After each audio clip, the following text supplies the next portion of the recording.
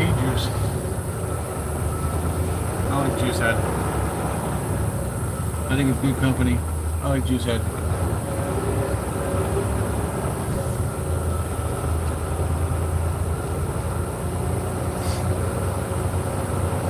Well, I emptied my account to just get the stuff I needed.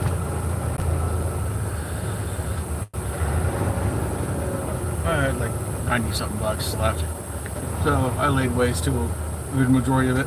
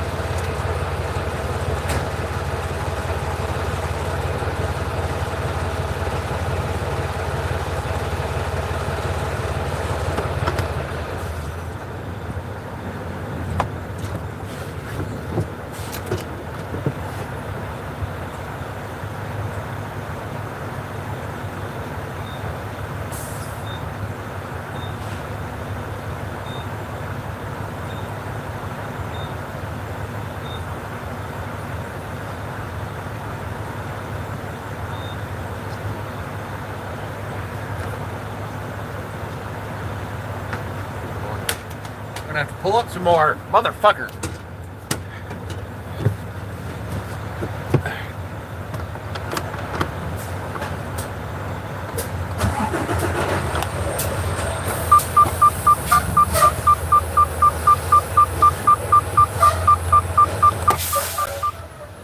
I don't speak foreign languages.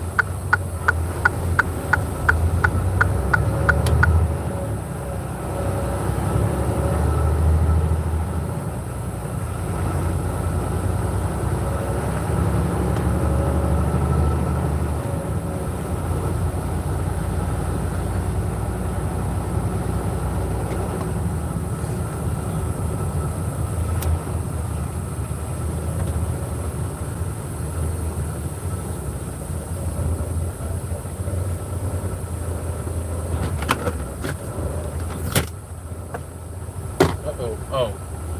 Good.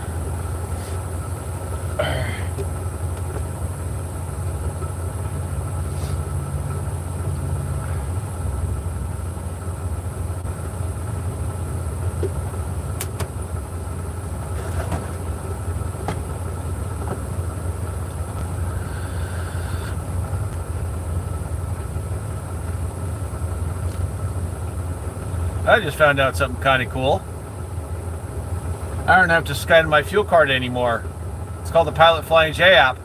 Yeah, so what it is basically you go to where it says fueling, you tell it what you want, like tractor fuel, DEF, whatever. You basically just highlight those, select this, and then say okay, whatever. And then you wait a moment, and it'll pop up a code. You enter that code into the pumps, and then hit enter, and it activates the pump for you. But yeah, you just have to have the credit card basically, inputted into the app. So tell the other drivers about that if they don't know about that, so they don't have to swipe the fuel card anymore. They can just pump and go. Yeah, I just found out about that. I'm like, you do that, it's freaking badass. Yeah, enter a code and just pump. Anyways, but yeah, we also saw a vape shop near there because I was literally just about out of juice. I'm like, motherfucker, I'm gonna start having my nicotine fit, motherfucker. Found a yeah, basically I had like 80 something bucks left in my account after getting food and all that kind of shit. And so I just basically dumped the rest, gave them almost the rest of my money and just got a whole bunch of e-juice. So now I'm good for a while. Anyways, but yeah, I'm heading there now. So it says 7:34. I'm like, yeah, I'm bullshit. Probably more like 8 o'clock by the time I get there. Yeah, if they offload me today, they offload me today. If not, oh well, we'll offload in the morning. Alright. Like I said, tell everyone else about that if they don't know about that trick with the Pilot Flying J app. Alright, thanks, bye.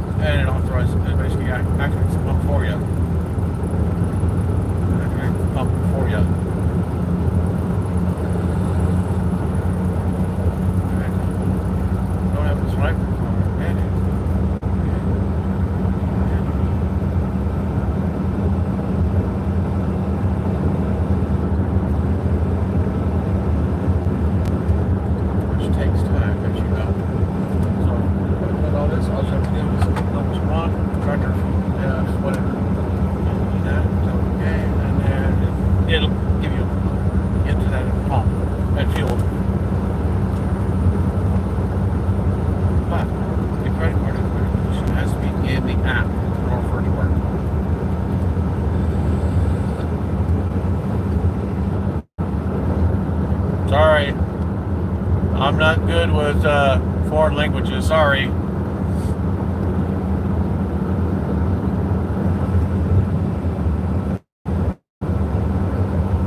Actually, hola. Nope, I don't speak Spanish.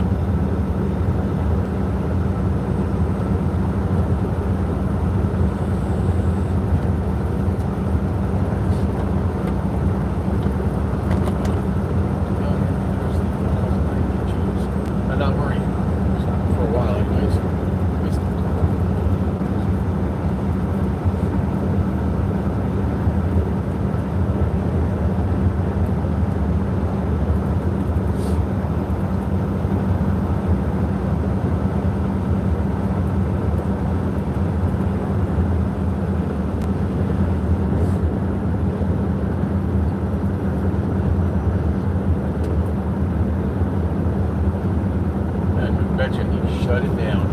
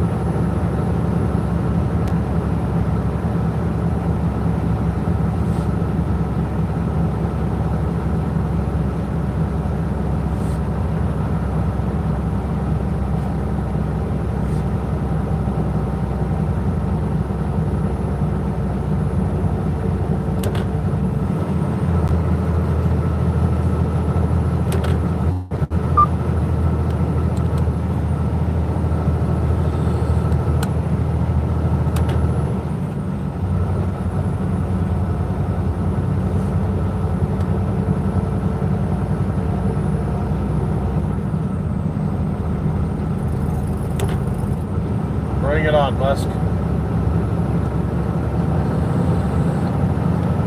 want to see what you got here. Let me see what you got.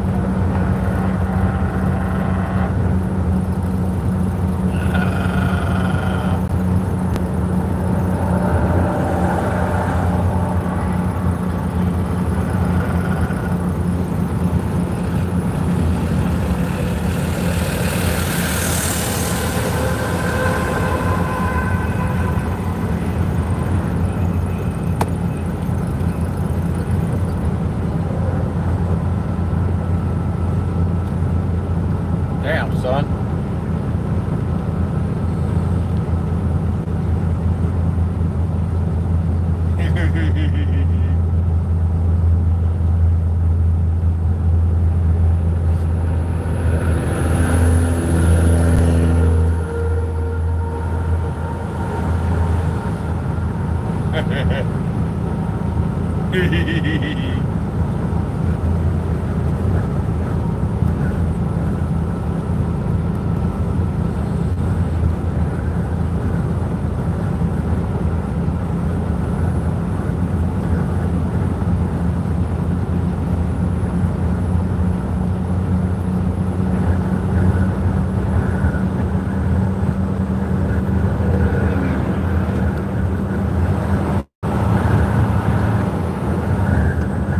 Right.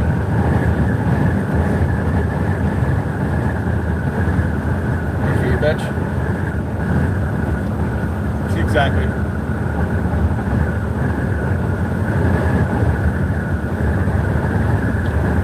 Oh well.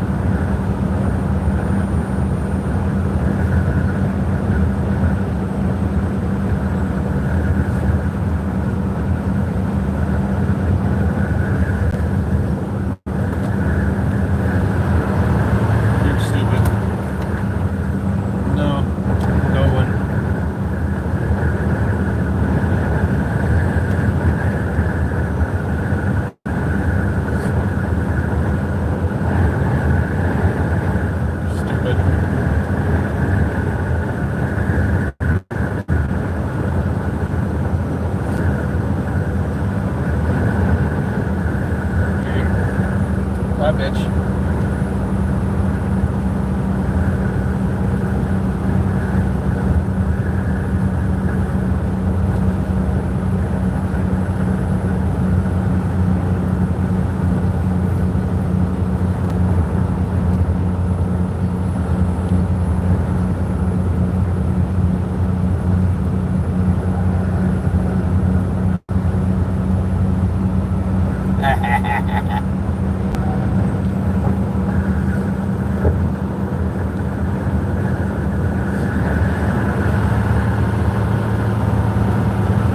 Damn right. No, fuck you.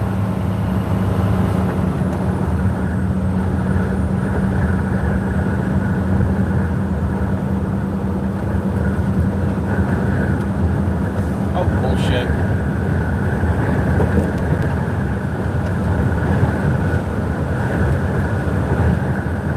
Oh, bullshit. No, he didn't.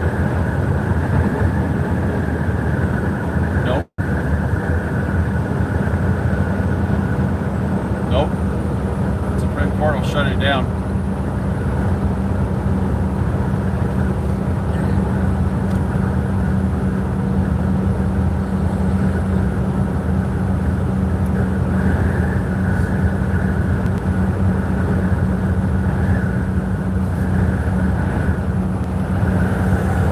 bitch.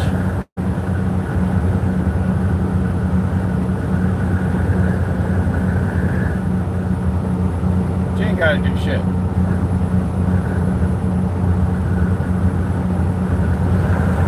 Don't get pregnant.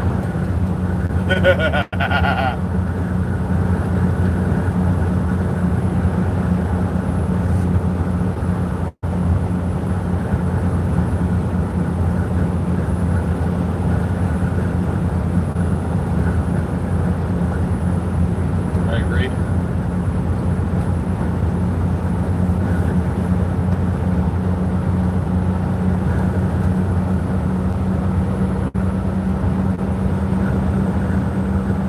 I like this woman. I like her.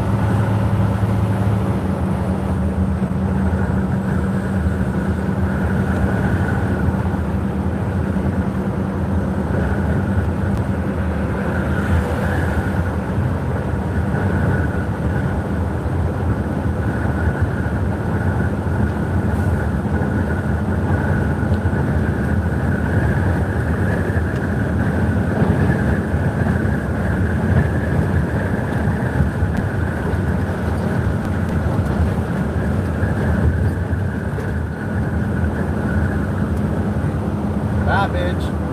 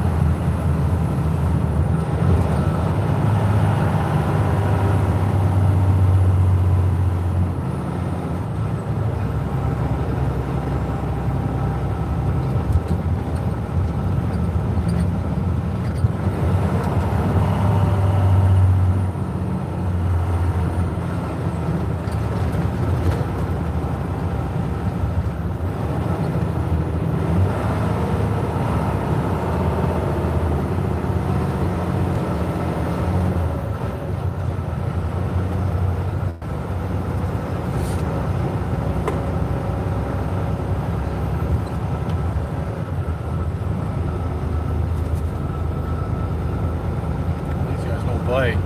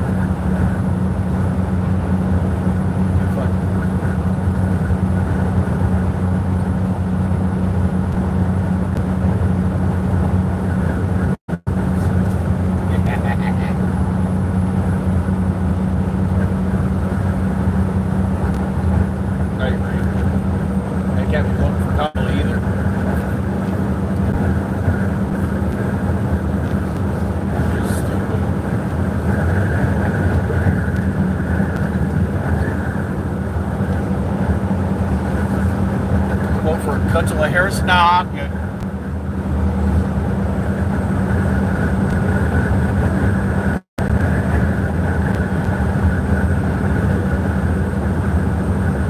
No, it's not. This is bloody proof.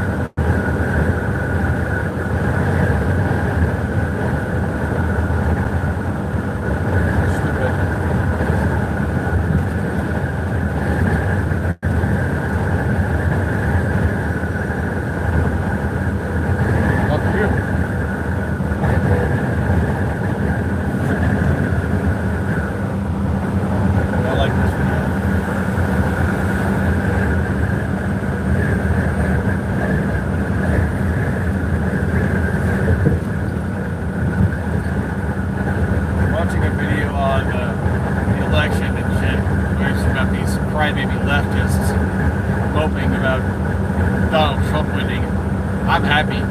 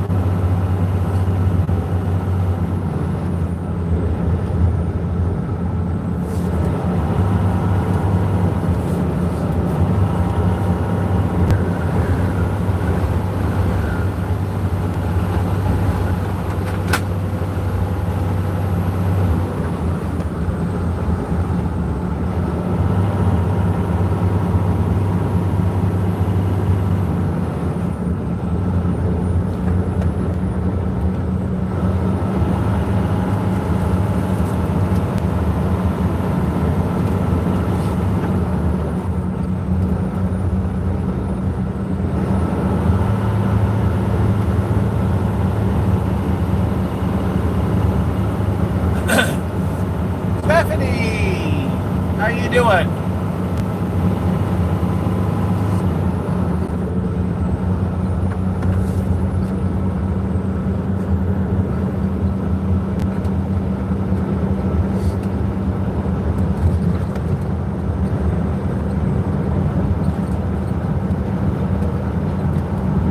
I just picked up another suicide load.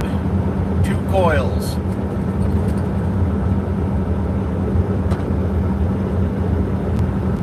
I've got 270 miles to go before it gets delivered. I really hate doing these coil runs.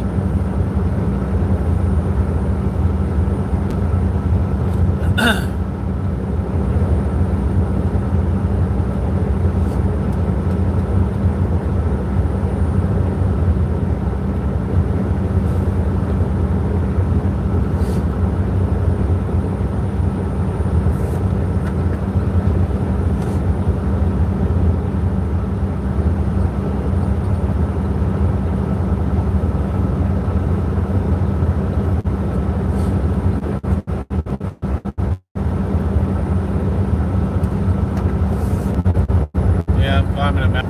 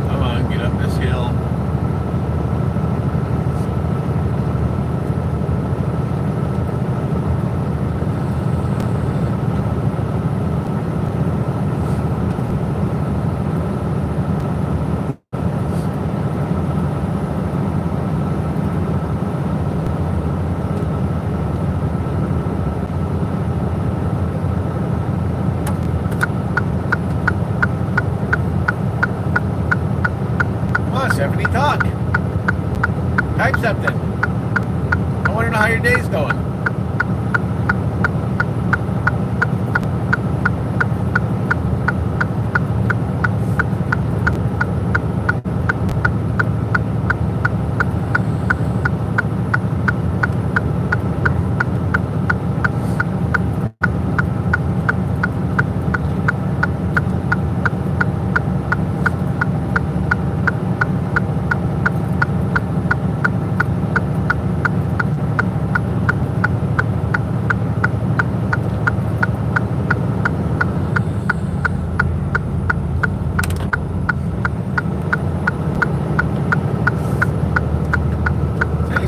70? Probably the reception.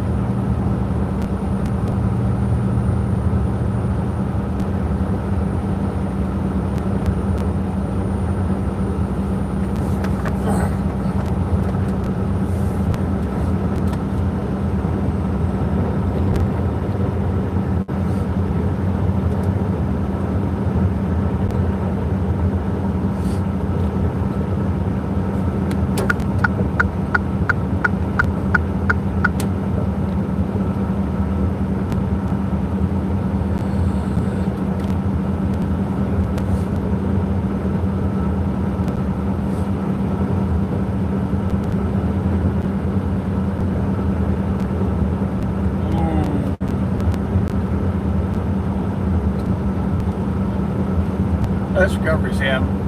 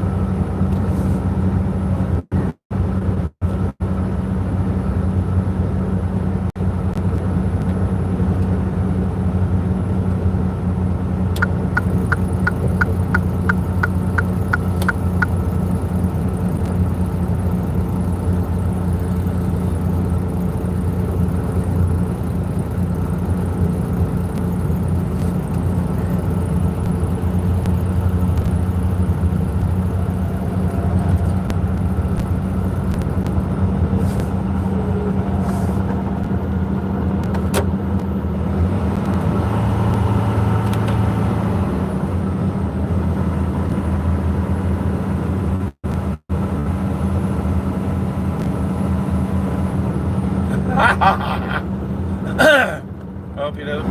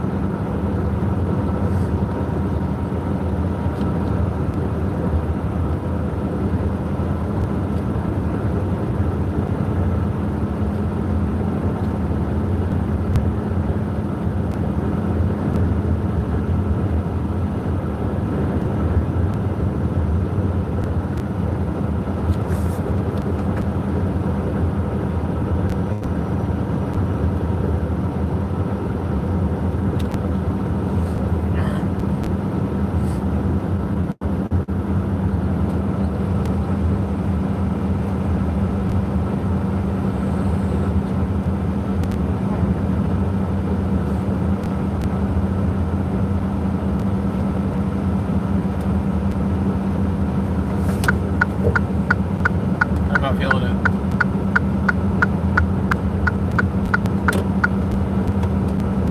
I'm not feeling it.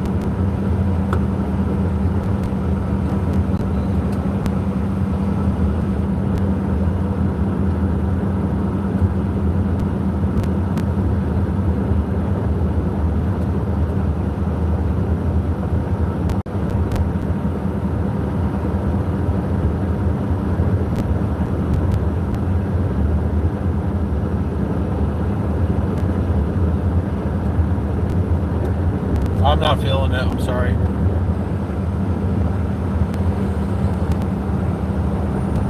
Yeah.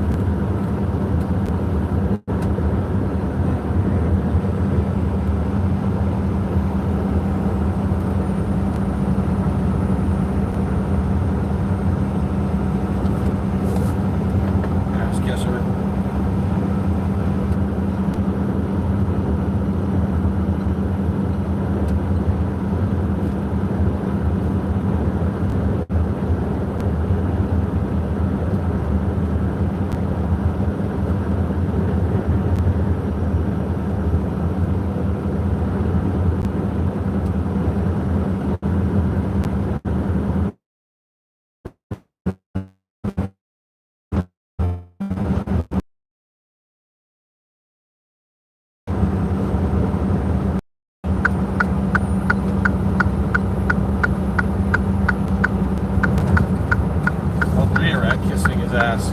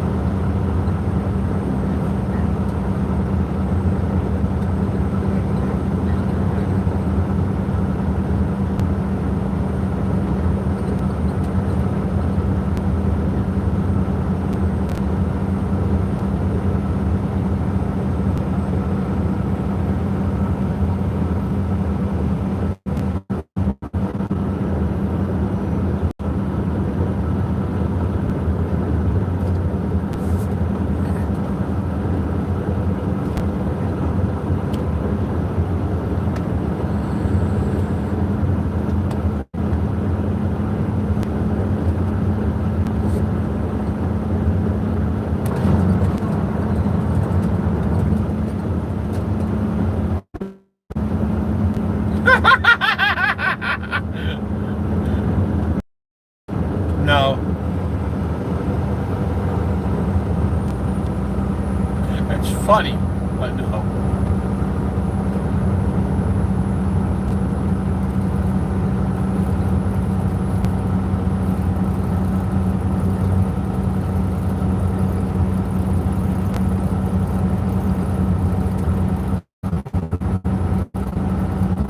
No. Ow.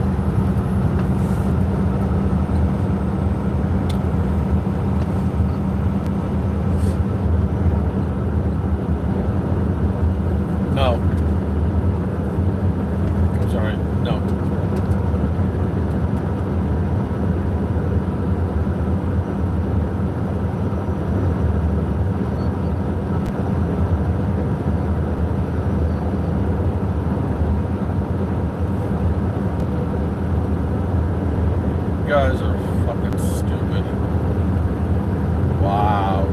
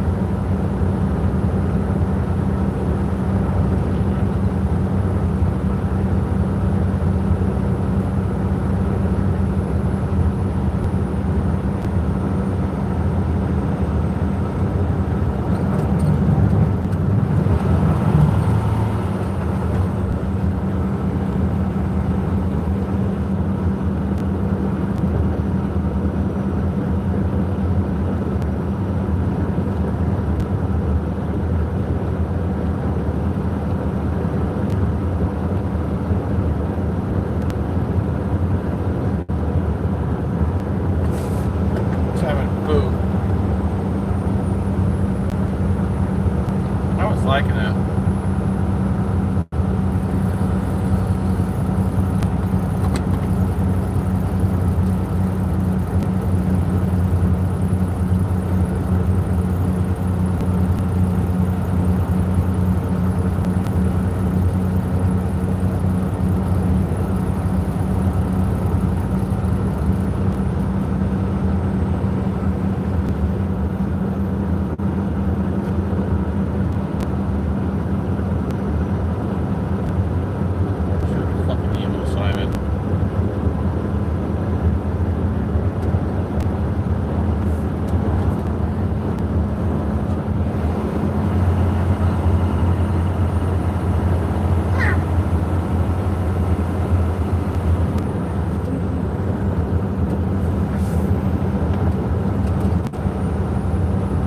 Yes.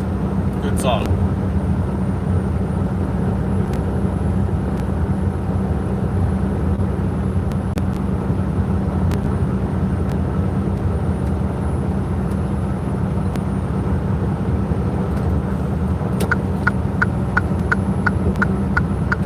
Instead of what's screaming me, getting louder now. Can you hear it echoing? Say,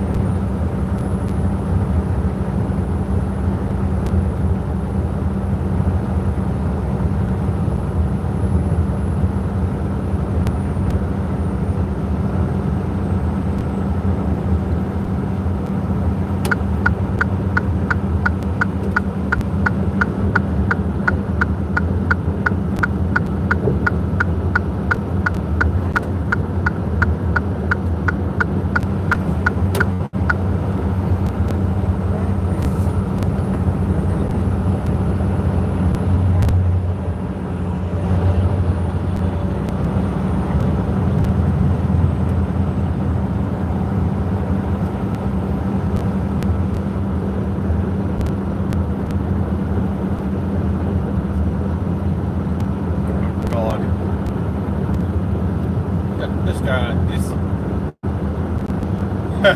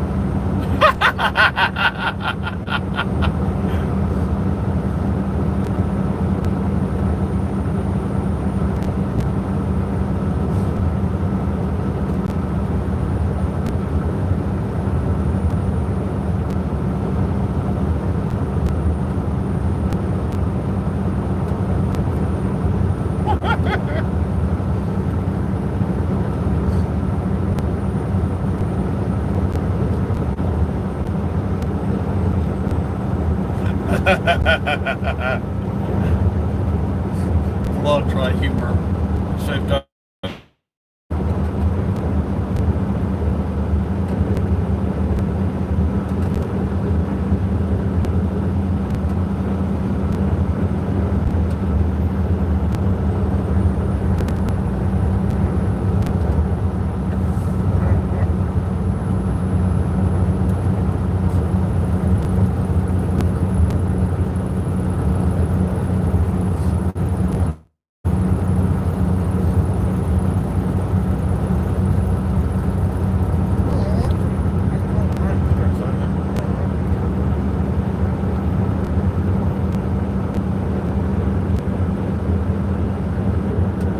Get him all turned on.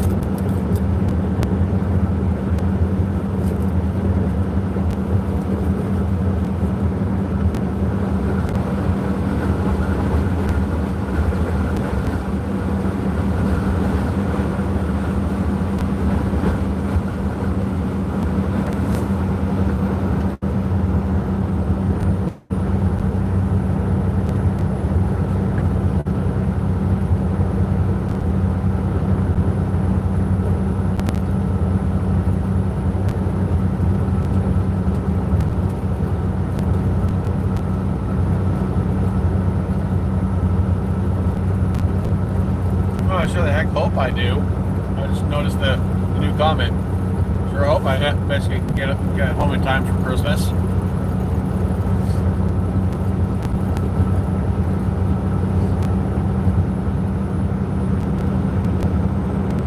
Whether I get anything for Christmas or not, I don't know. I'm not expecting Christmas presents. I just want to hang out with family and friends for Christmas.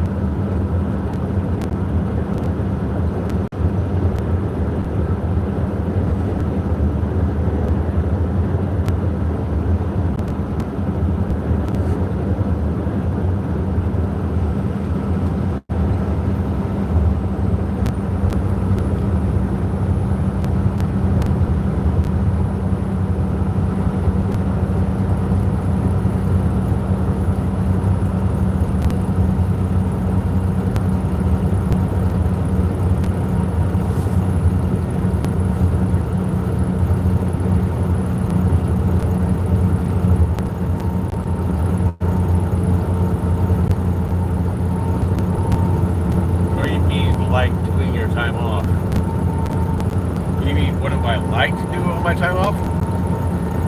Whatever I feel like. Usually when I get home, crack open a couple of brewskis and enjoy myself. Doing this, can't really drink alcohol. On my time off, I'll get a buzz on. Or I'll go to the movies, or I'll go do something. I'll just relax. Now Christmas, like I said, family time. Hanging out with family and friends.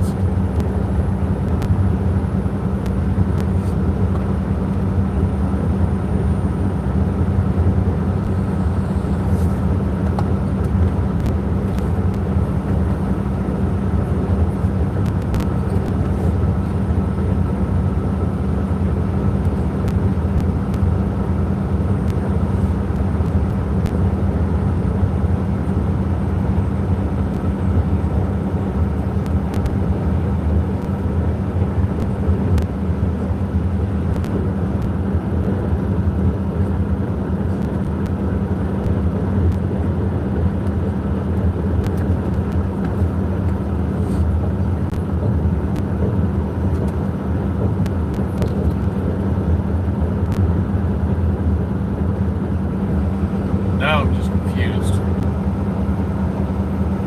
Do I like time off? Yeah.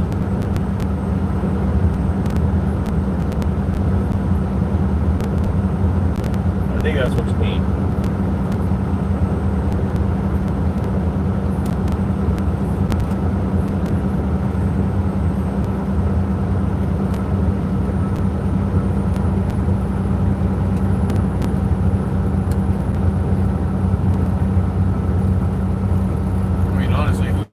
Having time off.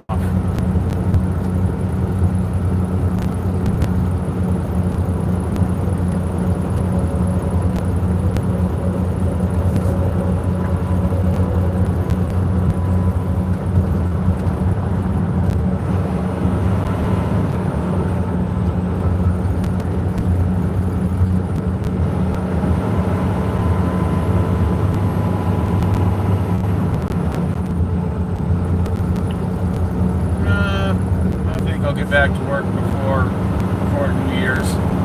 I'm just going to take some time off for Christmas, and then I'm going to get right back at it. And I got money to make. I can't afford to just sit there and, excuse the language, fiddle fuck around. I got money to make, so take a few days off for Christmas and then get back at it. This time when I go home, though, I mean, honestly, I wouldn't mind buying a new TV, but the thing is, I've got one at home. I mean, technically, I live out of the truck, so all I have to do is go to my storage unit and buy a TV. Or basically, not buy a TV, but go to my storage unit and get my TV out of storage. I mean, I got one in the truck, but it's not that good. I don't like it. But the one I got in storage is basically is a newer smart TV. Funny thing is, I now have two Vizio TVs. The one I got from the thrift store, and it's okay, but I'd rather have the other one. The one I've got in the truck is I think a 20 inch. The one that I've got in storage is the 32.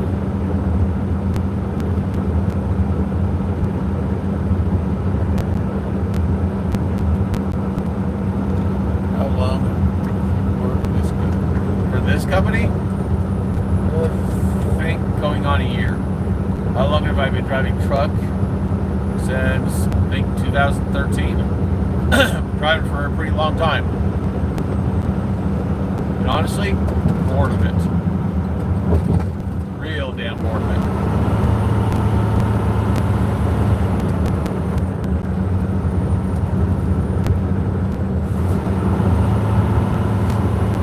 I mean, I'm not bored of the company. No, I like this company. Good company. But I'm just sick and tired of driving truck in general. The only reason why I keep doing it is, well, it pays the bills. It's the only reason why I do it.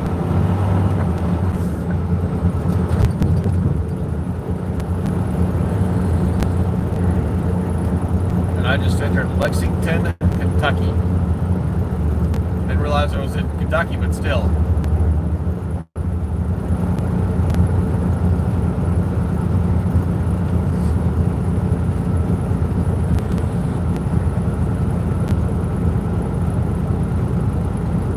Good to see you again, Ohio.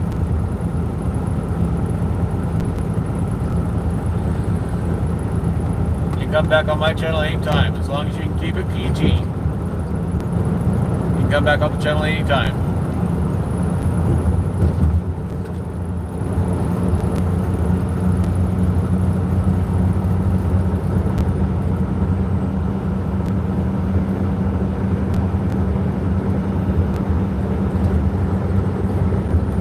Oh, and please, no politics. I don't want to start causing a fight in the chat room if it ever gets big enough.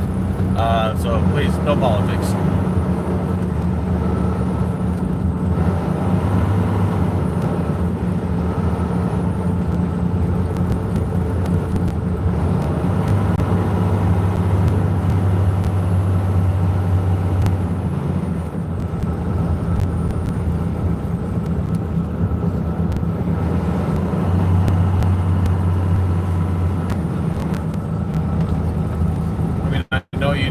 Say anything about politics, but just it's one of my rules on my channel. No politics, please.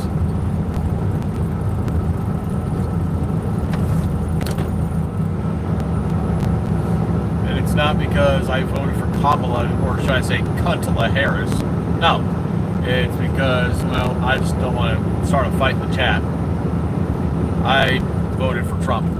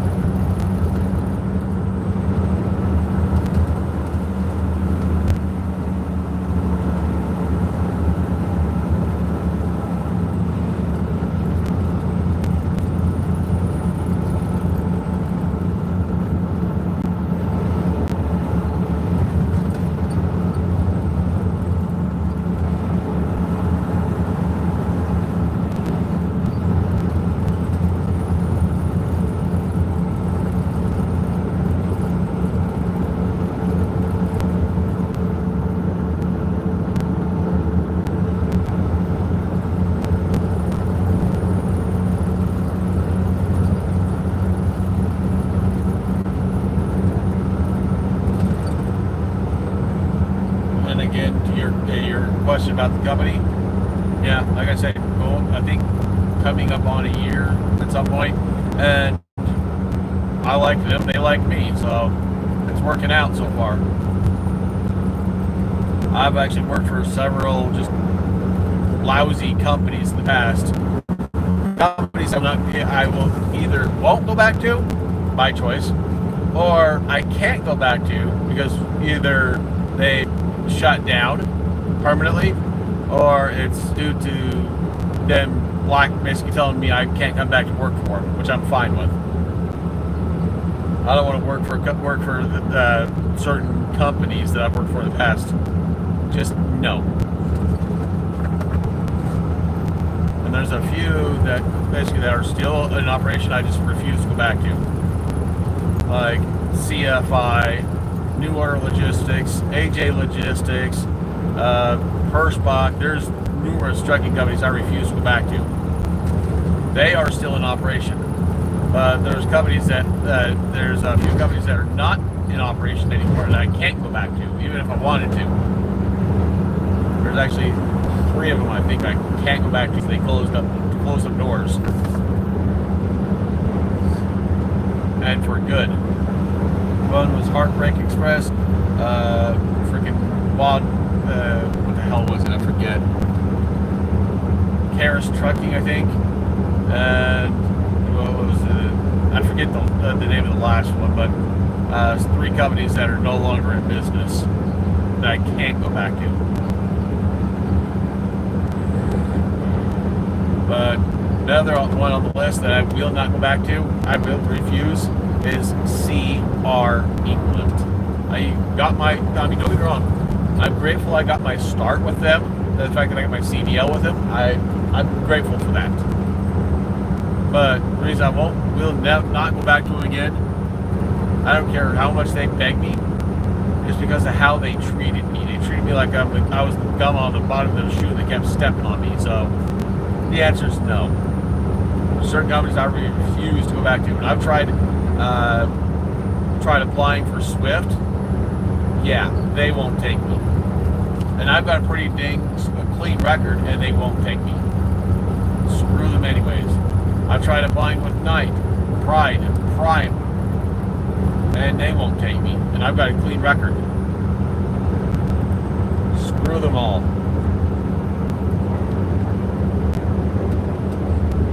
The company I'm working for, they needed a driver. I applied, got to their location, filled out the application. Literally the next damn day, they did a driving test. The day after that, I was in a truck rolling.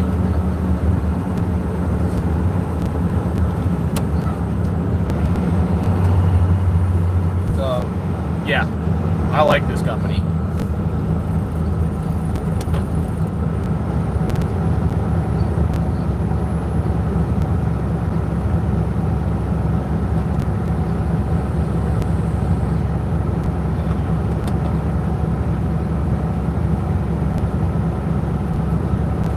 I gotta make a phone call right quick.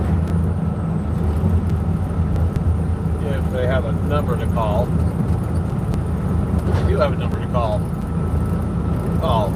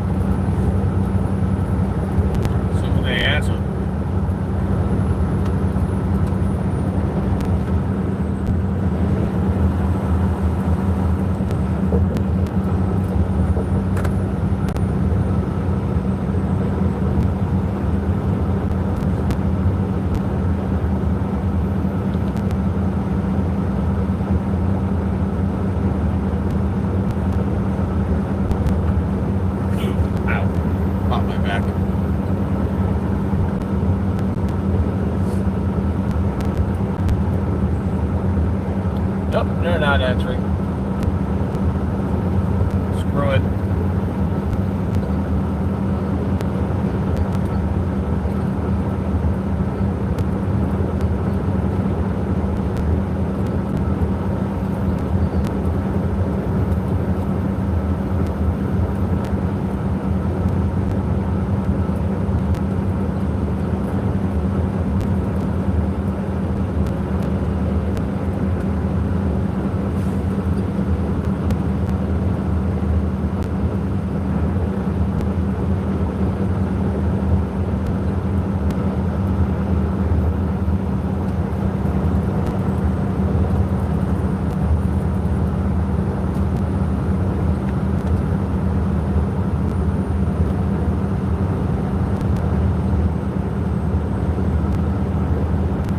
up, dude?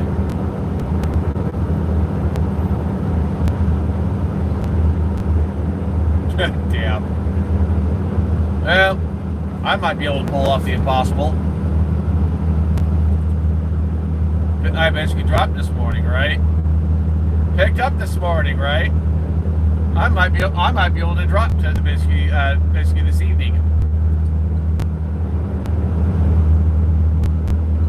This load is like 300 something miles away where I've got it dropped, so I might be able to pull off the impossible.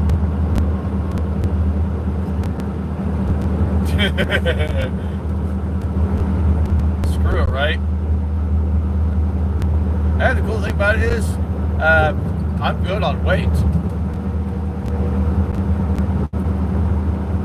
All thanks to me basically paying attention to that load suspension gauge.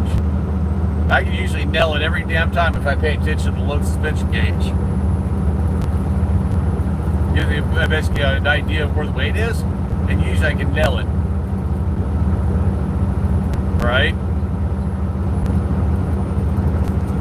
If the gauge goes above 60, the weight's going to be too high. If it's below 50 and it's be a heavy load, then it's too heavy in the ass.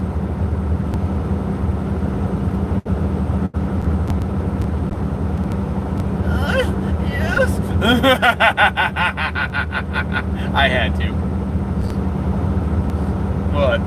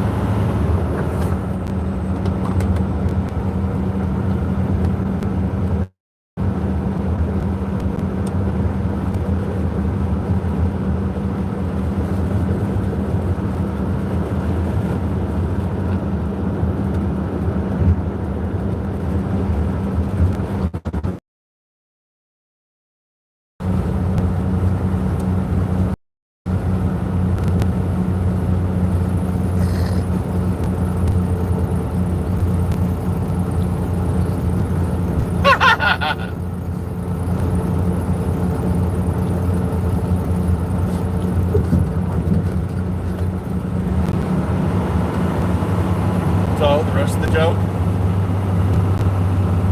So was that entire joke?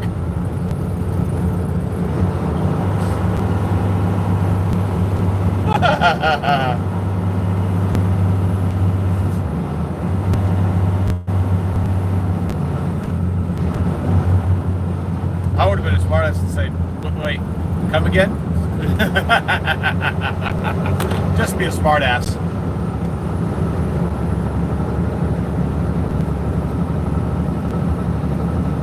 Look. Hey, what did the gay turkey say? Gobble, gobble, take gulp.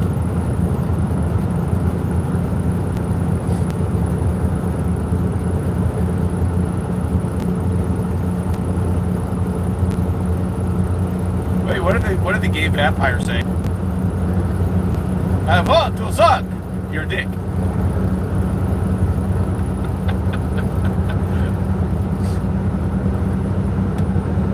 I mean, think about it. I mean, Count Dracula, I mean, think about it. He's always sucking on something. I know, that's fucked up.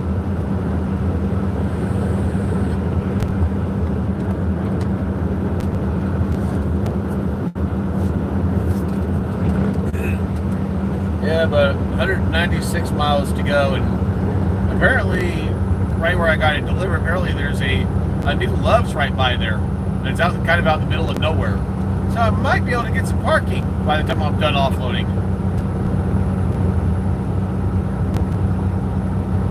And it's raining right now. Jeez Louise. And it's only 48 degrees, so good. It's above freezing. If it's raining while it's freezing, oh, that's a recipe for disaster.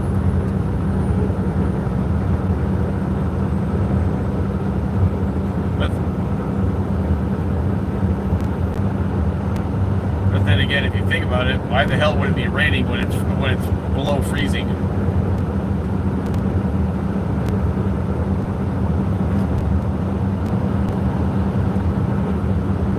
Yeah, just think about it, like when I come home, like after they do that bullshit ban, save up enough money and I can bring you back a whole bunch of e-juice.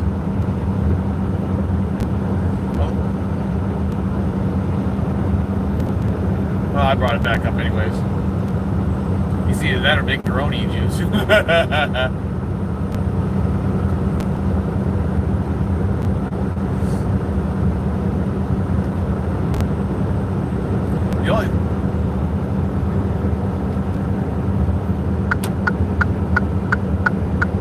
Yeah. And I got about roughly, give or take, 75,000 pounds on my trailer or truck.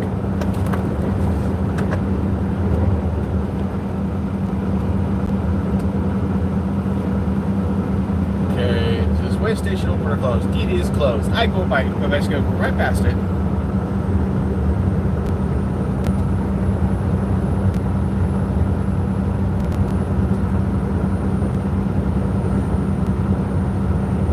Don't think about it there, Prius.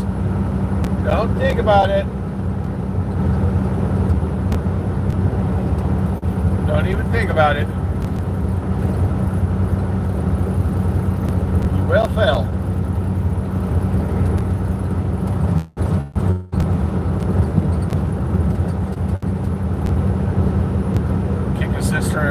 Kick his sister in the jaw.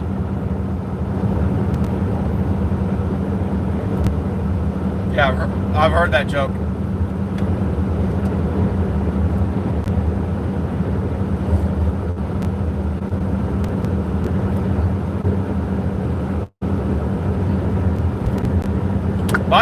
My favorite joke is the whole refrigerator joke. That's my favorite one.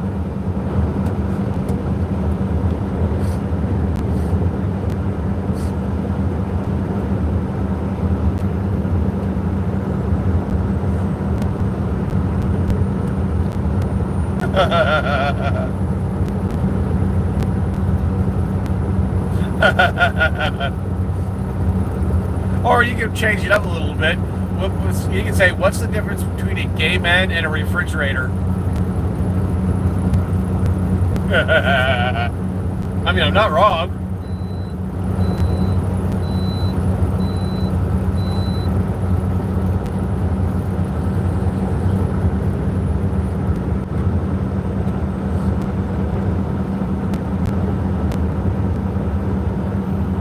Yep, way station closed.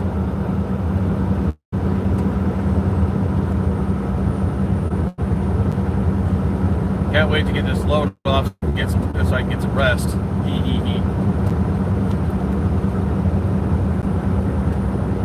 No clue. Okay,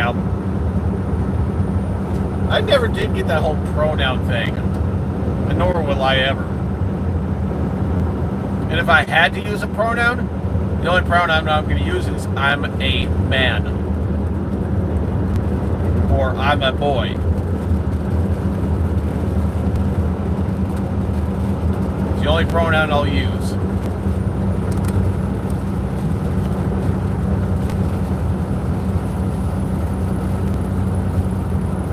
Yeah, like I said, the only one I'll really use is I'm a man in a discussion. I will not use the he, him, she, they, it, whatever. Or is somebody? I think it's like it was a TV show where what's his name that did Rocky Balboa or whatever. Basically, he says he only uses one pronoun. It can't take this shit no more.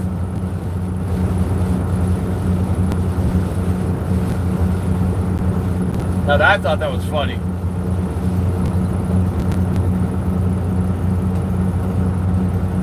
What's that? Yeah, that's what I was referencing. Really? And I gotta watch it then, because that was a good show. I liked that one.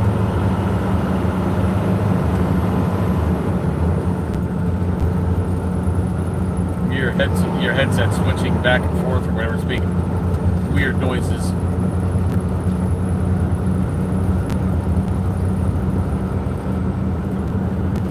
Yeah, just like the audio was changing from like kind of silent to loud, silent to loud. Whoa.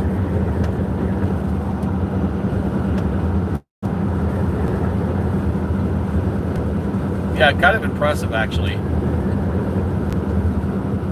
This headset I'm using, 5, maybe 6. You need to send me the picture of. Yeah, the only thing I don't like about it is they're making them out of this weak ass plastic. After a while, it tends to break right where I sent you a picture of, like where I doodled and stuff on the screen. It breaks right there.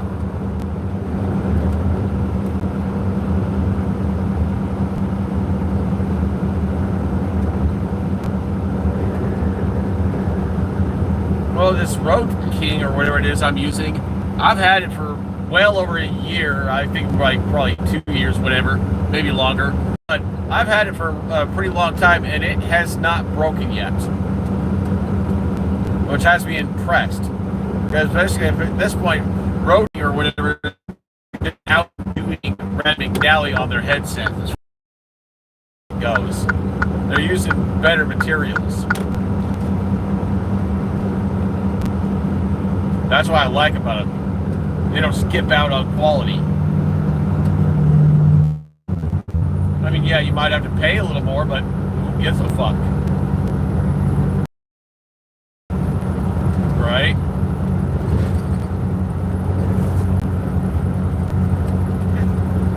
No, I wouldn't either.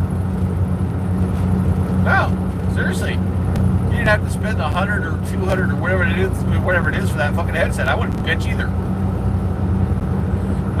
That's a major score.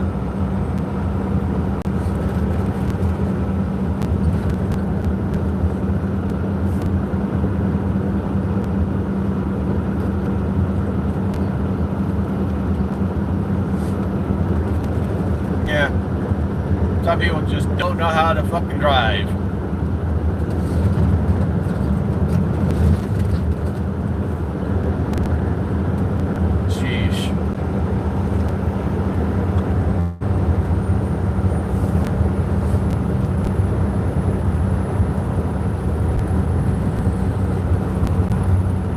Let me guess, he's stuck with a piece of shit automatic.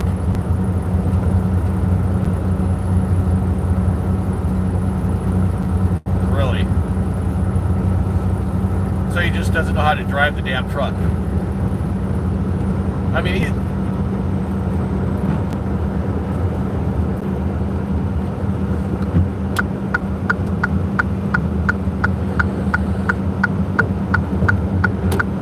yeah. Or basically the way I was taught, basically get going as fast as you can before you hit that hill, and basically then climb, and then basically as it slows down, downshift. But keep the RPMs higher, and therefore you climb. Don't let the RPMs drop low. Let it keep them high.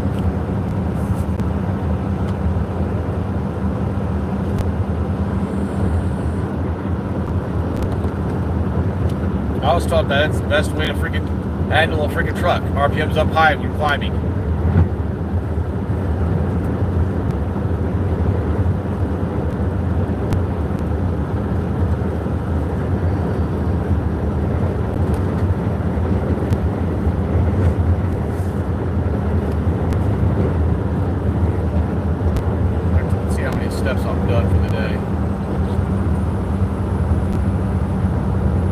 Holy shit.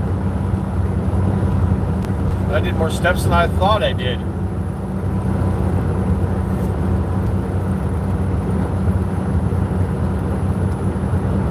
Oh, I thought it said 9. I'm like, what the fuck?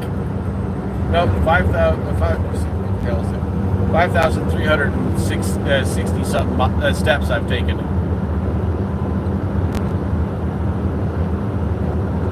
You only done 2,000? Yeah, you've been sitting on your butt most of the day, haven't you?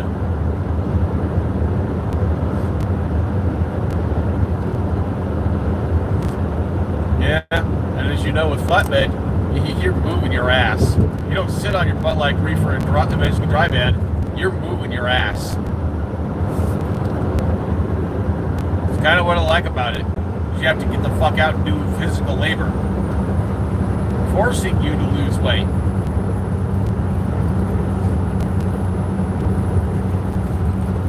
Kind of why I wanted to get into flatbedding, so I could try to lose weight. I mean,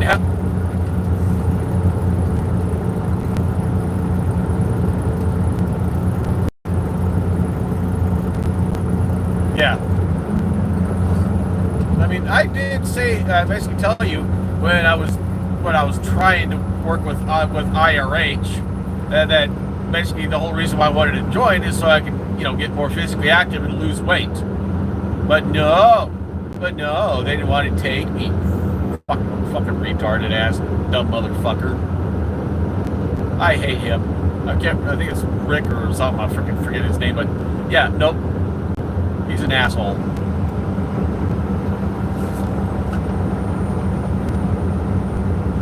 No, I'm just upset at the fact that I didn't get hired. Basically, wouldn't let me do work with the company. That's what's got me upset, because I really had my hopes up.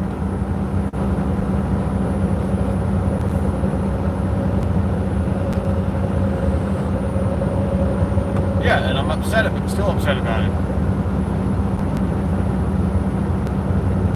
But then again, if you think about it, I got what I wanted anyways, because I'm working for this company. I mean, yeah, I'm doing Conestoga, which is a little better, but still. And you said I'm spoiled for pulling a Conestoga.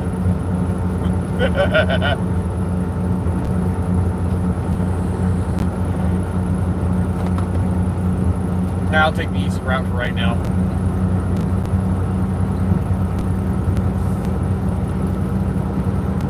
Oh, I've seen it.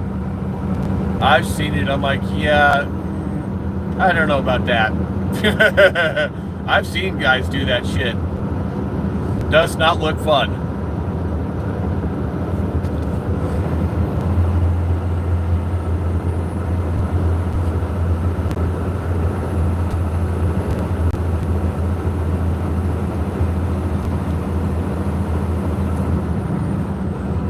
Yeah, and I've seen some people that try and tarp it, and they do a shitty job of it.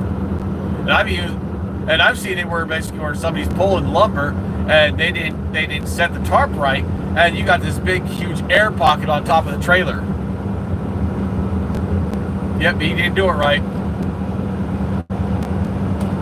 and it looked like his tarp was being pulled off by the wind.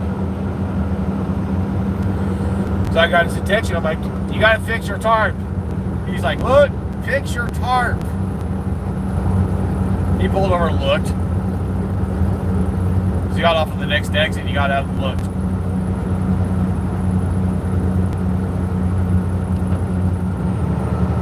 Whether he fixed it or not, I don't know. I didn't stick around.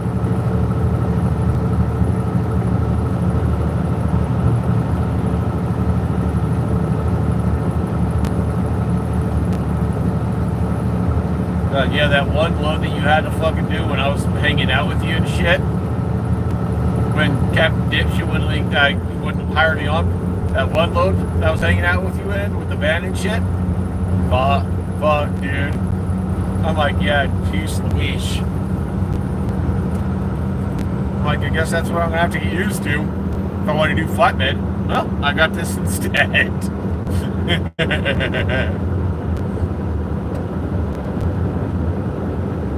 What? liking it.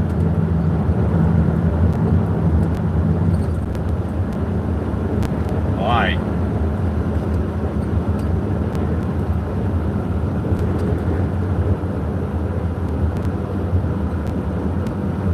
I mean, if you think about it, he could have had me pull one of the Conestogas until I got used to it, and then he could have switched me to flatbed. But he didn't think that far ahead, dumbass.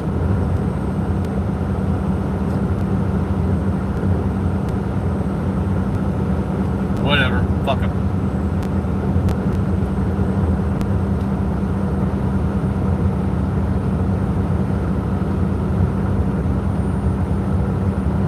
Yeah, I think last time I stepped on a scale, I think it said 380 something. So not bad going from a few years ago, be weighing over 500 to weighing 380 something. Not bad.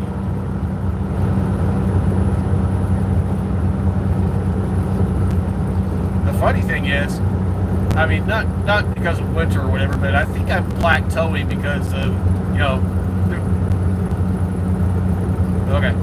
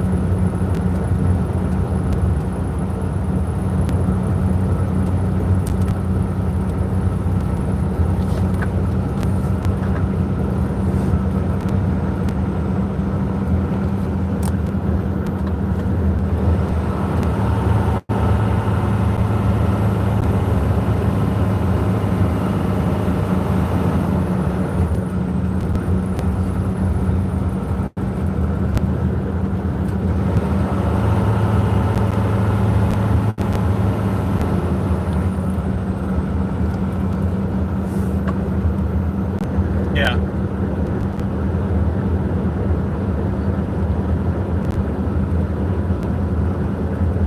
Yeah.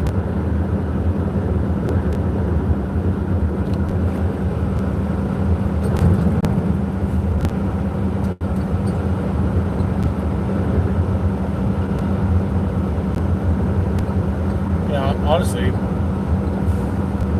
Okay. Bye.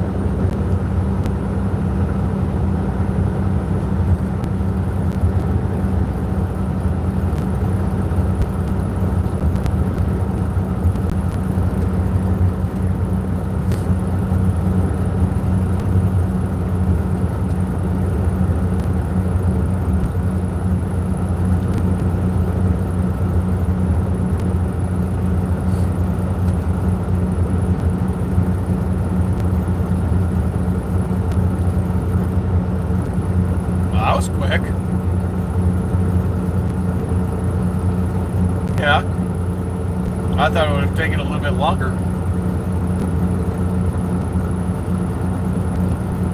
Time's to close.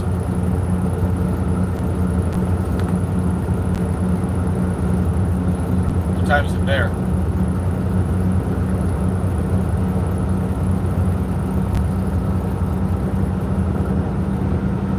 Yeah, your boss demo better make it worth it, otherwise you're gonna lose that freaking that unemployment shit.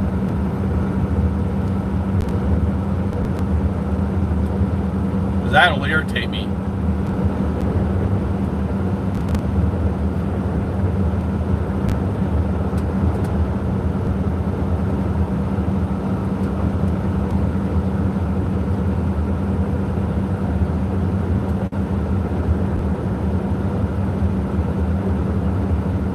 Yeah. What do you say?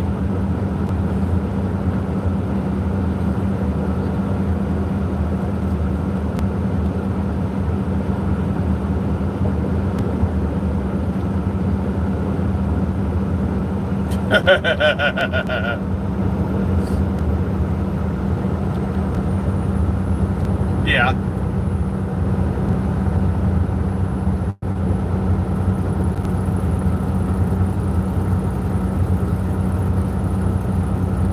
Down.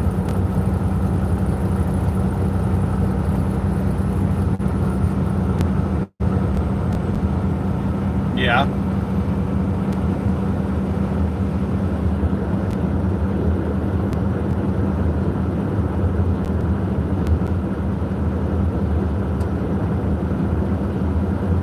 Yeah, he's got it easy. Spoiled brat. I mean, I'm not wrong. If I was making $200,000-$300,000 a year, fuck, I'd be happy. But I wouldn't act like a spoiled, rotten little brat.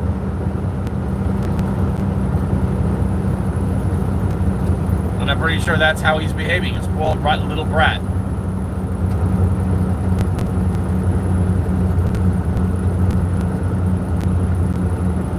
Right? Fucking seriously, even if I was making $1 million a year or more, fuck, I'd still be humble. I'd still hang out with people like you and Galen and other, basically hang out with my family and shit. I'd be fucking humble. I wouldn't be like, oh, you're below me, you're beneath me. Oh, you don't think as much as I do. I'm not gonna hang out. Fuck that. You're burning bridges doing that.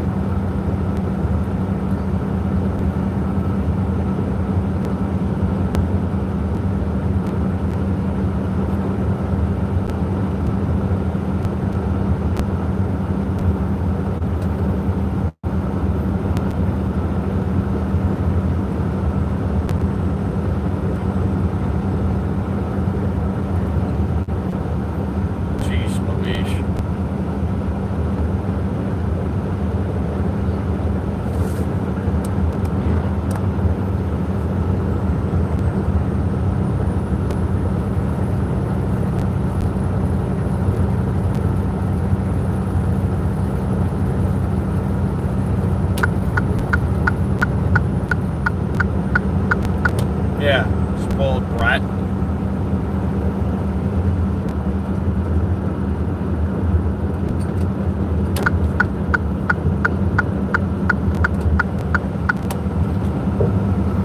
Yeah.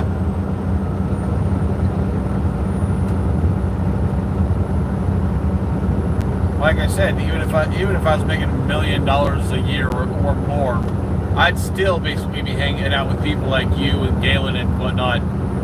I wouldn't be sticking my nose up to other people. Fuck that shit. Fuck. Hell, if I was making that money, I'd still get out there and I'd be like, all right, I'm gonna help these guys out. These guys need an extra hand driving the truck. Fuck it, I'm getting in the truck and I'm helping out. I don't give a fuck. I'll get out there and do the work.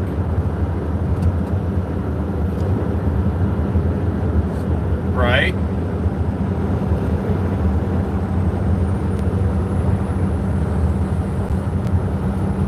I mean, that's just the way I see it, though.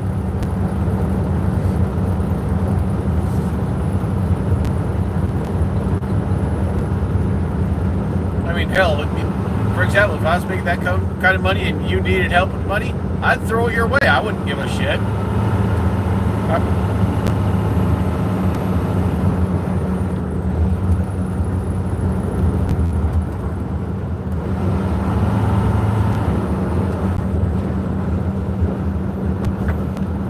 Oh yeah, especially the land. If you can sell it, you'd be really happy.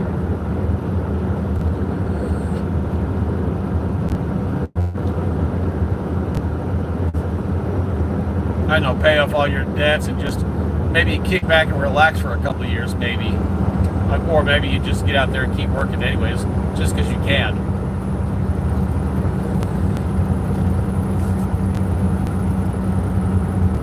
Yeah.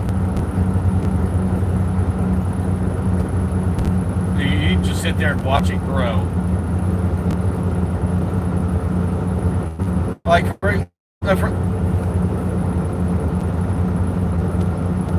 or better yet, you do this instead. Like, basically, you pay yourself the bare minimum amount for like taking care of the house, your wife, whatever. You know, the bare essentials, and whatever extra money you get, you throw it right back into the company, and watch it build faster. The more money you throw at the business, the faster it builds. But then again, you got to have the clientele too.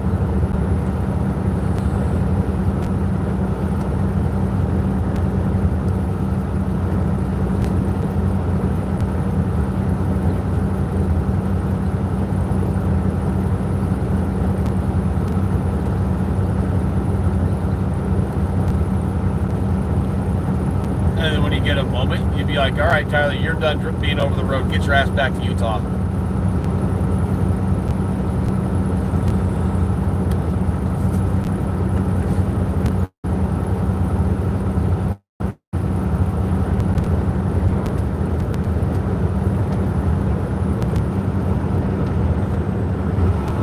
What'd she say?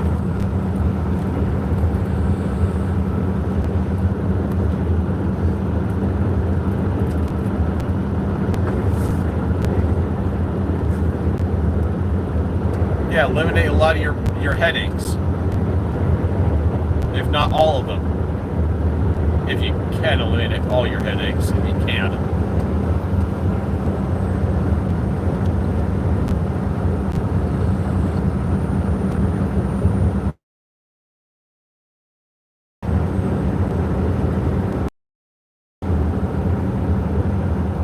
Why would you go brand new? Why not just keep the used ones and fix the ones that are used, and just keep running those? Why spend more money on vehicles than you need to?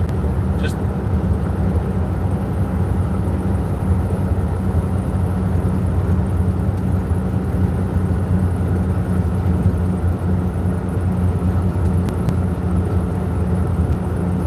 you were saying? Oh, still going.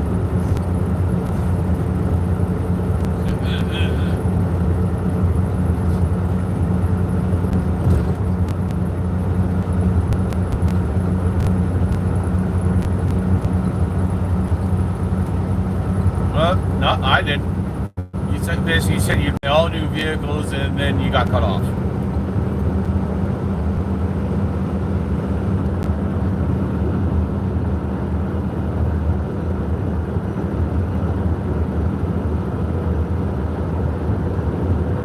Well, spoiler alert, I kind of did the van. That was my brand new vehicle to me.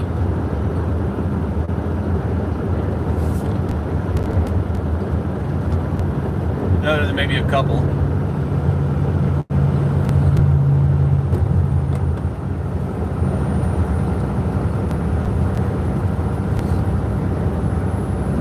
So buy just one and get it over with.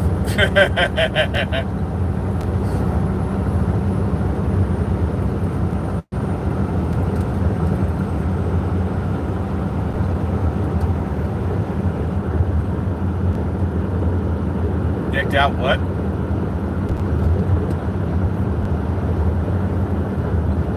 Yeah.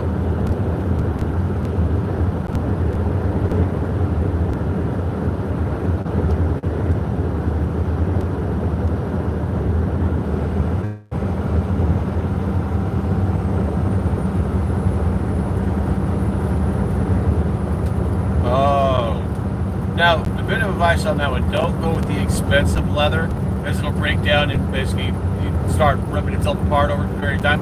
What you want to do is you want to go with the cheap leather, and that tends to hold up better.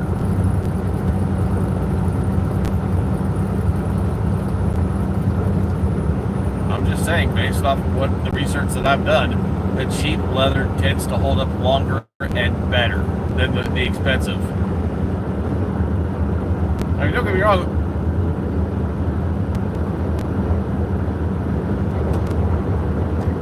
Yeah, well.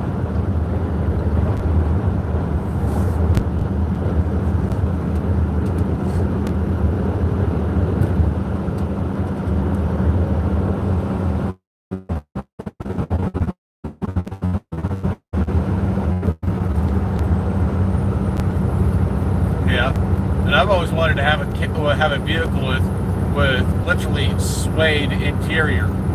I mean, the van kind of had it, but it wasn't really suede. I've always wanted a vehicle with like suede head, basically a suede headliner and stuff like that. You know, just something really fucking nice.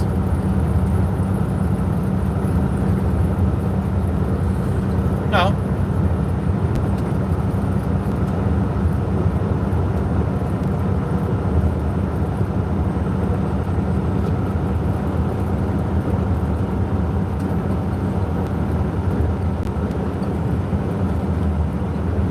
Make it look brand fucking new.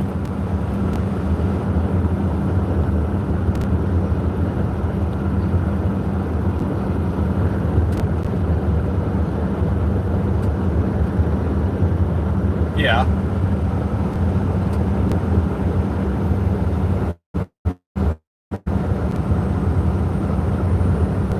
So basically you're going to go get a second vehicle that's been in an accident or something, but has all the interior that you want, and you can just swap it over.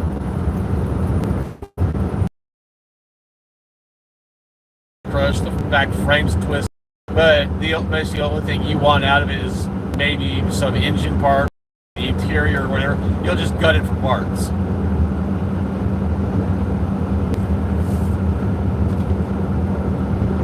You mean with the Dirty Max? With what engine? Why that?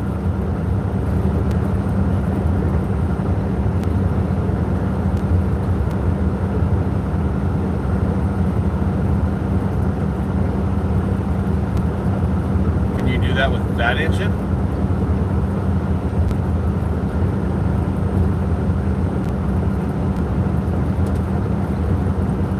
How much would it cost to have it done to that engine?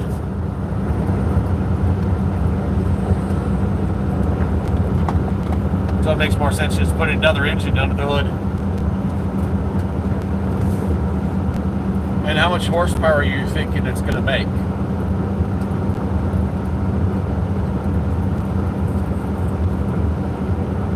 And then if you add a couple of speedy boys, it'll make even more.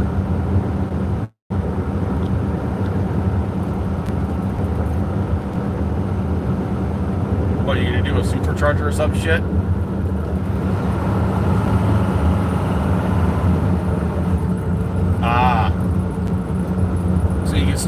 So you can still keep using that natural gas, and basically keep spending little to almost nothing for fuel.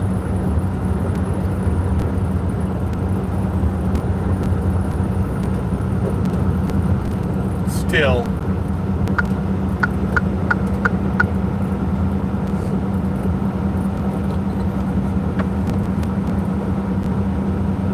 $156 miles till I get to the destination. And I got 4 hours 25 on my clock, and it says it'll take 2 hours 37 to get there. Yeah, I've got enough time.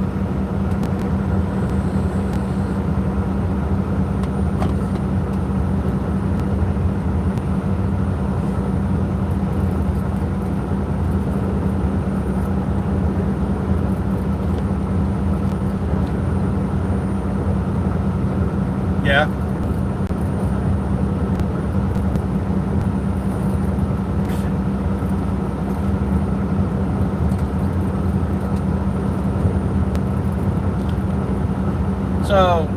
So when you finally get the land sold and shit, would you try and fight for full custody of your kids? Get away from that fucking psychotic mother of theirs. And she is. She's fucking psychotic.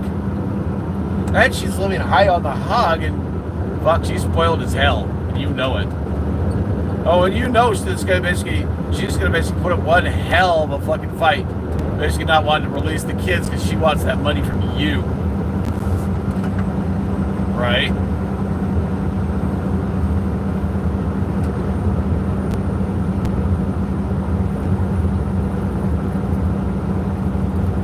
What? Are you fucking kidding me? Do we have to bury a body? I'm not joking. Because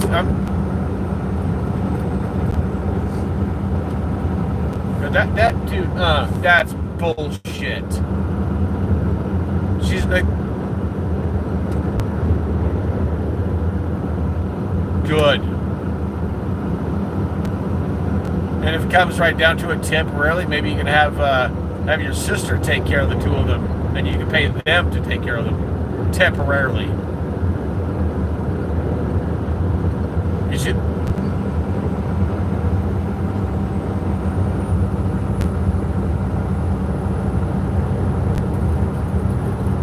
I don't blame you one damn bit. I'm right there behind you. Your daughter and your son don't need that kind of shit. I mean, hell, fucking Galen fought like hell to get custody of his daughters, and his daughters are basically love him for it because they don't have to deal with their fucking psychotic mother anymore. They actually have a decent life because Galen fought for the custody of his kids.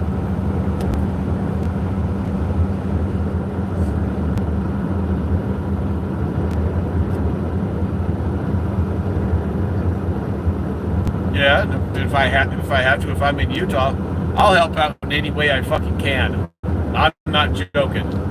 You need to grab the kids and go somewhere, basically while you deal with the fucking ex-wife, and then fucking so be it. I'll take them. I'll go get them something to eat or something. I mean, I still don't know how to basically really take care of Robert because of this whole feeding thing, but still.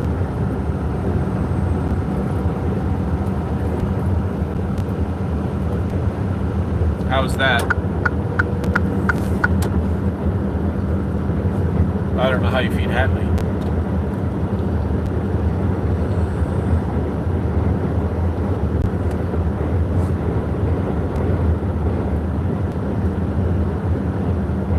So a much healthier option.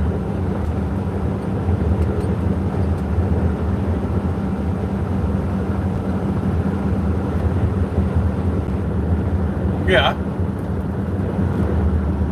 You're giving. And I bet you she's benefiting from it too.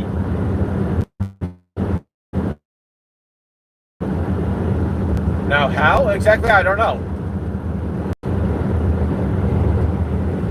So if I wanted to do the same thing that she's doing, eating the same kind of thing, would I benefit from it?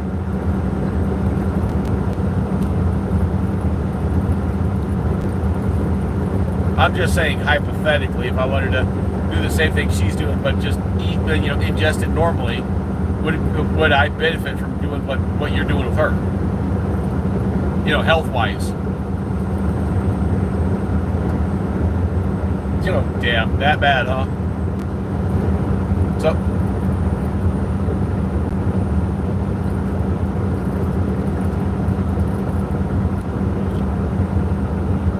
oh, jeez.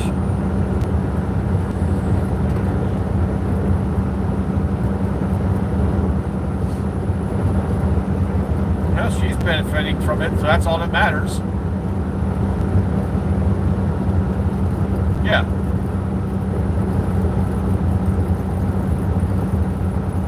Like I said, apparently she's benefiting from it, and she's liking it, I guess.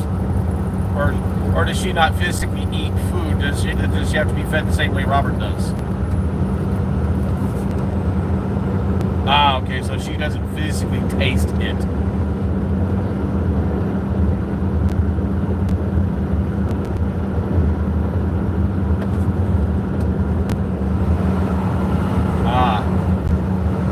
I said it before, I'll say it again. I got a lot of respect for you for what you have to go through with Robert and Hadley and stuff. Dude, I got the utmost respect for you because of that. I mean, for example, basically, you know the story with my father. He doesn't care about his kids. Basically, he actually denied mine and my sister's existence. Yeah, my father's a lowlife.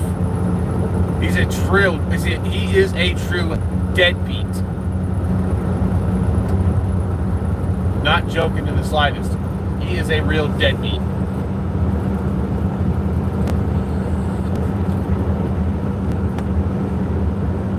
So do I have any respect or love for my father? Fuck no. He can rot in hell as far as I'm concerned.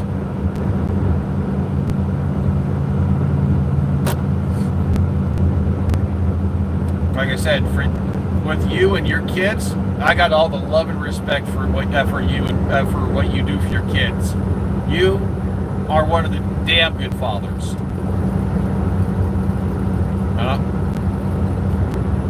Dude, no, seriously, I got a lot of love and respect for what you have to go through with your kids and stuff. Got a lot of love and respect for you. I mean, it takes a real man to take care of the kids. It takes an even bigger man to take care of handicapped children.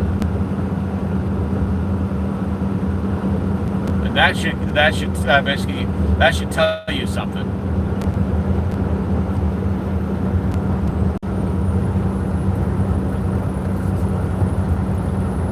Anyone ever tries to basically beat you down because you're handicapped kids, ignore them. They're a bunch of fucking idiots.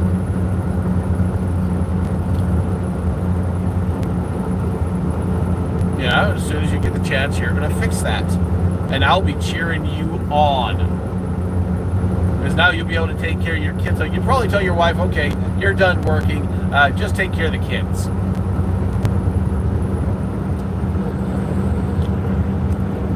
Should be a stay-at-home mom. And I'll cheer her ass on, too. It's going to be tough, yeah, but it's basically ultimately, in the end, it's fucking worth it.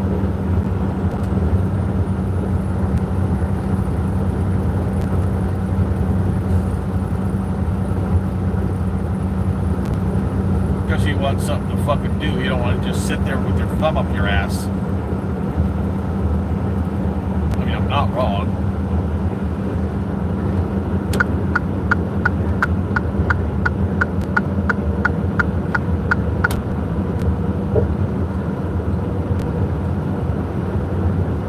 Well, if it's something she wants to do, then screw it. Let her keep doing it. Right? Me? I've told you numerous times basically how I feel about trucking.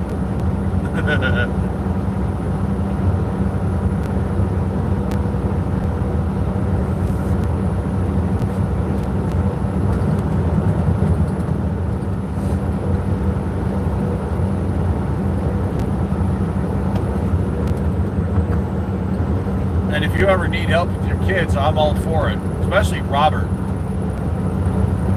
You just have to teach me how to do the whole feeding Robert, burping Robert, all that kind of shit. You just have to, drill it in my head to basically to take care of the proper way, because you know a lot. You know how to do that shit. I don't. Your daughter knows how to do that shit. I don't. So that's something I would like to learn. So basically, if I need to, I can help take care of Robert. I got a lot of love and respect for that kid. I mean, he is one happy camper. He is.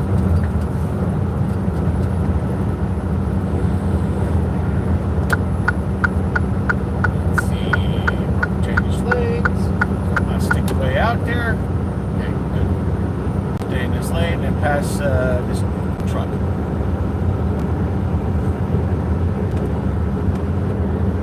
Dude, I really want to get this load done so I can jump onto the next one. I'm fucking haul ass again. I think the reason why the company likes me so much is because I'm just a natural, I'm a happy-go-lucky person, and basically I don't complain over the loads. I just get it done. Right? I think that's why they like me so much.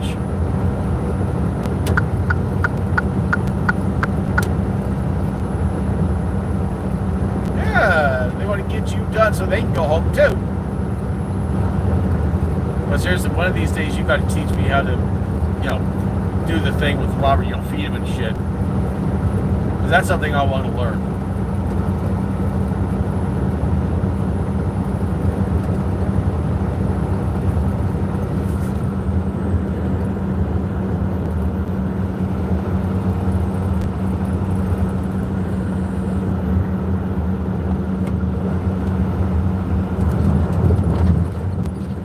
No, I know. I'm not talking about making the blend.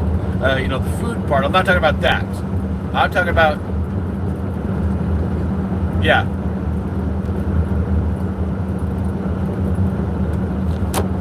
Yeah.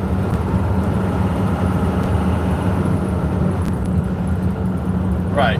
No, I'm talking about just, the whole feeding and shit with the tubes and stuff. What to do, what not to do, and what to do when he starts regurgitating, besides wiping it all up and tipping him to his side. I mean, that's easy.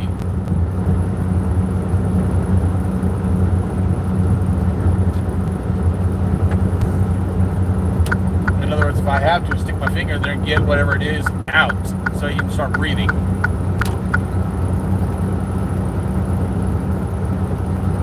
Oh, okay, so just try to let it drain.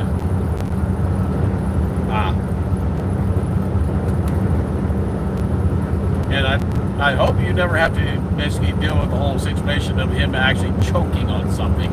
I'm talking about something not liquid. I hope you never have to deal with that, because I know you will be seriously distraught. I know you will. I guess.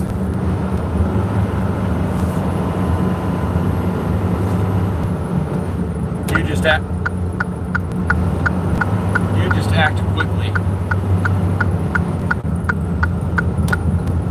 You do your best to keep calm and basically take care of the situation as quick as you can.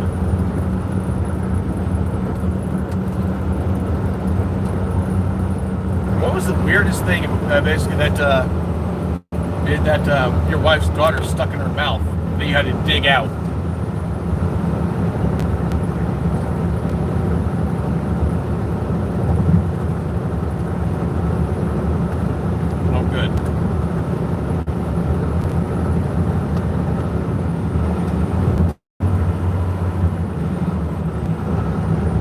And if you were, I bet you would have freaked you out. It's like, why did you do that?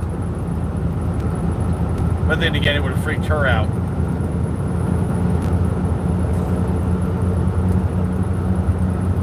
Like I said, I want to learn. And maybe when I'm actually at home in Utah and basically staying local, maybe I can find myself a girlfriend and shit. Maybe even potentially a wife. So I would like that. So I can actually have somebody in my life that I can actually help take care of. Maybe even take care of her kids. Right? If she has kids, that is.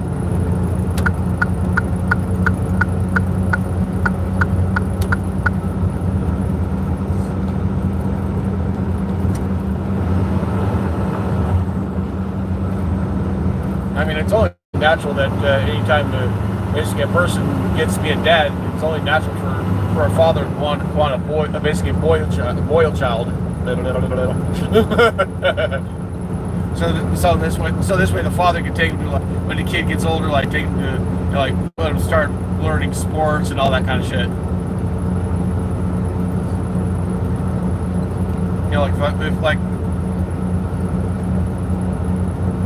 Like say for example, if my kid wants to get into football or whatever, hell yeah,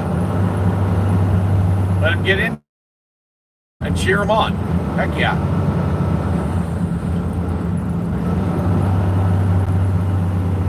And I'd jokingly tell the the wife at that point, I'd be like, all right, you got a basically you have a little girl? All right, she's yours. You can have fun with that one. I want a little boy. I mean, don't get me wrong, I'll take care of the girl too, but still. Another child. Well, when you get shit taken care of, you'll finally be able to have another child. Eventually. And I know what you're thinking, sooner than later.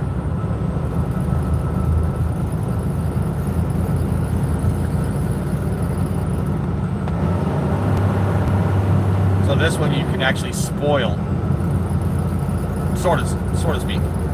Not really spoil them, but you get what I'm trying to get at.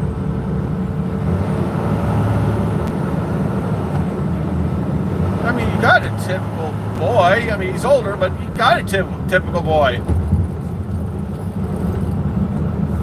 I know. It's messed up what she did.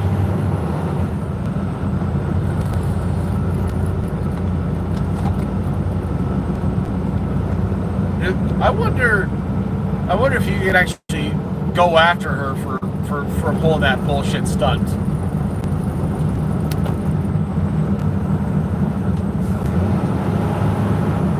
Yeah, true. I mean, you could always just start from where you're at right now. Just have him come over as often as he can, and basically the two of you can have fun. Go out to movies or whatever. Fuck, if I could, I'd spoil. If I had a little boy, I'd fucking spoil him. I mean, not really spoil him, but you know, do what all dads want to do with their kids.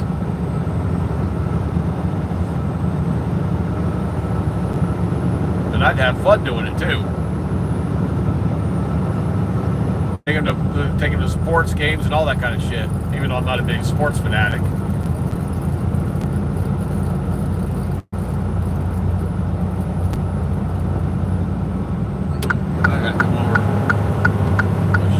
I gotta come over.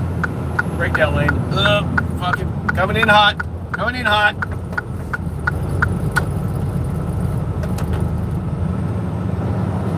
That exit snuck up on me real quick.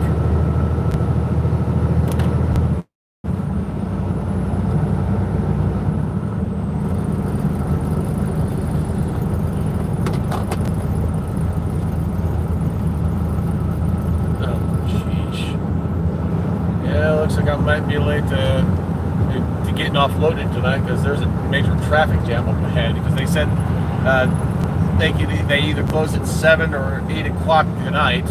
Looks like I got a traffic jam up ahead of me. Fucking wonderful. So I might not get offloaded today. So I'm still gonna push to get there, but I might be late. They might be closed by the time I get there.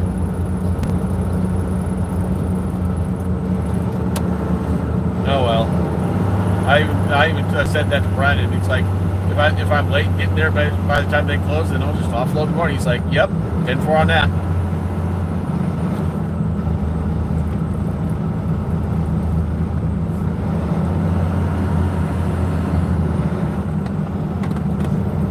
What fucking city am I in? It doesn't say on the map.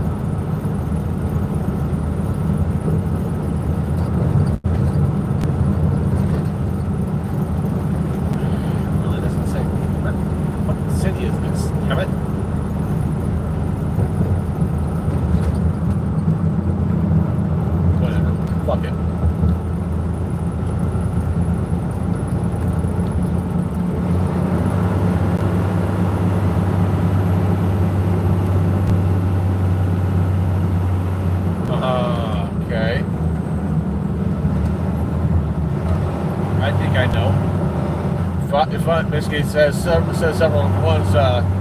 One says Newport, the other one says Dayton, but I don't think I'm in Ohio.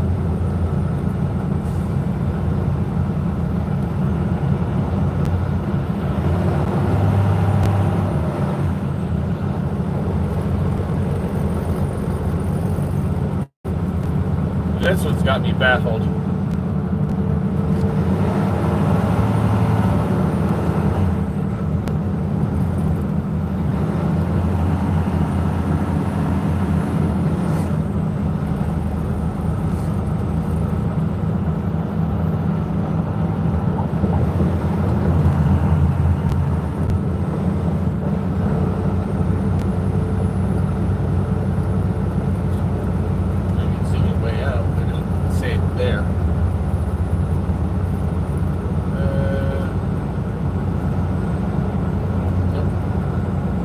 truck stop. Give me an idea. A rest area, something. Lebanon, Ohio. So maybe I am in Dayton.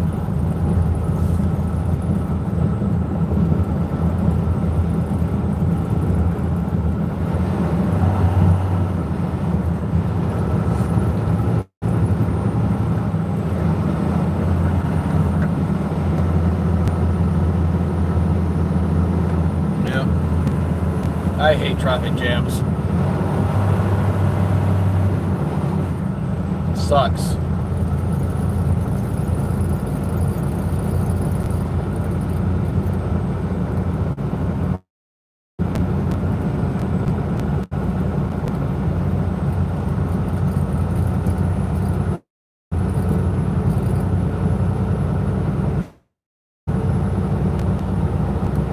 Yeah, freaking. Yeah, with those coils, I wasn't playing. Basically, four chains per coil, and then on top of that, I threw straps. I didn't give a fuck. I wanted to make sure that those damn coils went nowhere.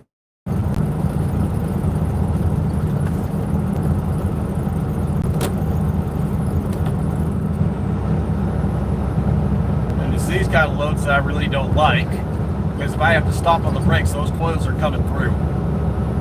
I really don't like these loads.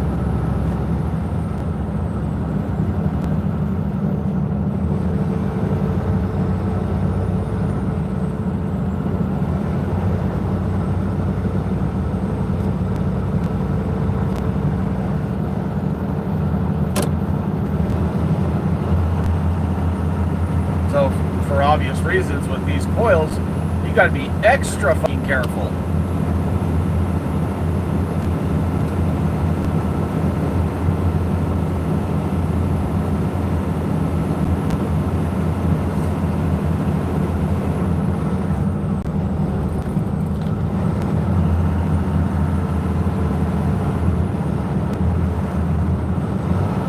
Guess you're gonna get off the phone.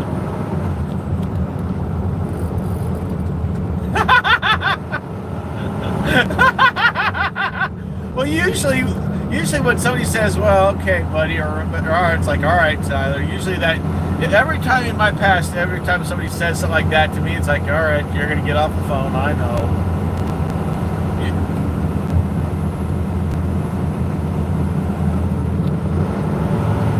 So if I'm not offloaded, then maybe I'll just let you log in and do whatever on the fucking computer.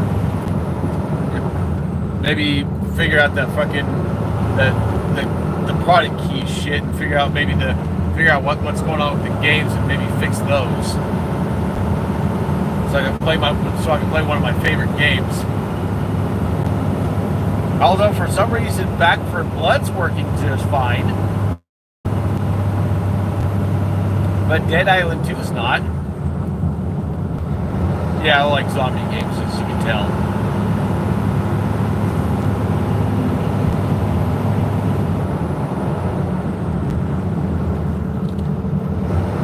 You mean God of Duty? I know, don't laugh. It hurts.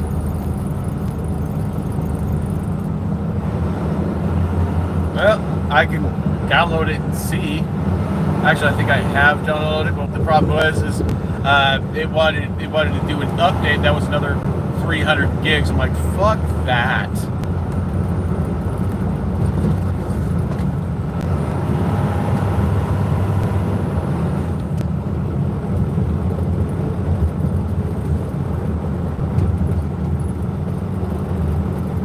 Good Lord. Yeah, well, in other words, you got to go get an even bigger fucking hard drive just to handle that shit and all the other games.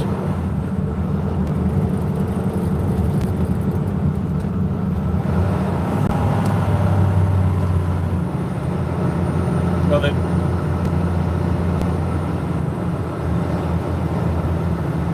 Yeah.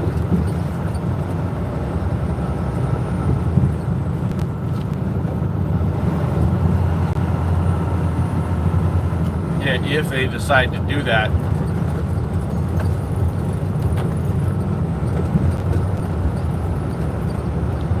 I would actually have been surprised if they said, no, they're not doing it because of all the PC modders and shit like that. I wouldn't have been surprised if they didn't want to do it because of that.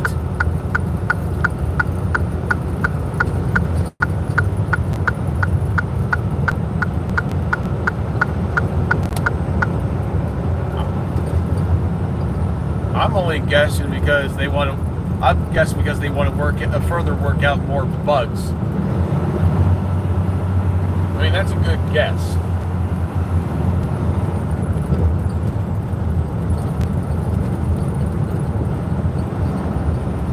Yeah. So basically, so the servers are not overwhelmed. I mean, once it hits, you know it's going to be like a DDoS attack to their servers because everyone's going to want to get on the line and play. It's literally going to be a DDoS attack to their servers because everyone's getting online to play. Everyone's going to stop playing Grand Theft Auto 5. Watch, mark my words.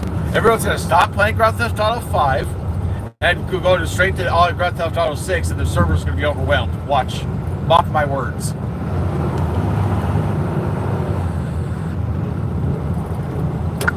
What?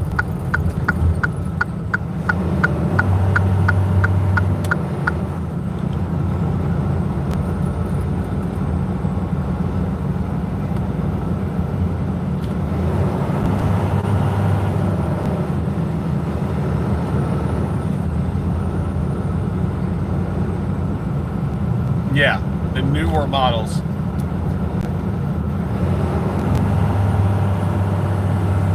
Yeah.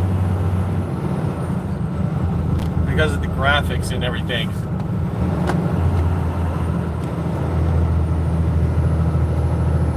And I haven't had a chance to play that yet, but I can only imagine.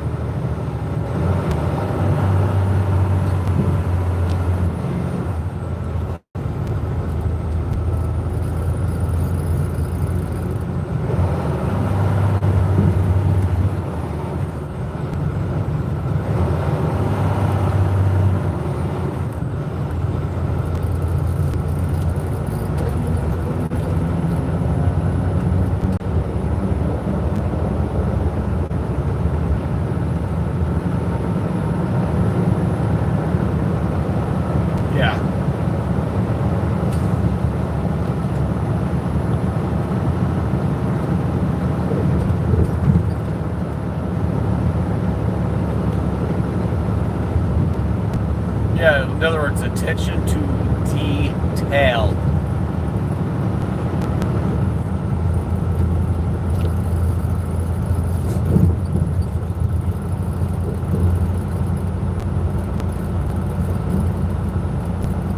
Yeah.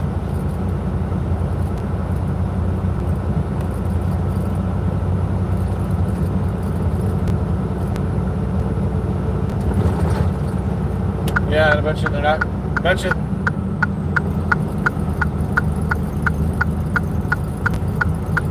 Yeah.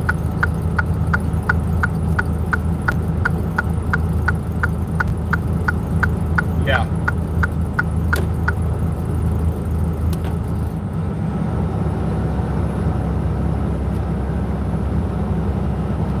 Yeah. And that's going to take time.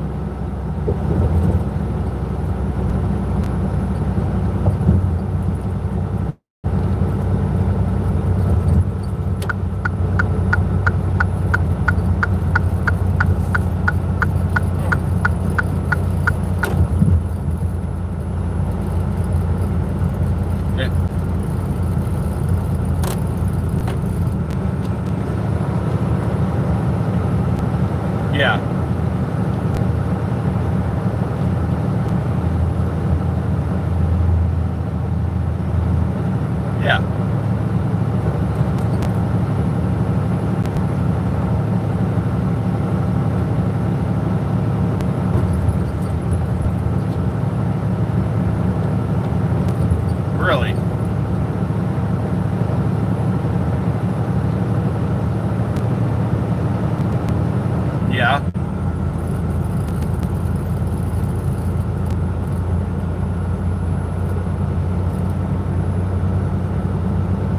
Did you show it to Frank?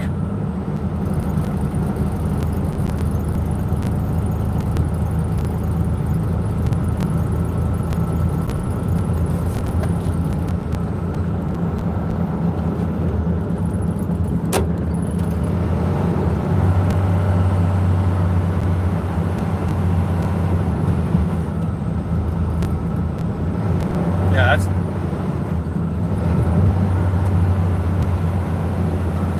Whoa, whoa, whoa. Fuck, fuck. Traffic.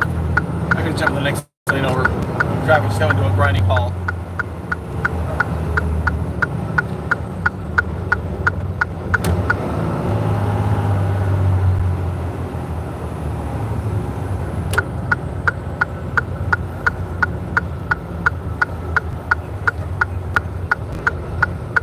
Not really, no.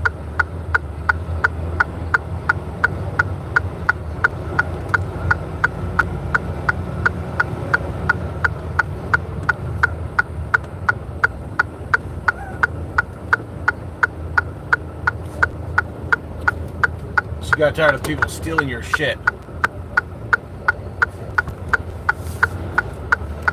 I would have sued his ass. Because that's bullshit right there.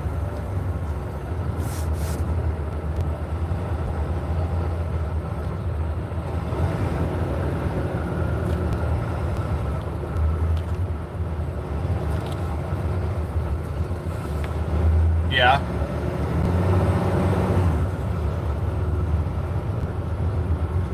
Oh, I bet you that pissed him off.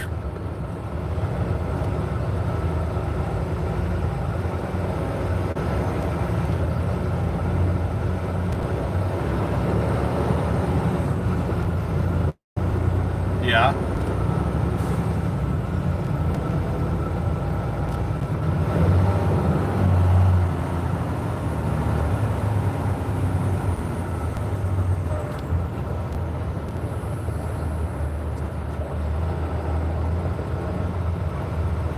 How did...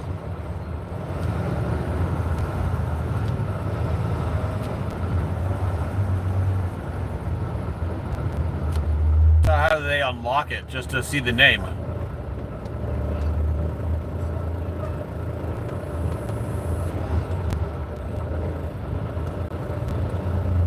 I wouldn't have a fucking clue how to do that kind of shit.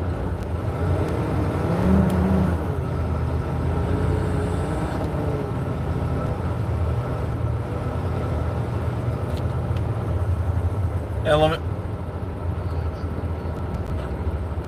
let me guess, he couldn't backtrack fast enough.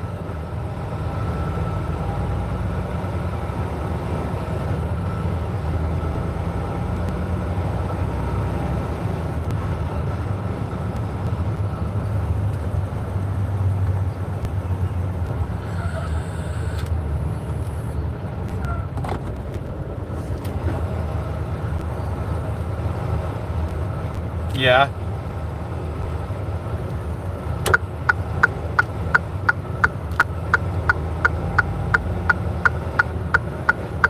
I would have laughed my ass off if it dropped down to 0.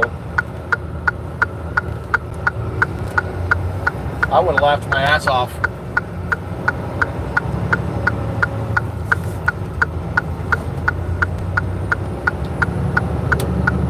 Yeah, I think he learned his lesson. Stop stealing.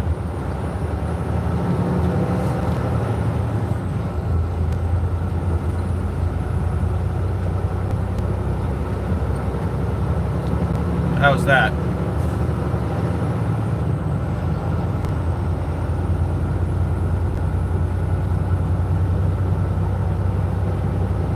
Yeah.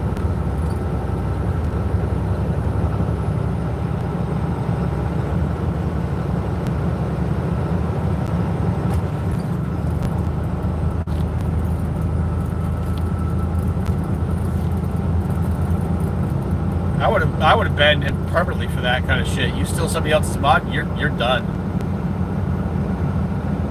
I mean, that's just the way I see it, of course.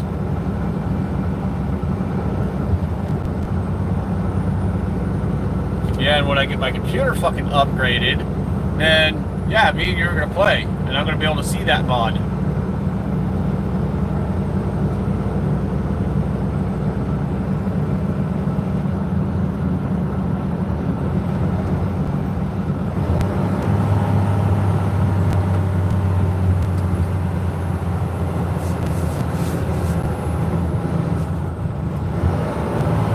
Yeah.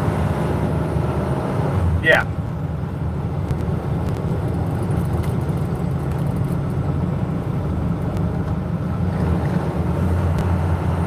Yeah, so see, you know shit about computers that I don't.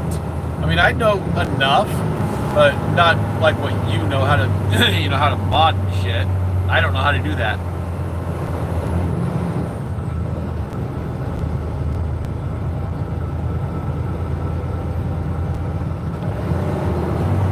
Never heard of it. Yeah.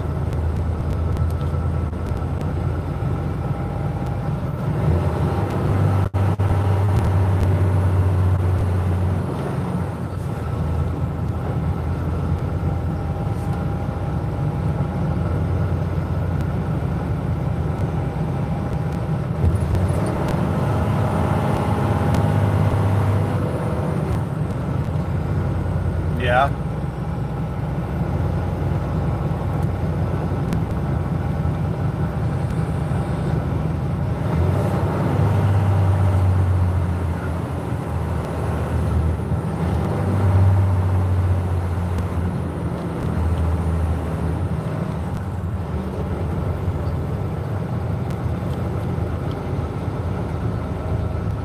Yeah, I'd say like 15, 10 bucks, whatever for mods or whatever the hell it is you charge.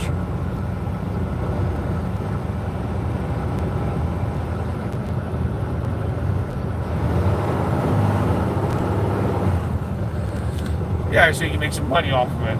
How much you're gonna make off these mods? Don't know.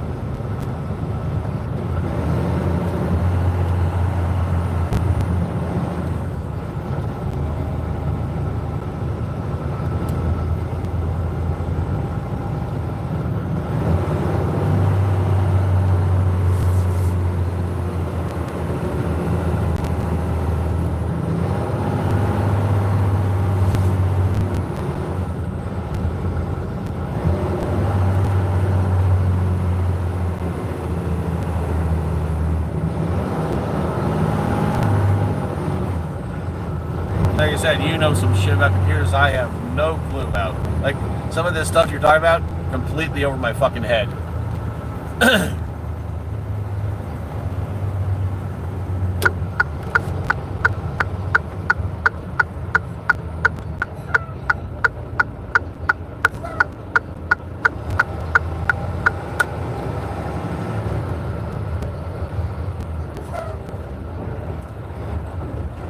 Right.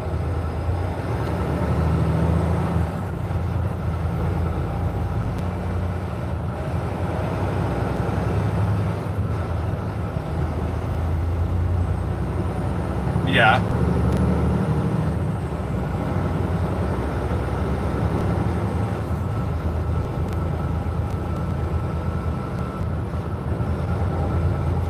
So now it's just a matter of redesign, redesign, redesign. Or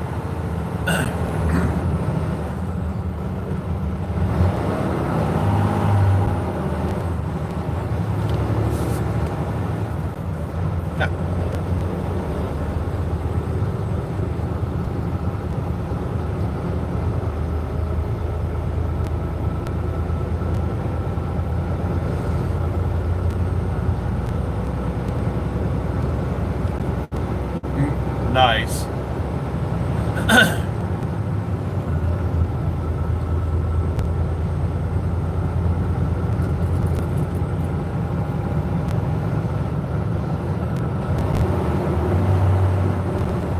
Yeah, eventually you're gonna have one of those aha moments and figure it out.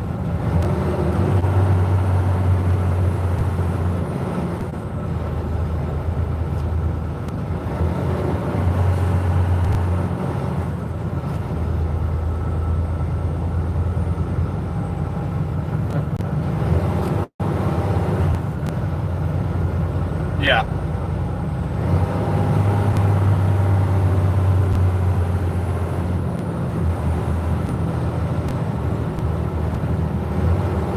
Yeah.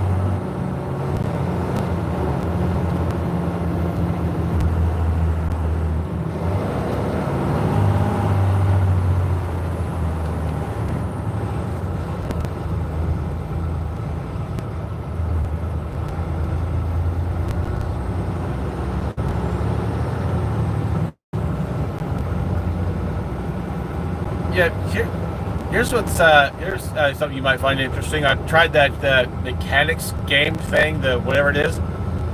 I don't know about it. I would have to play with it a little bit more, but I don't know.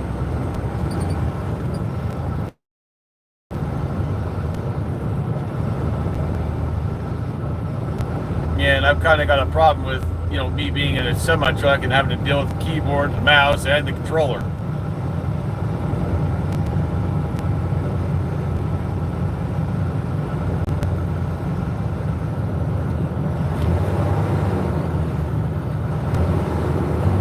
Of course, you know more about computers than I do, so you can pretty much figure it out.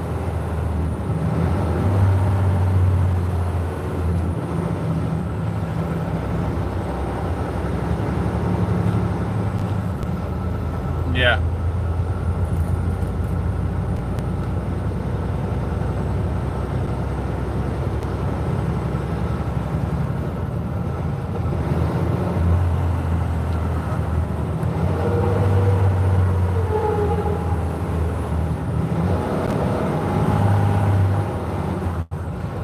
Yeah.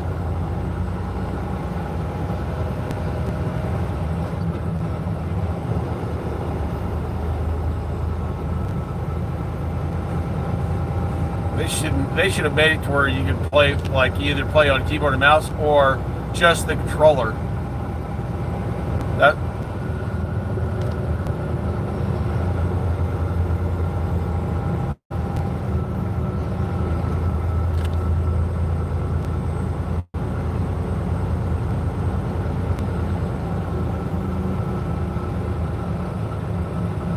yeah.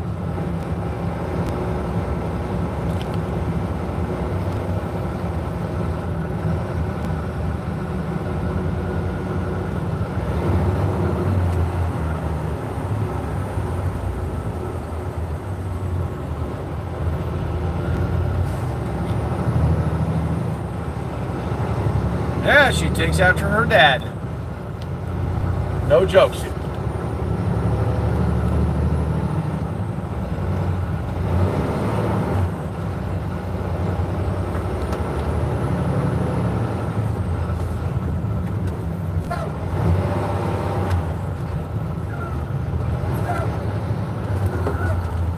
You fucking prick. Just cut in front of me and stomp on your brakes. Go fuck yourself. I literally had to get in the breakdown lane.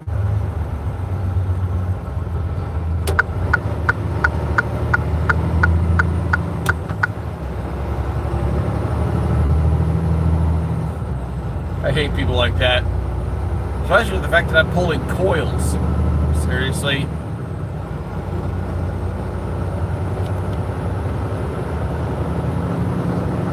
Fucking hate people like that. Here, let me just cut in front of the semi-truck. Nothing bad will happen. Jackass.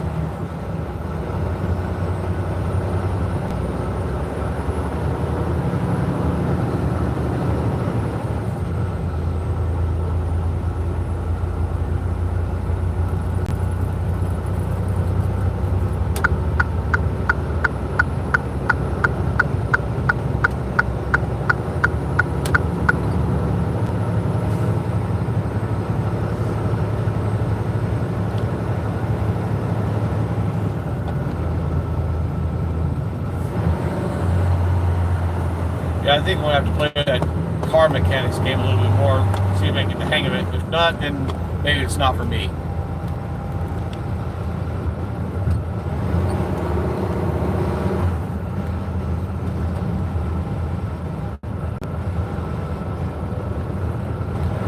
But hey, at least I'm going to give it a sporting chance. If it doesn't work, Oh well. Right? See, I'm more of a racing game, a racing guy, or basically, or maybe a shoot 'em up, bang bang kind of guy. You know, those kind of games.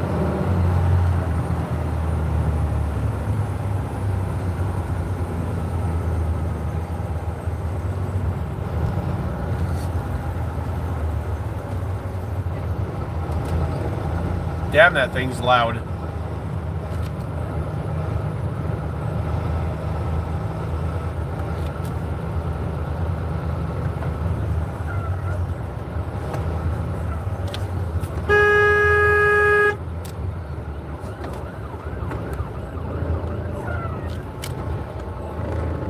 Seriously? I mean, I see the fucking ambulance, but still, you don't have to stop in the middle of the fucking road.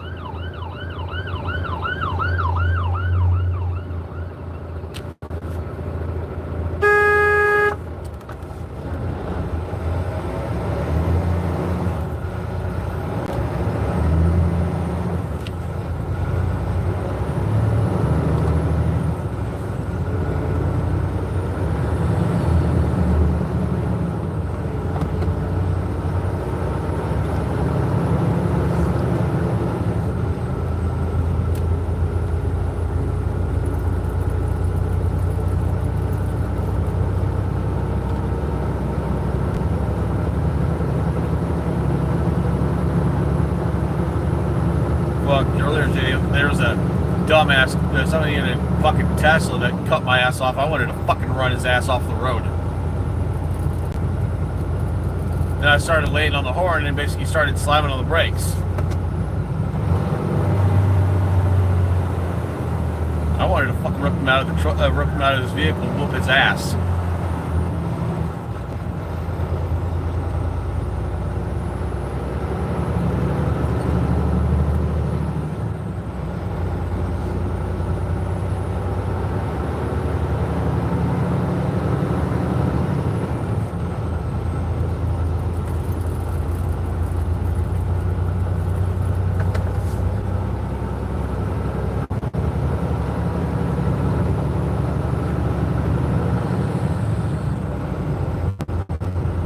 Yeah, you're stupid, Mazda.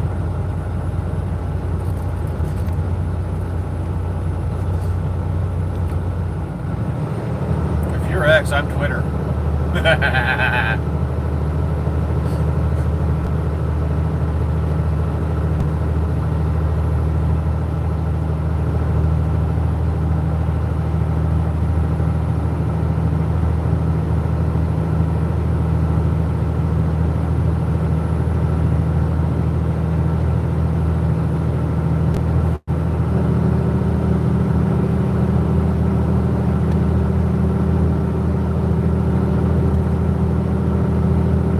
By the time I get there, it's definitely be past 8 o'clock.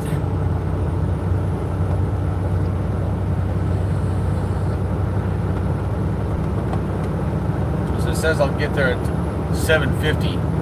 Yeah, that's going to change.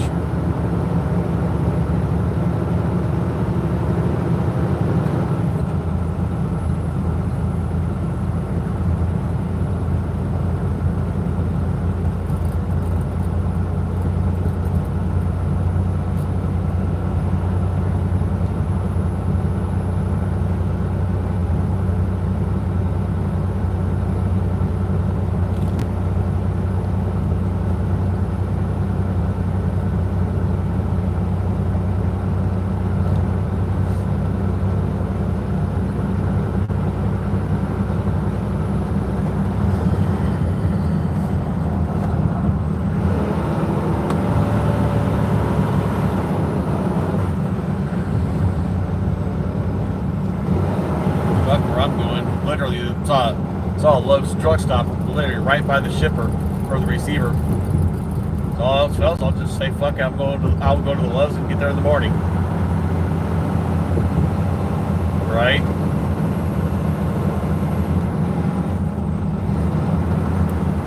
And there goes the traffic jam again.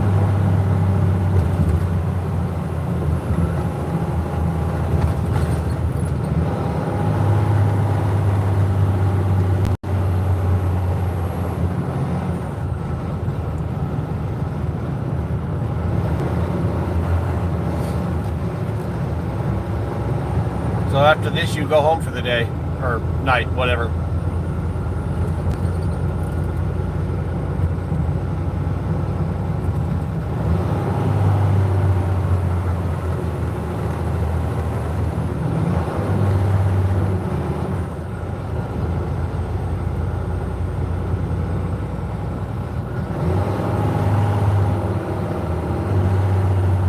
I just saw a bank called Republic Bank.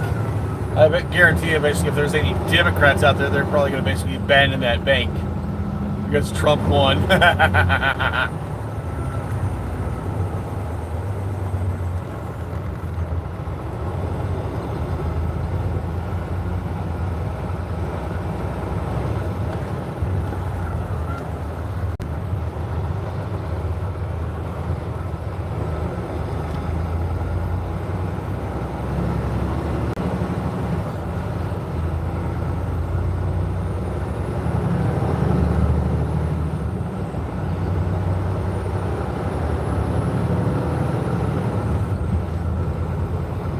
Yeah.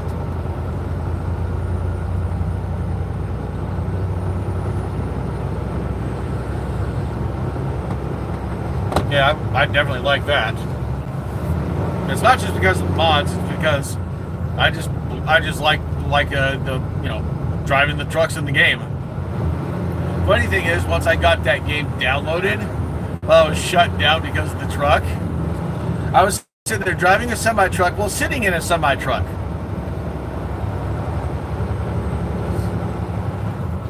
It's a fucking irony, right? A truck driver playing truck driver simulator, American Truck Driver Simulator. Talk about irony, right?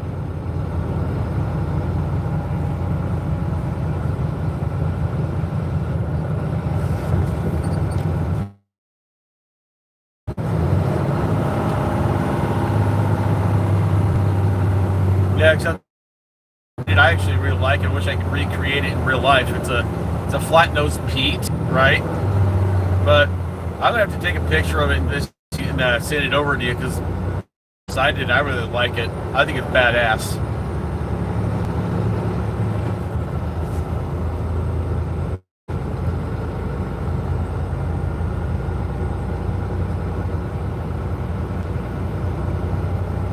Not a Kenworth person. I mean, that's just me, though, but still.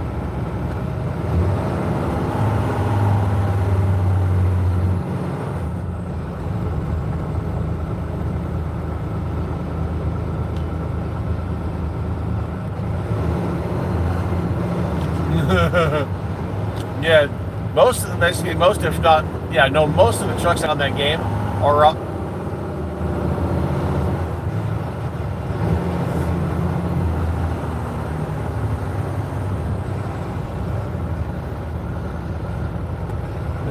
What does the Viper thing do?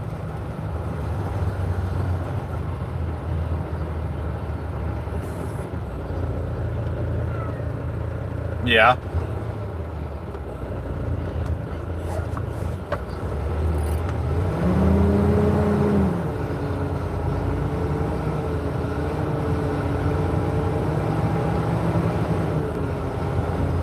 Yeah, you were pissed.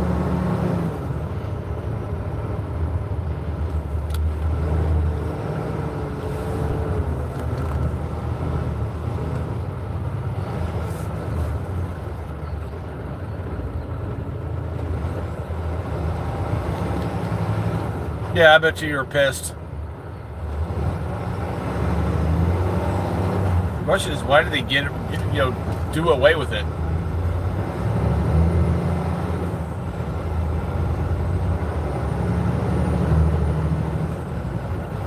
So they removed because of that? Seriously? That's bullshit.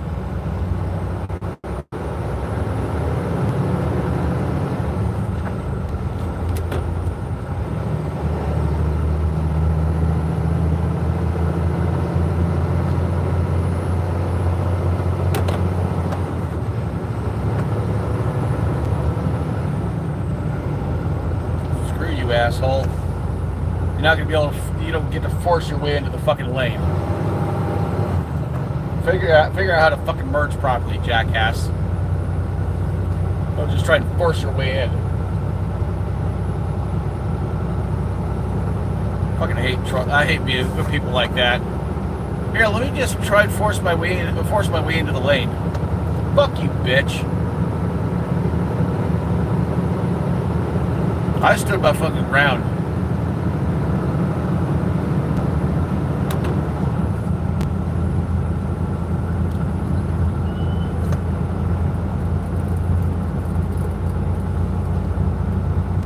Fucking hate people like that, seriously. Here, let me just force my way over. Fuck you, bitch. See, now I got my turn signal on. I'm gonna wait my fucking turn, like you're supposed to, and then get over. Don't just force your way in.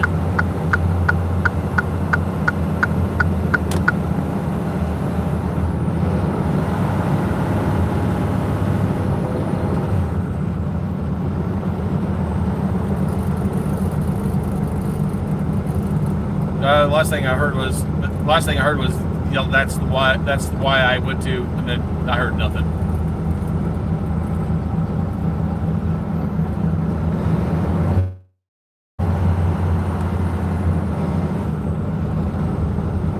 Yeah.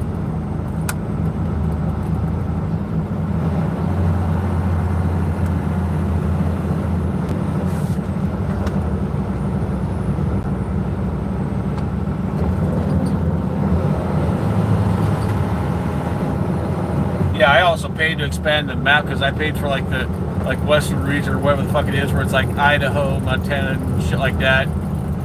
I basically paid for that package, so it got expanded.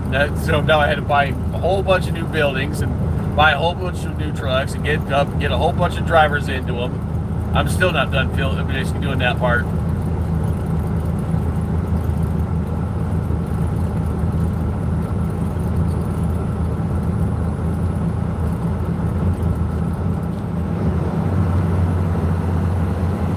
Yeah.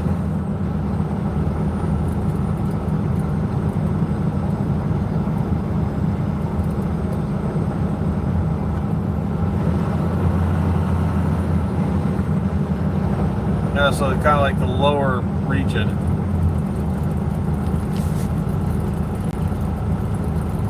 Yeah, I know you can't wait till you get literally every state in the United States done.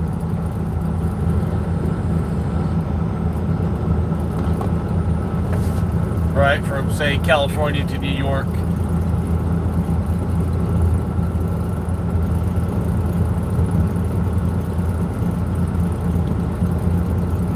Yeah.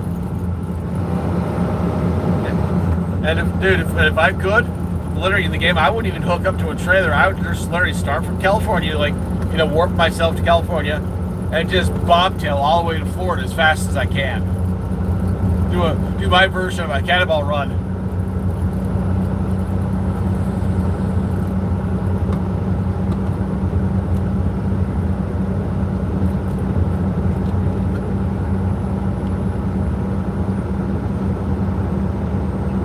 Yeah.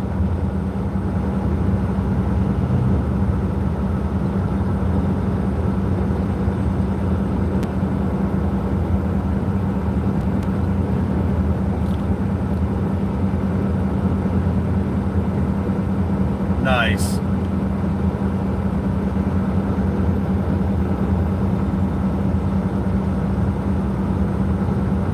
Yeah.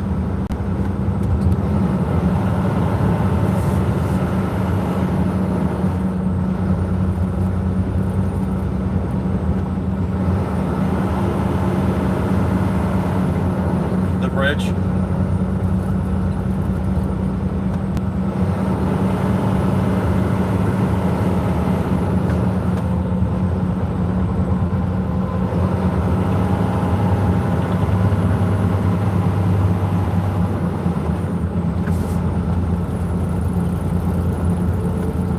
Right.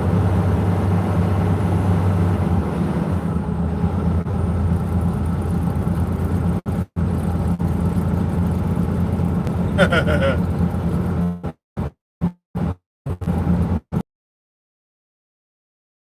I just can't wait till they get all the United States.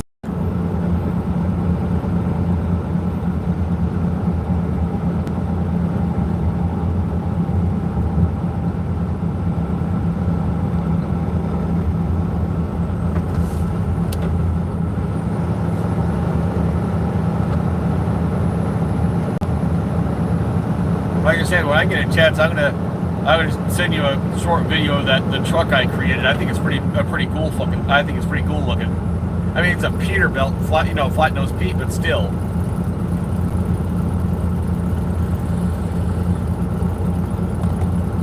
Yeah. The funny thing is,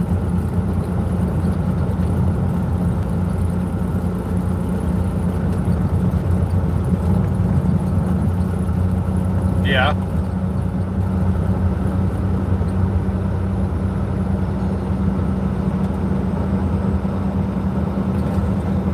Yeah.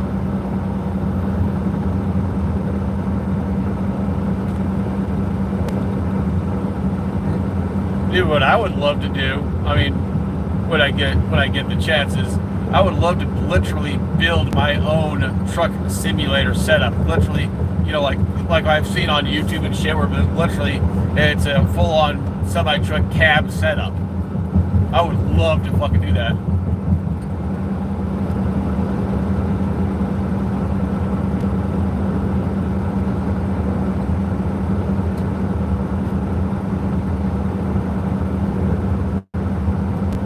What? Laying in the yard? Oh shit, so you're gonna take it off and do it on that.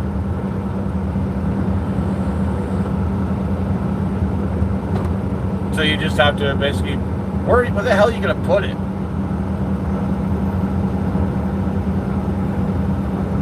Probably gonna have to take it apart and put it in the basement.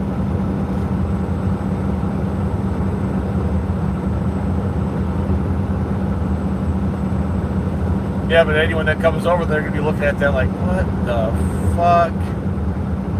What would make it even funnier if it was literally not just the cab of the truck, but also the back sleeper area.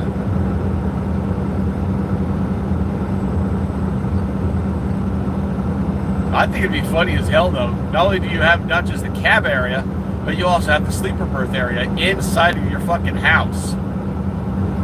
I think that'd be funny as hell. I mean,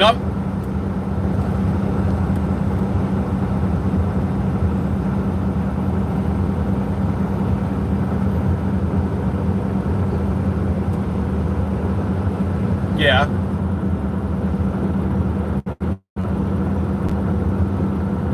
Yeah.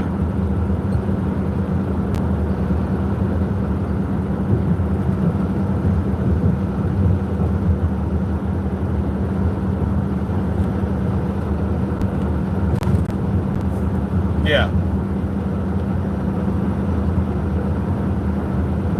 Damn. I wonder if you could use the curved TVs to help out with that shit, so it kind of looks more realistic as far as the panoramic view goes.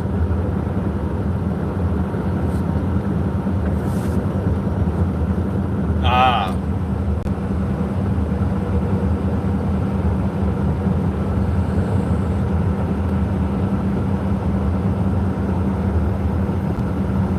A Freightliner or something.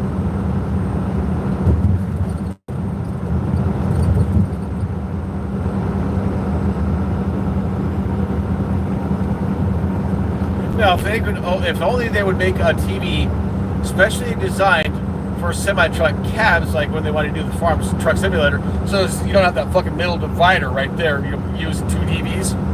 If they could have one that completely wraps around the windshield, like it would on like a normal windshield would on a semi-truck, that would be badass. That would make it more realistic, I think.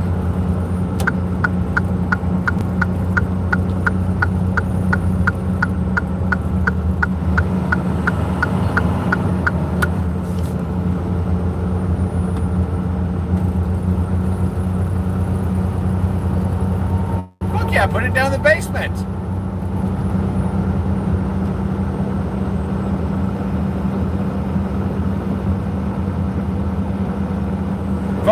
fuck you know I'd want to play it. You know damn good well I would. Of course.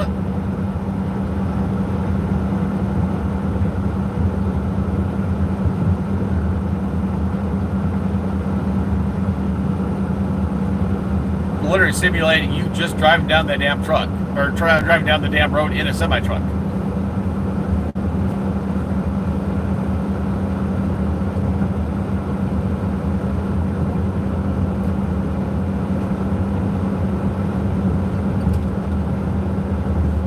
Dude, I'd get a kick out of it. Basically, once I get if I ever get a house, fucking, I'd be like, hey Raymond, if I had another cab, I want to do the same damn thing in my place. Of course, then we get just...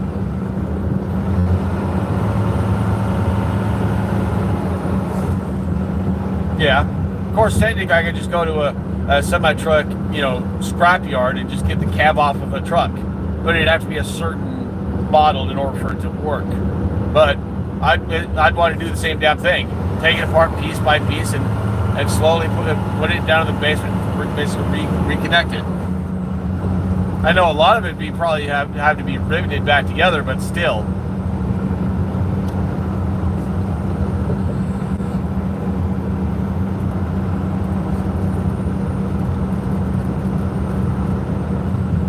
Yeah.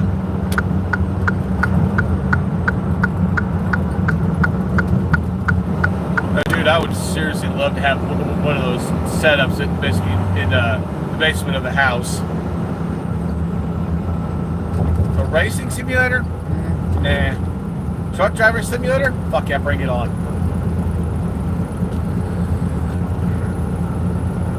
I mean, that's just me though.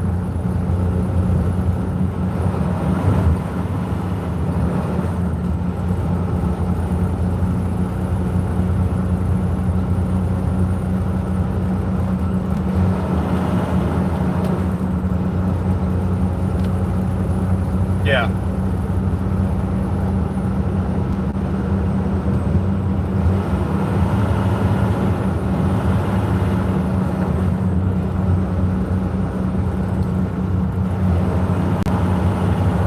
Yeah.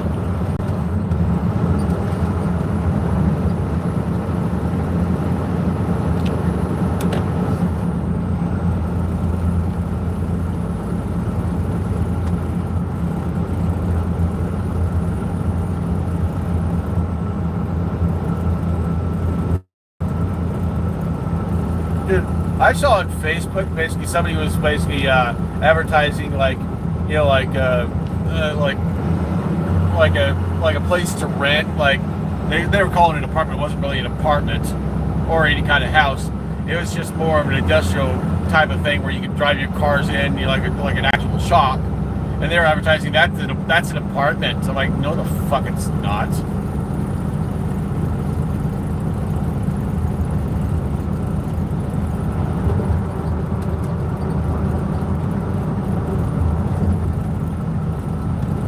But what I'd do with something like that, if like we had plenty of money and didn't give a shit, is I would see if I could buy that property just to build the fucking truck simulator, and I'd have it put in one of those buildings, and I'd have probably like 3 different rigs or whatever set up for I could have like me and a couple other buddies come over and play it,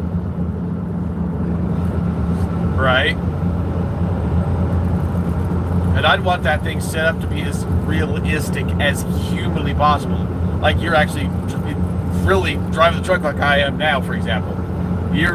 I want it set up, as best as I can, so it literally convinces your brain you're actually driving a semi-truck.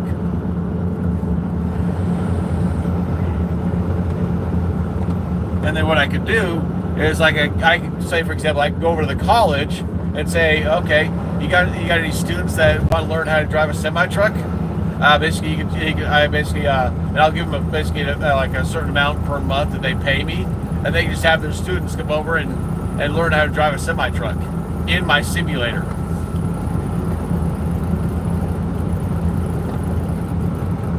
Yeah, but think about it. Basically, they pay me. The college pays me an X amount per month or whatever. It's to offset the wearing the equipment out. I can just go buy new equipment, put it back in, and it's done and over with.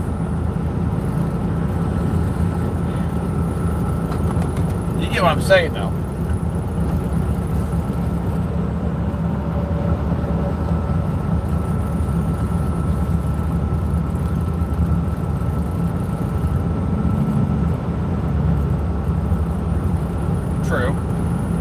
True. But also think of it this way.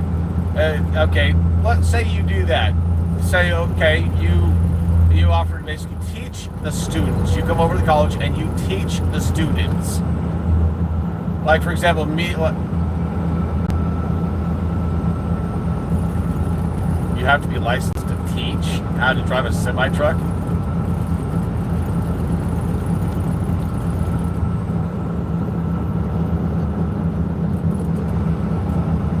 And how much does that cost, and how long does it take?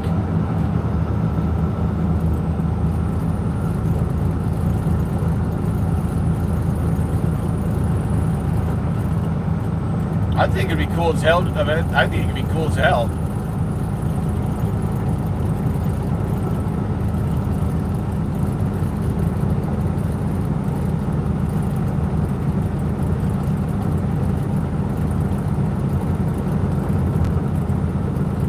Based off of our experiences, we can really teach them something they can use. You know, based off our knowledge.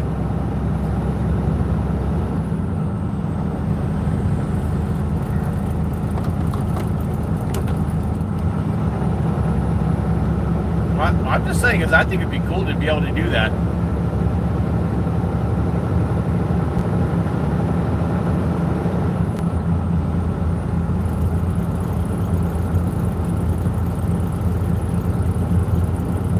Yeah, and say, for example, we say each cab sim is like $50,000 or whatever.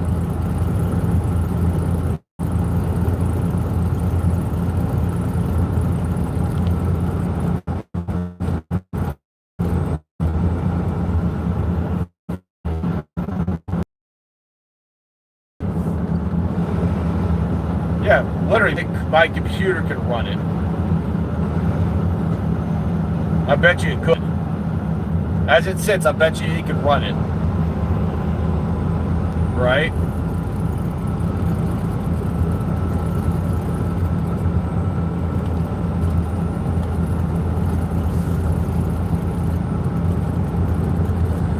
Yeah.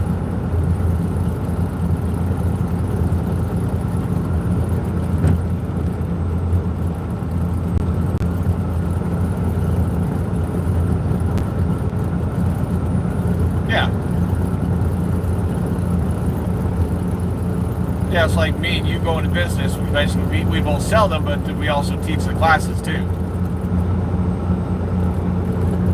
Just saying.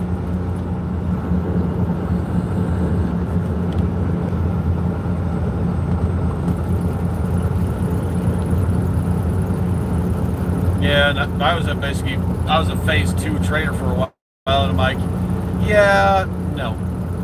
I'm done. I'm done being a trainer. Fuck this shit.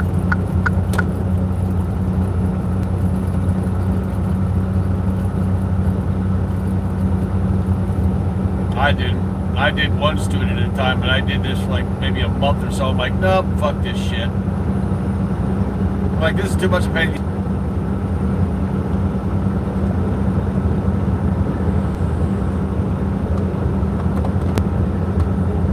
Well, the funny thing is they don't do phase 1 or phase 2 anymore. They just do trainer.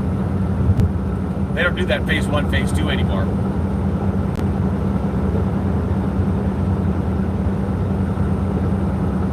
So, how many of them did you pass?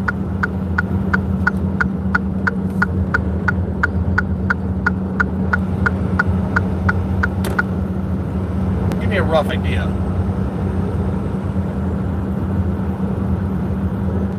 That's pretty good. Yeah, the one student I remember, I mean, she was a female. She was pretty cute, but when she wasn't driving it, she was lousy at it. I was trying to correct her what her fucking phase 1 trainer taught her. Fuck, and I couldn't get her to do shit. She was driving like a lunatic, and I'm like, nope, I'm not passing you. Fuck this shit. So we get back to the yard. No, we started to get back to the yard. I think I told you this story, but basically we were over in I think Spanish Fork, Utah, or whatever that was, right?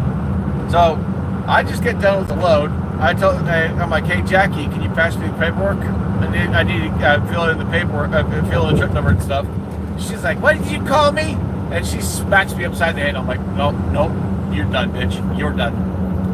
You don't fucking get to hit your trailer upside the head. You're done.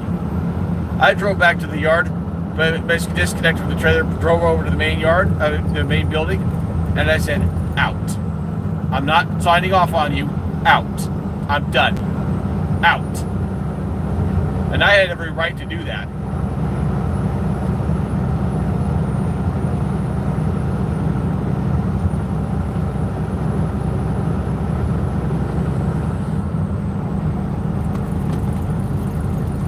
I'll bet you the England was trying to tell you go back and pick him back up. Your answer is no. Right?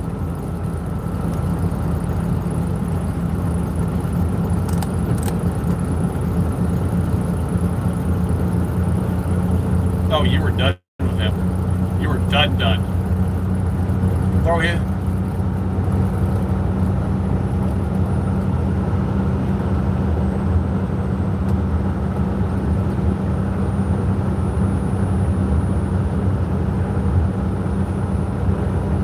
Oh, I wouldn't have been that cruel. I mean, if it was the middle of winter, oh, hell no, I wouldn't have done that. Summer, okay. Basically, we're near a hotel. All right, go get yourself a hotel room. I'm done. But normally, I wouldn't be that cruel. I mean, this is just the way I'm thinking of it. Is I would actually drive him back to one of the yards and say, get the fuck out. I'm done. You're done. I'm not sending you off. Get out. That's what I did with Jackie. And the funny thing is, I still remember her name. Her name was Jackie Turner. I don't know why I fucking remember her name, but I do. But all I know is with what she did, and she was trying to constantly get me to undress and have sex with her, and that was a big no-no. I wasn't going to do that. So, with all the bullshit she was doing, not being able to drive for shit and whatnot, I'm like, nope, you're done, bitch. Get out. And then I went in and talked to HR, told them everything that she did wrong, and literally just told them that I don't think she would be a good driver. I don't think she'd be a good fit for CR England. I would highly suggest you send her packing.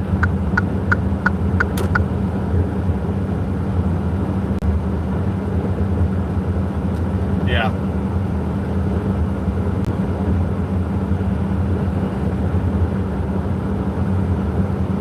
Yeah.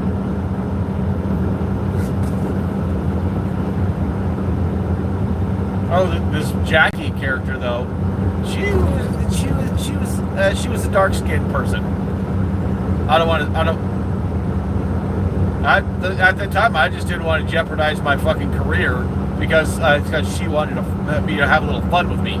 The thing is, what was going through the back of my mind was, okay, if she's willing to do this kind of shit with me, I wonder if she was doing that with her phase 1 trainer. And I'm like, nope, fuck you, no, I'm not doing it, no. I don't want sloppy seconds, fuck this.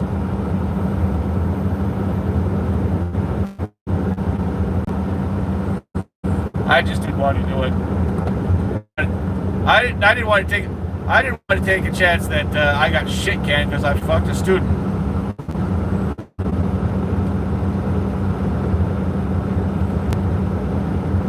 I bet you had fun with her so many times.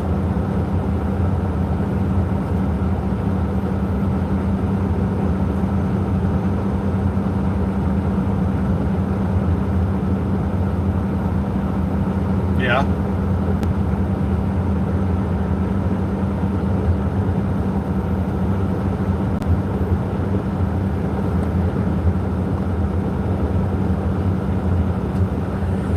Yeah.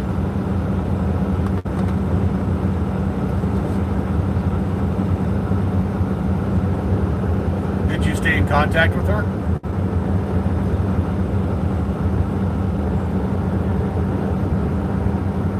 Oh, you rubbery damn time. I wouldn't be surprised if you have another kid up there that you're not aware of. Or did you pull out every time?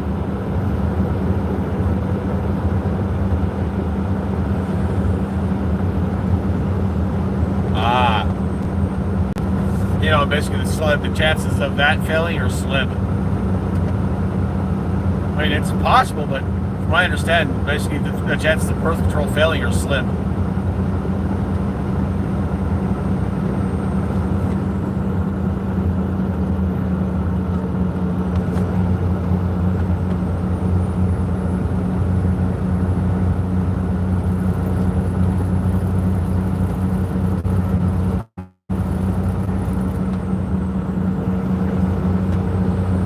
So in other words, she was clean.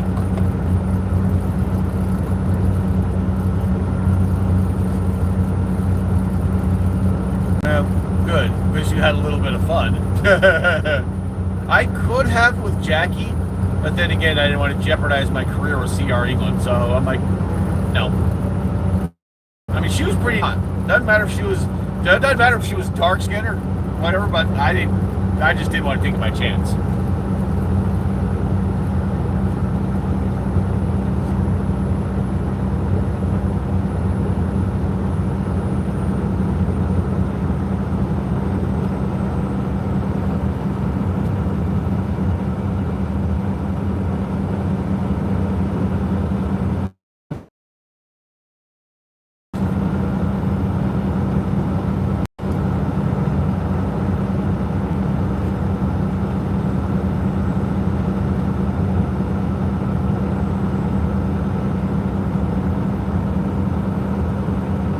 Yeah.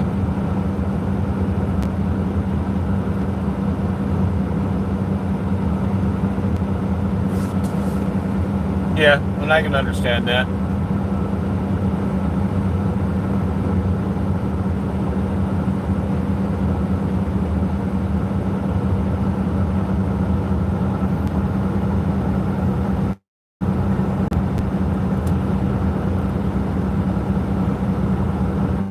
I could.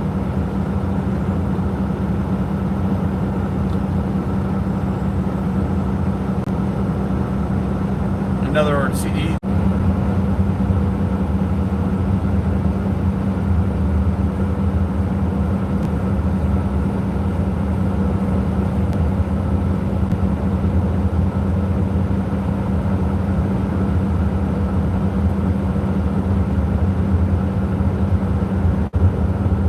like, for example, me, you'd be more than happy to train me.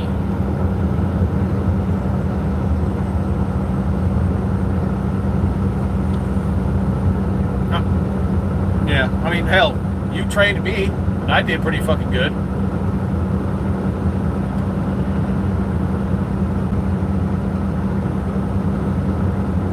I mean, so...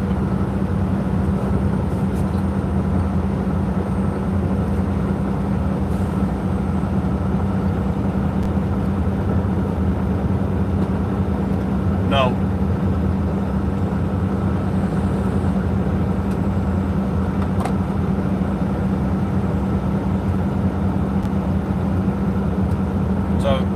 So you're like, just no.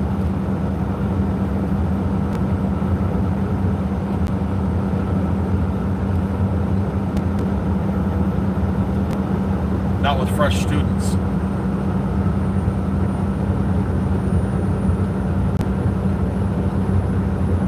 Now, me personally, I don't want a co-driver. I've done that in the past. I refuse to do it again. Unless it's somebody like you that knows their shit and I can get along with them. Beyond that, no.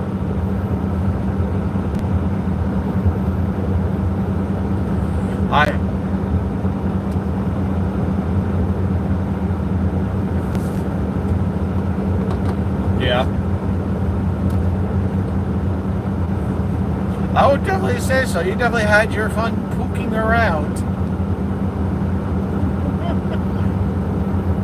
Yeah, I bet you still have a shit-eating grin on your face.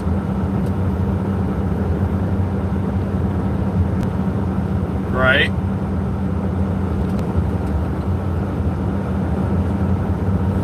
Yeah.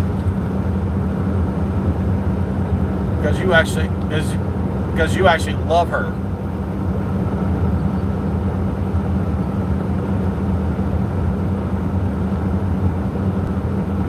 Yeah, and me never having it at all.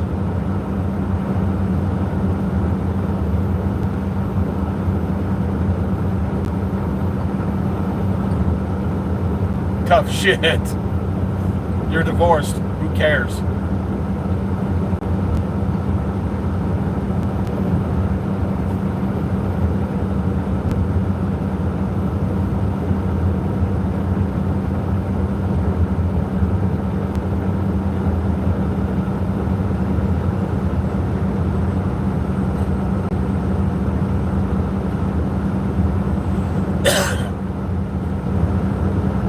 What's the word you're looking for?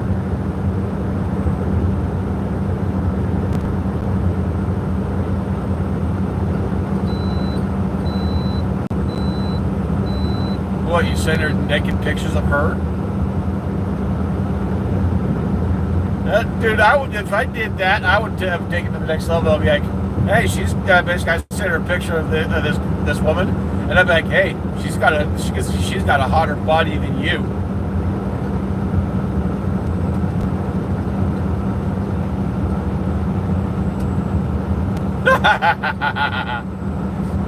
Oh, I bet you that royally pissed her off.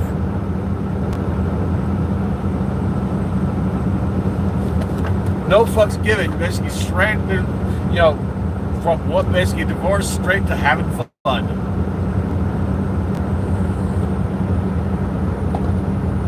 Just to fucking royally rub it in and piss her off.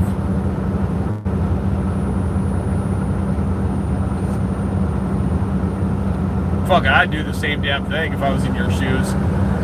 Just to fucking piss her off.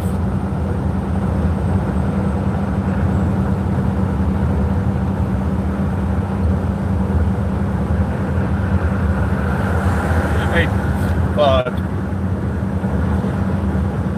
And if I was to have a little fun with Jackie, you better bet your ass I'd be wearing a rubber every fucking time. And then I'd sit there and fucking, she tries to say, oh, he had sex with me, he raped me, whatever. I'd be like, where's the proof, bitch? I'd be like, you have photographs, you have proof? No, you don't. Fuck off. Right?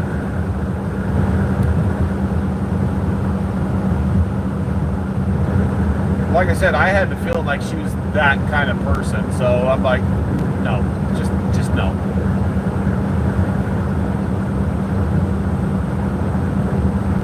I mean,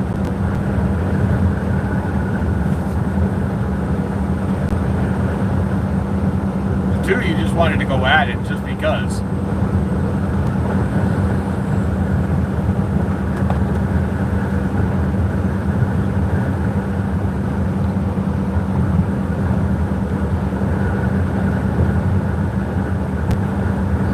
That was loud. Dude, I can hear that.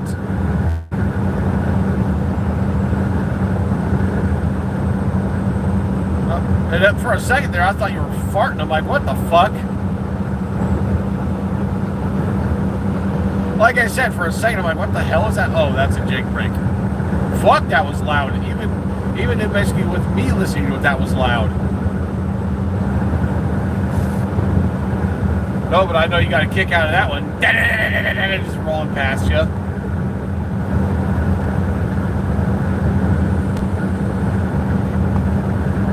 Fucking 79 miles left to go.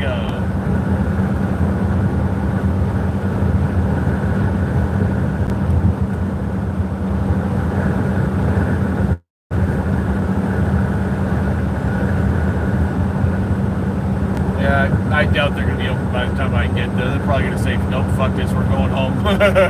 Watch, knowing my luck.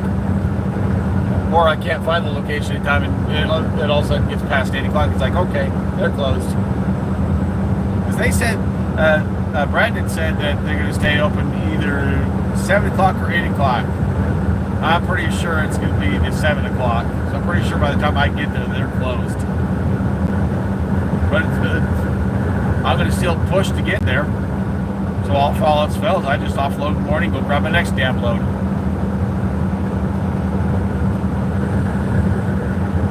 And I didn't get all the way to the receiver this basically yesterday because, like I said, I was looking at Google Maps and it was a tiny fucking location. I mean, crap tiny. I'm like, nope, fuck that. I don't want to take a chance that I back into something during the night with little to no light. So, nope, fuck this. I'll get there in the morning.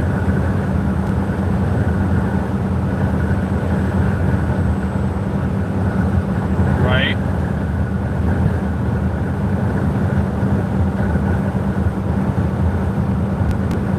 Well, like I said, what I still find funny is I'm literally backing in just as the first guy is waiting out on the street, waiting for me to finish backing. Cool bunch of guys though. That's once I had the straps off and shit. Cool bunch of guys. We're all just sitting there joking around having fun. And that's all they at that location. All they do is sell, industrial washer dryers for laundromats and shit. That's all they do.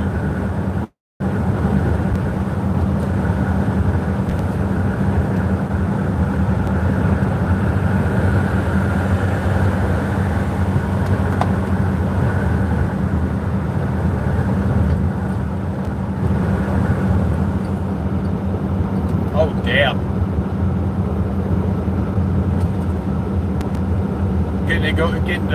Getting her to go from lesbian to straight.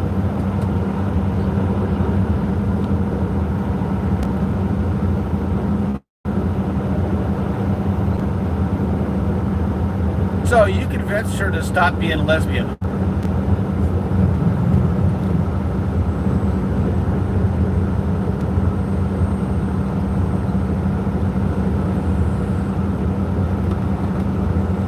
Damn. Because you gave him a taste with the dick. You gave him a taste of the dick. And you...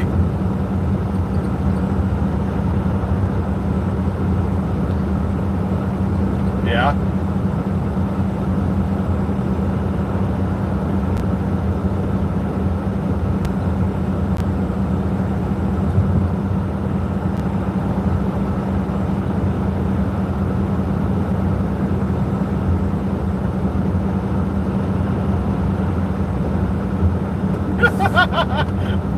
What'd she say? You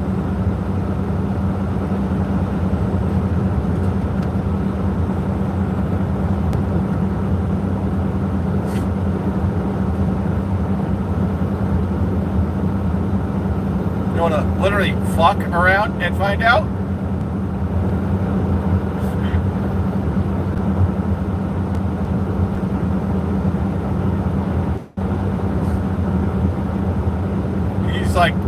He's like, no, you did not.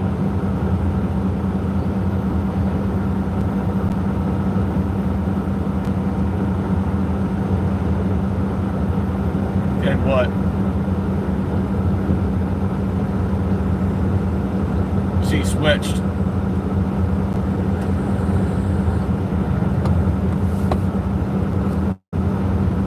You said that night what?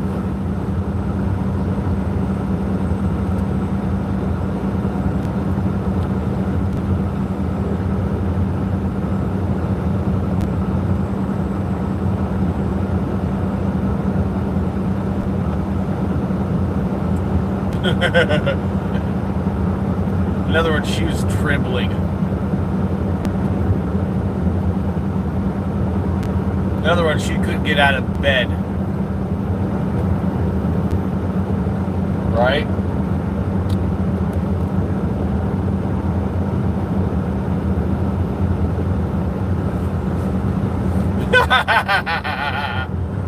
You look at her, you're welcome.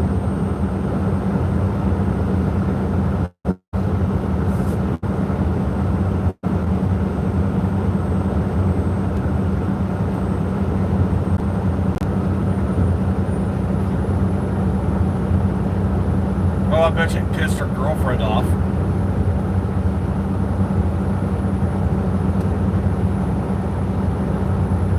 Yeah.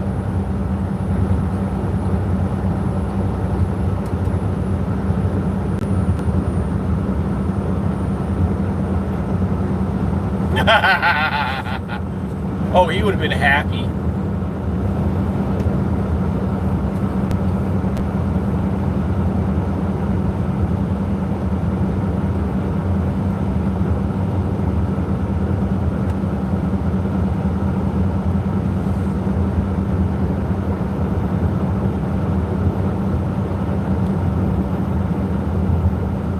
I'm sure her father was disappointed.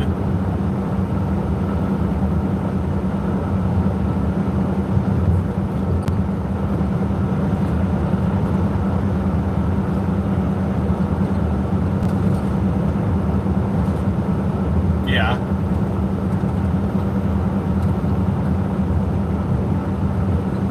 You can't force yourself on her.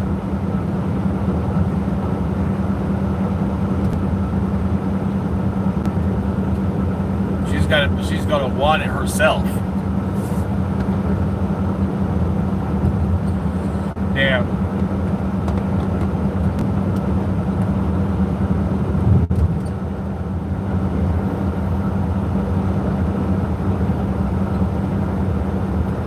Damn.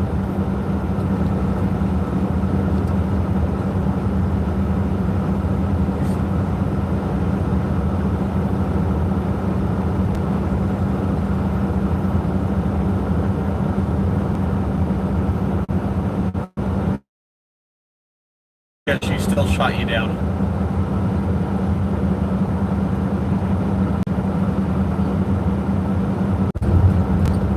Right? She wanted that good old fuck again.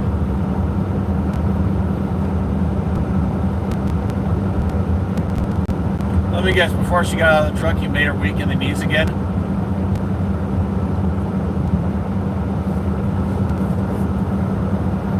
So let me guess, you just kept going at it.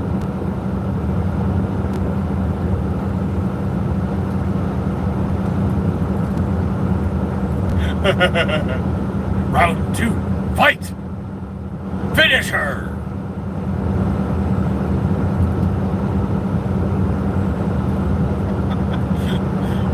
I bet you by the time you were done with her, you were beat.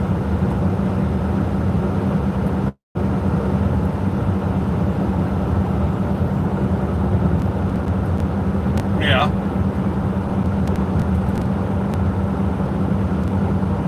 I bet you her mother's like, what the fuck?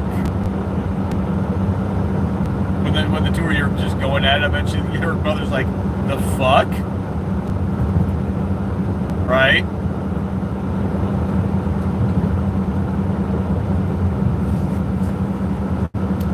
Well, I'm guessing before you married her, that's when you were having fun.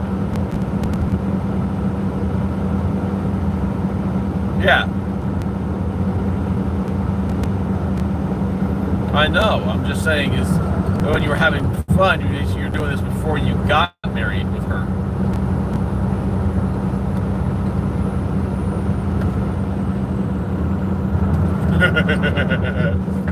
That's you and your wife's business, not you.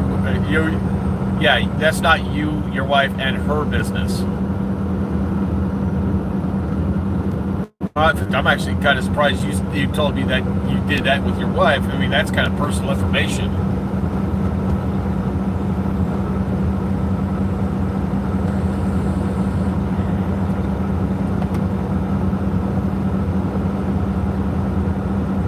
I just can't wait to fucking get there and get this shit off. Go to fuck to bed. I've been up since 4 in the morning.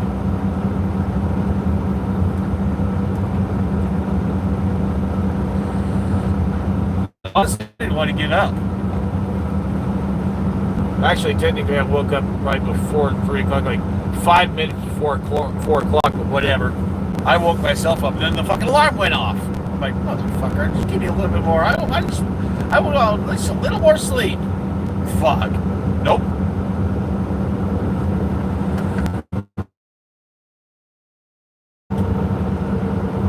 Oh. A location went up for you juice.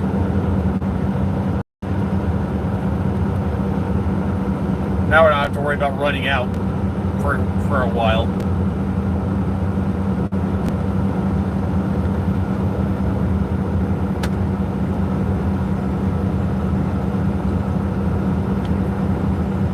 Because for a moment I was starting to stress because I was sitting there looking where I normally stash all my juice. I was sitting there searching around in that cupboard. I'm like, where the fuck's the juice? Damn it! Did I already go through all the fucking juice? Damn it!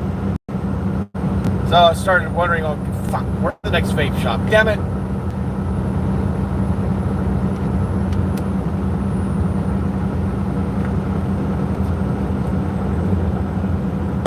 So now I've got maybe, what, $7 in my account. Paid a whole bunch of bills and shit. I also went and bought basically a whole bunch of groceries and shit, including that to the Xbox controller. That was like $40, but whatever. That was and the name of that headset is called Palm Tree, I believe.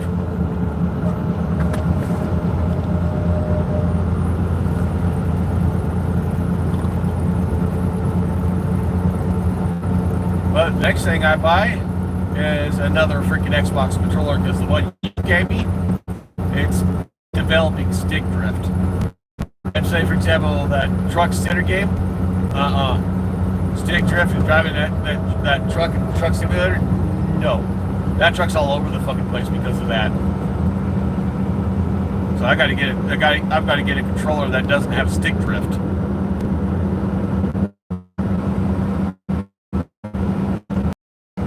I mean, technically, I could take the controller apart and use some of that circuit board cleaner shit. Put it in where those are. That way, you work the dirt and shit out of it. Because I bet you that's what it is. It's either that or it's those stupid sensors. It's one of the two. It's just easier just to go get a new controller. You know.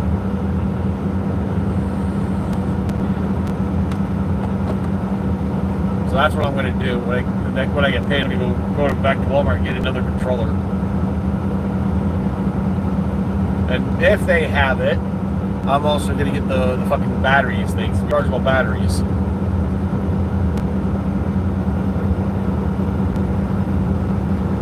Right?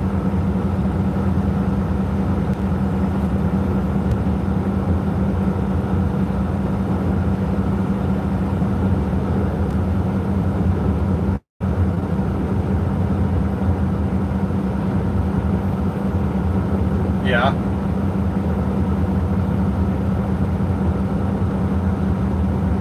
So couldn't you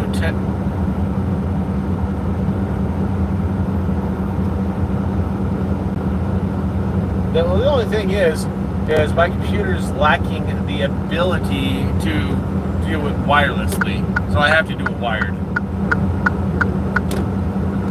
But I could also buy I know. On Amazon, I know. Amazon, I know. So I can literally just plug it in one of the USB ports and I'm good to go. That's what I'm going to do. I'm going to get that little dongle, get a new controller, get the rechargeable batteries, and call it good. I mean, the cable I've got is long enough, but still. It's kind of annoying having to deal with the fucking cable every damn time. But then again, that's how we played years ago. We played with controllers with cables attached.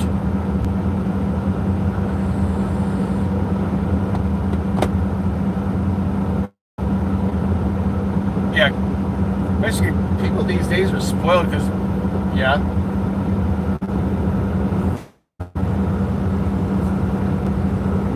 I thought you said you had your headset on.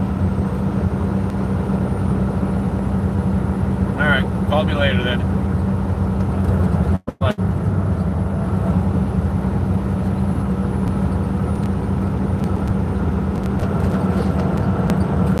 No.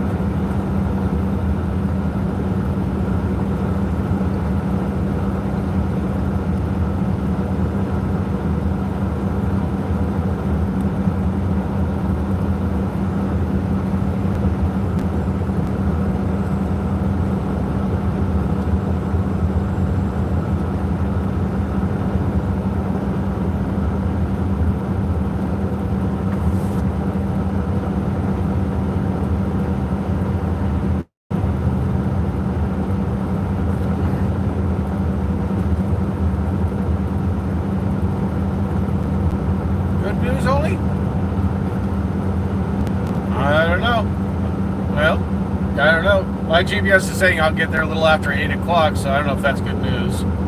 He said they'd close by 7 or 8.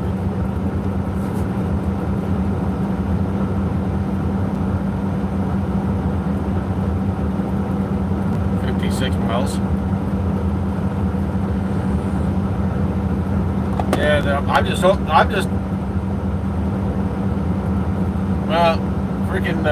hope they have overnight parking, because basically at this point I ain't getting fucking parking for shit. I had no truck stop.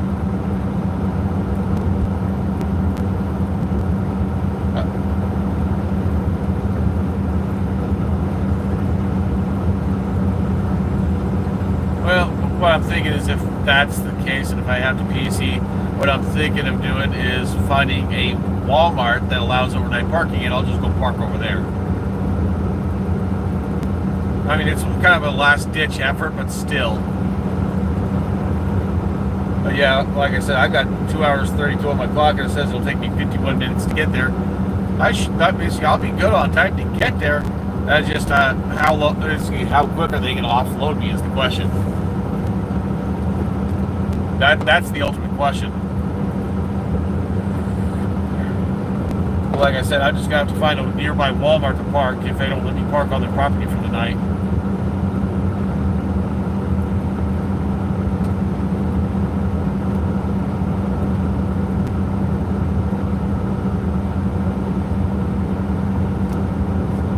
Down into the what? Oh.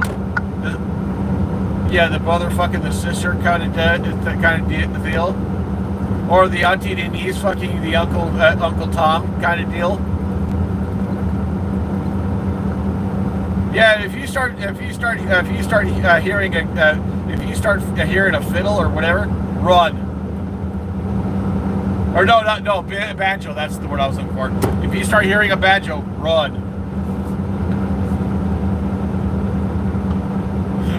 Yeah, that's basically as we fuck each other's family, basically kind of territory. Run.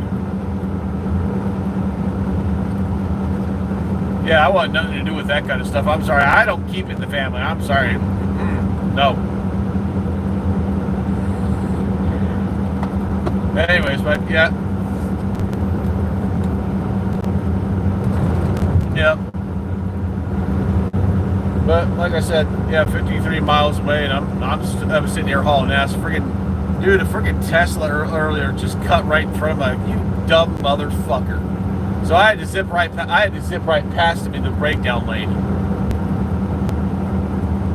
It's a fucking dumbass. I swear to fucking God.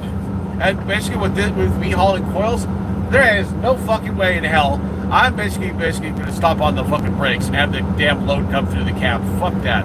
I took the breakdown lane. I took the breakdown lane and I went around. I swear to God, some people just can't fucking drive. I swear to God. You know exactly what I'm talking about. It's like, are you fucking kidding me? Seriously? Except you don't drive truck no more, so you don't have to deal with it as much. But anyways,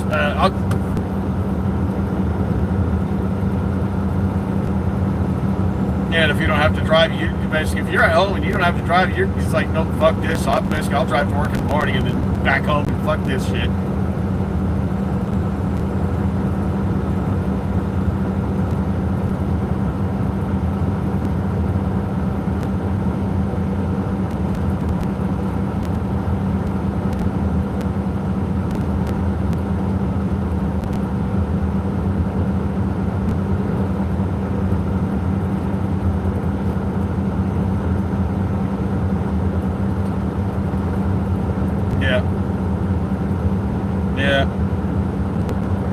Basically that last load I was doing, they had two really big dryers on there, like laundromat dryers and shit. From what I understand, each one's worth anywhere from $15,000 to $20,000. So I potentially had $40,000 just in two of the dryers that were there. Damn, fucking expensive dryers. Holy shit. That was a weird load, I'll tell you that one. And it was also a light load, almost 5,000 pounds. Anyways, I'll keep you informed once I'm done and shit. All right, later.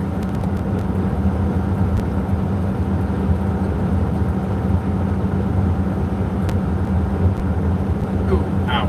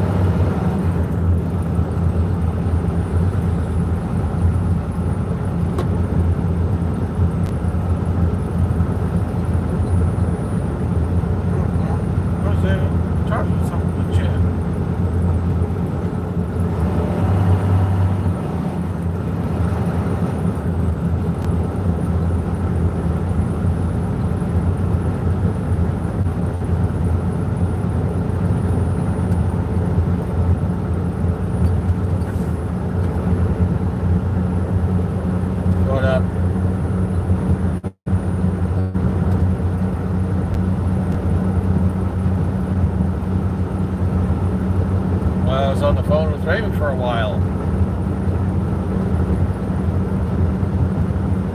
I just got off.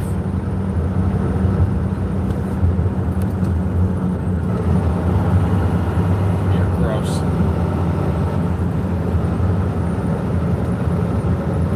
You've got your mind in the gutter.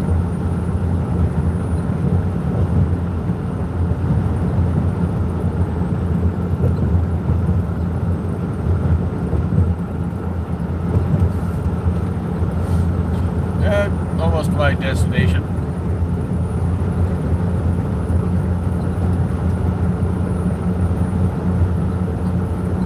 I dropped this morning, picked up, and I'm almost to my next drop.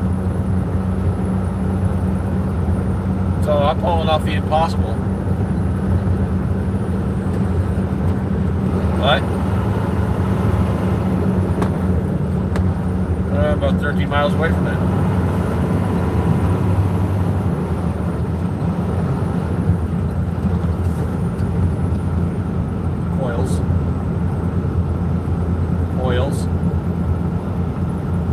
Coil. Not oil, coil.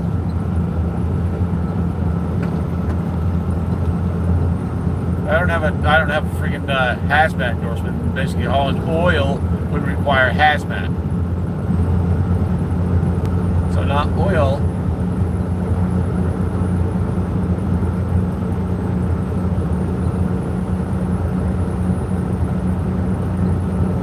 I know nothing.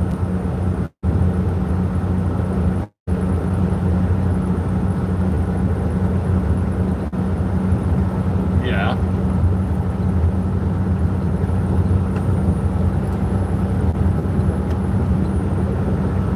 And yet I've been up since just right before 4 o'clock in the morning. My time. No. I got an hour 46 before my clock runs out.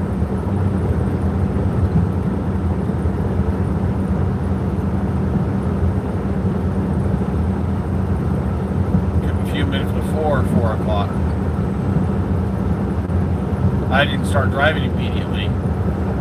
I sat there waking myself up. Because I really didn't want to get up. I wanted to sleep in a little longer.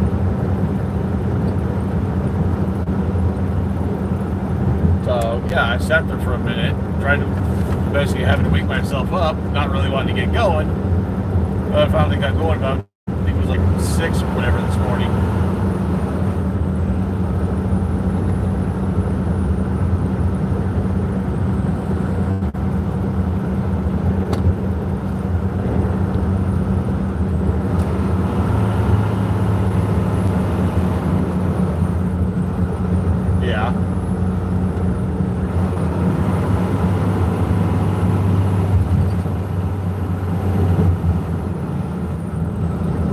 About 10.5 miles from drop.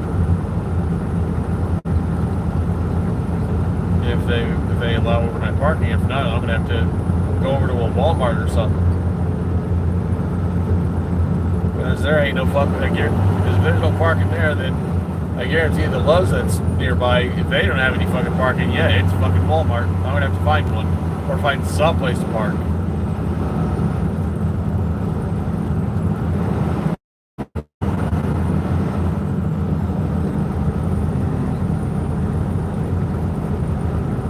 No. 7 or 8 o'clock today.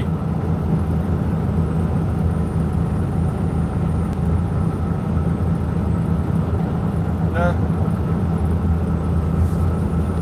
Not really.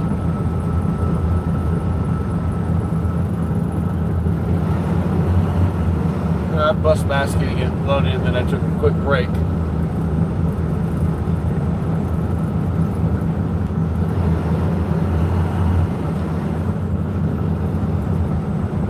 Here, I'm gonna send you this picture. Show you basically what I'm hauling. One thing is that Funny thing is, I was able to get it balanced just right. Just going off the load suspension gauge.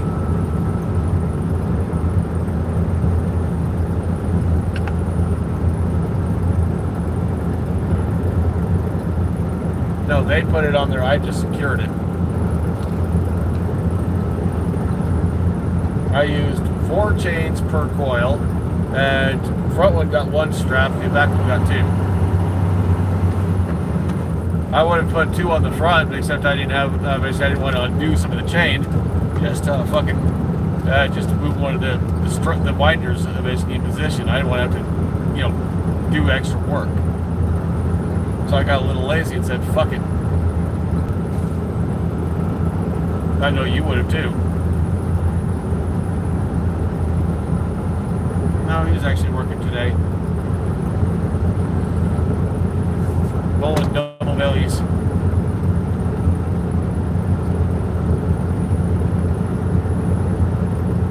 Yeah. Doing stuff. He's doing stuff like 3/4 inch rock and shit like that.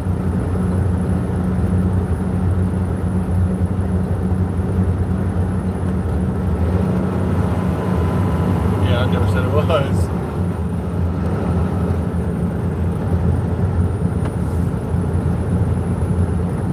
Yeah, except the thing is, with that company, it's basically they shut down for the winter. No, because I want to keep working.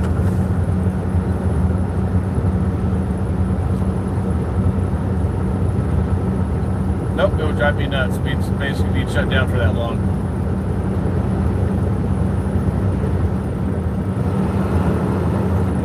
Actually, God, it did.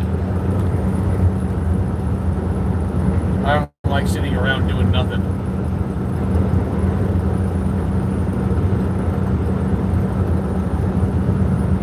No, I'd get bored of that real quick.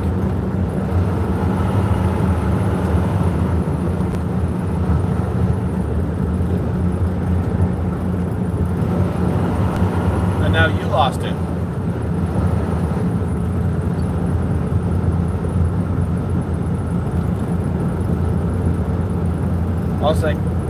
All I can say is,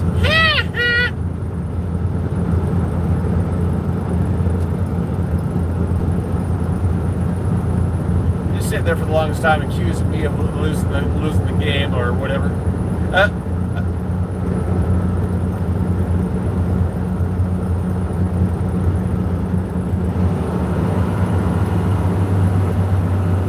can still say, ha ha.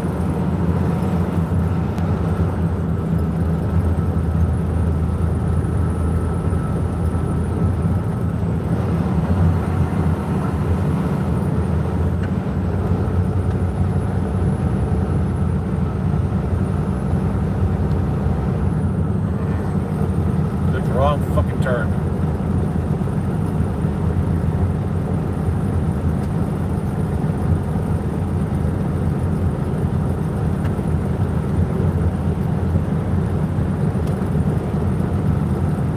Okay, maybe you did miss my turn. You're gonna basically, what would I, what?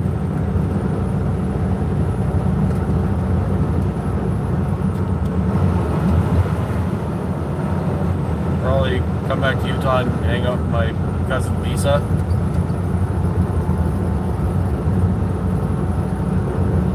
No. She's not.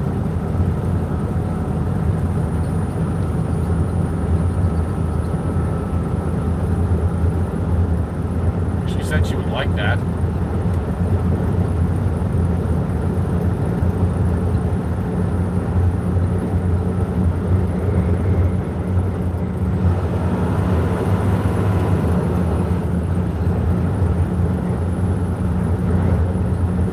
Finally be able to hang out with them for Christmas and shit. Because last year I tried hanging out with Raymond for Christmas, and that didn't go over well. Ended up spending time with Brett and them. For Christmas dinner and stuff. Anyways, I was cool with that.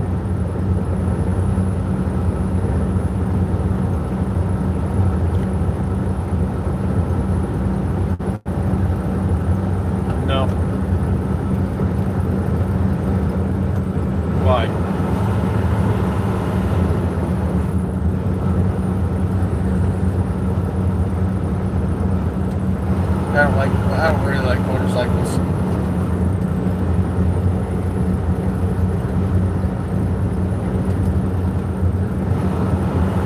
That I'd go for, but not a motorcycle.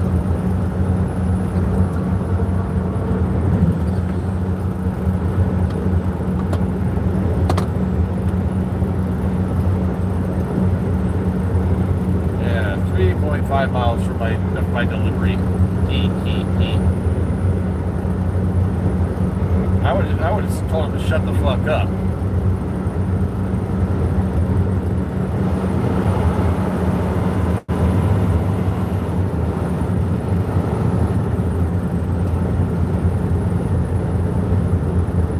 Yeah.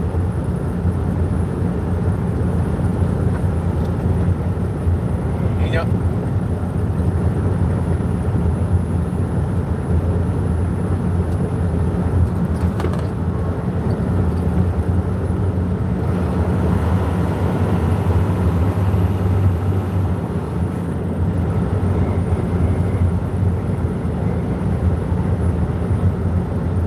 Yeah, in other words, basically they can't keep you down.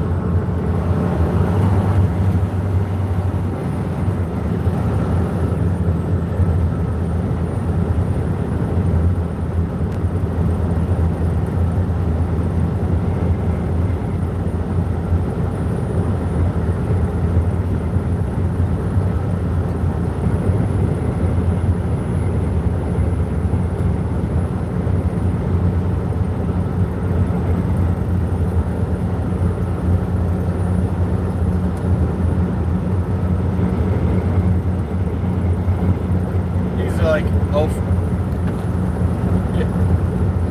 He's like, oh, shit.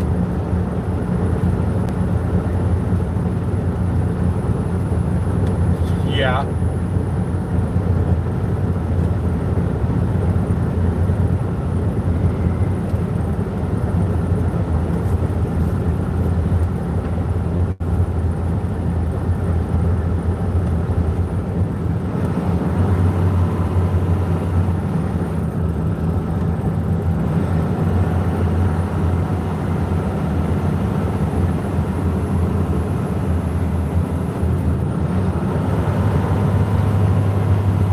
Yeah.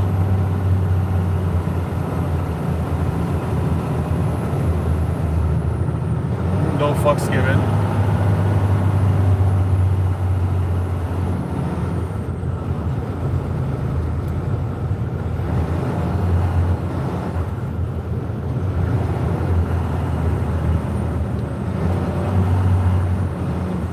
Yeah.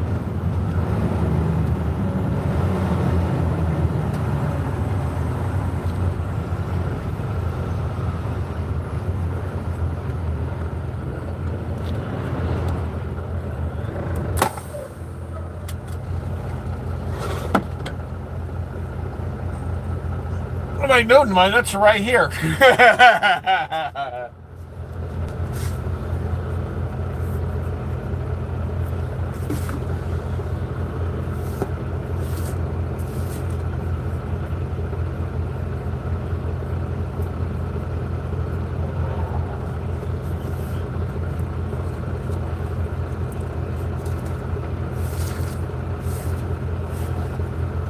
Yeah.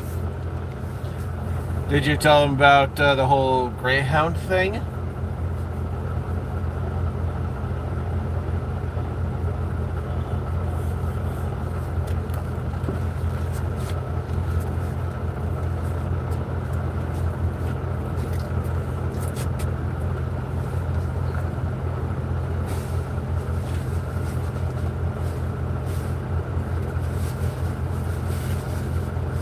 Yeah.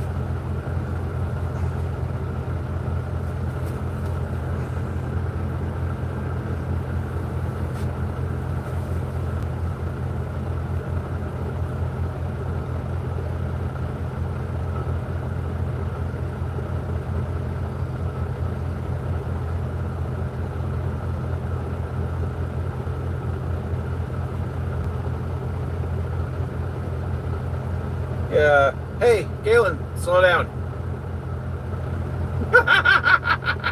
Fuck,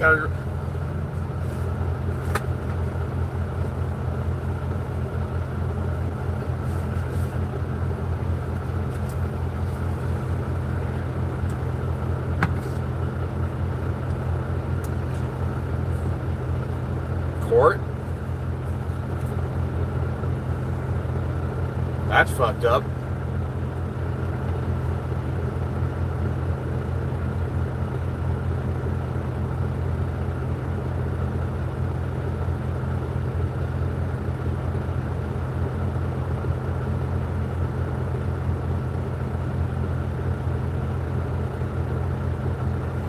What I would have done is I would have taken my phone and taken a screenshot of the phone, of the other phone, so I wouldn't have to send it. I'd just take a picture of it.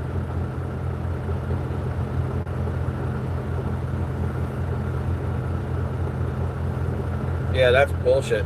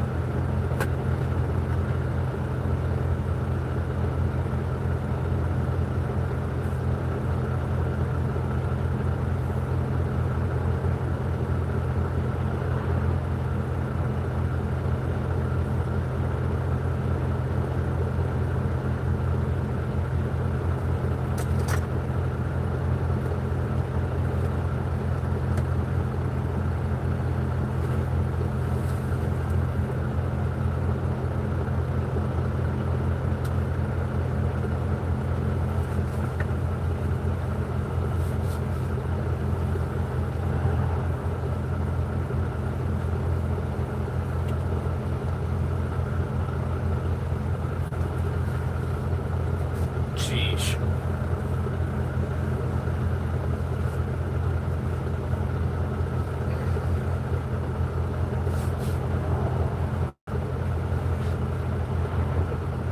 Yeah, sloppy seconds, thirds, fourths, fifths, and sixths.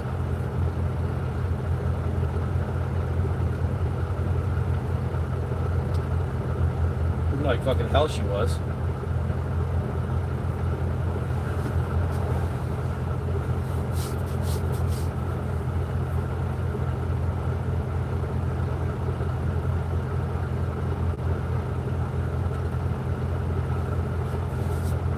Yeah, as soon as I found out that, I'm like, bitch, you ain't kissing me no more.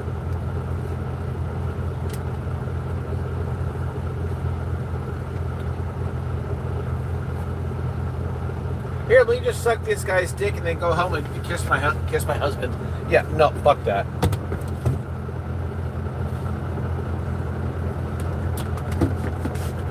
Yeah, she's because you could have fucking sued her ass.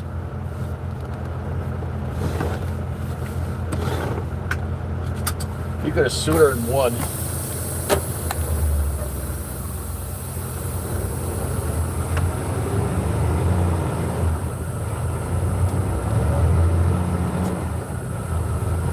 And then what?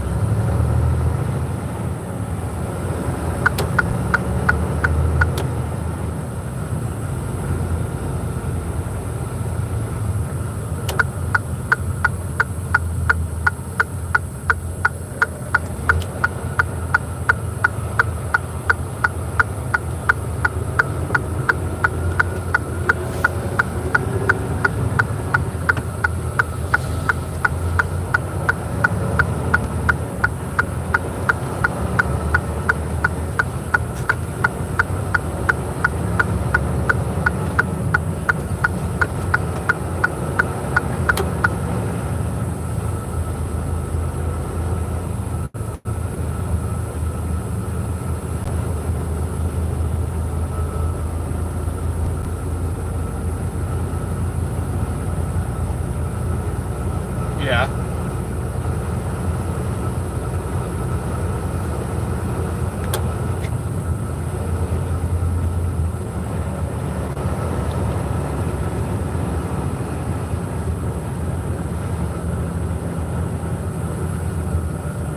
Sheesh.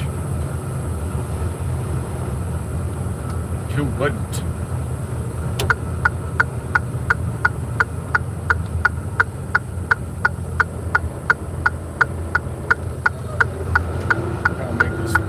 Turn as wide as I can. Fucking another narrow ass turn.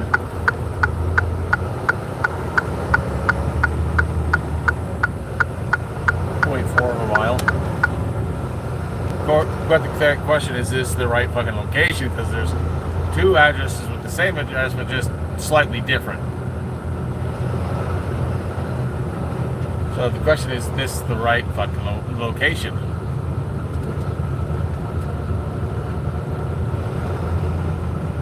I know.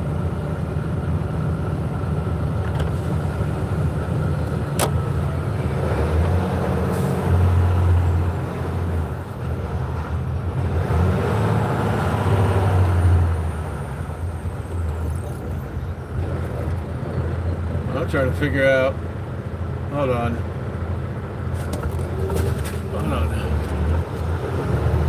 What does this sign say? I think this is the right fucking location.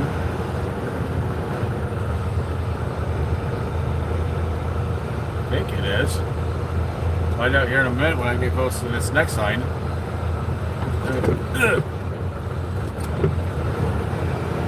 Yeah, that one says just good morning. That don't fucking help.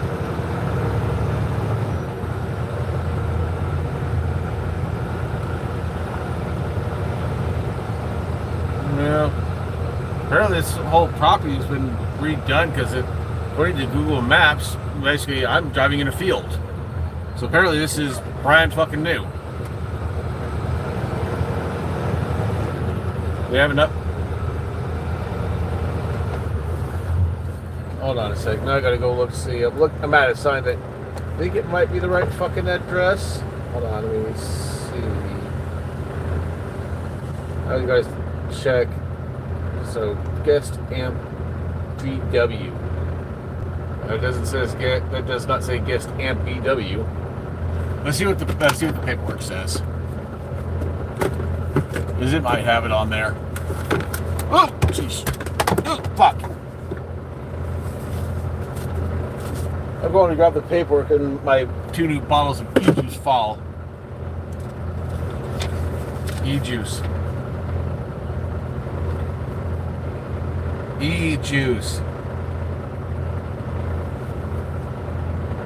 So, hold on a sec. There's somebody in a pickup truck. Hold on.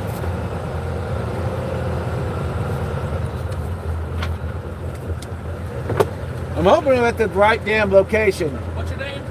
Tyler. Tyler, what can you see well? I'm just a little confused. Did I call you on the phone or what? I don't remember you calling me. I was just wondering if I'm at the right location.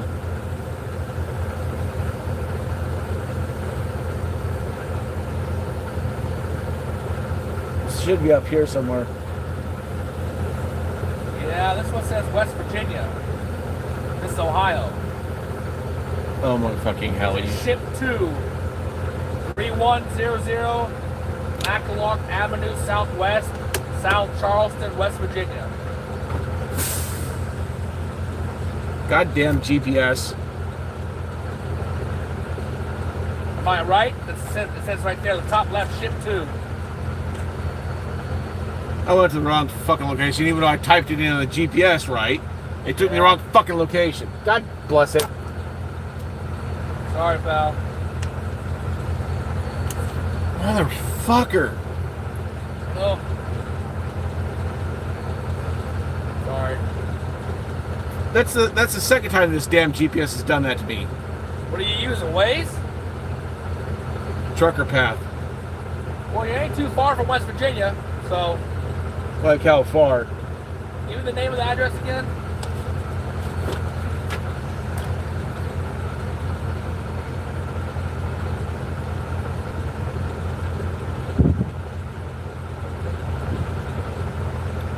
I can't believe this shit. I typed the fucking address in correctly. And it fucks up and brings me here. Motherfucker.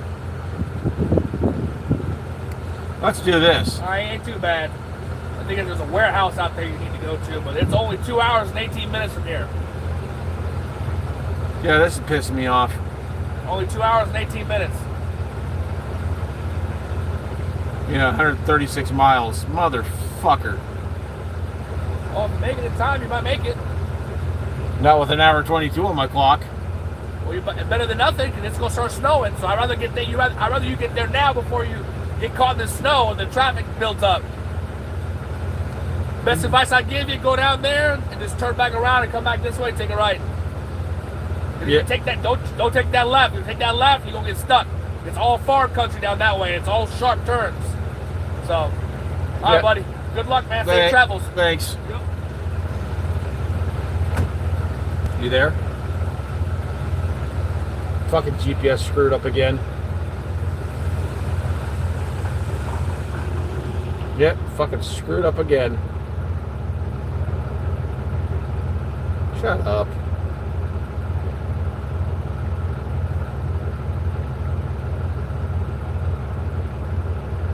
Yeah.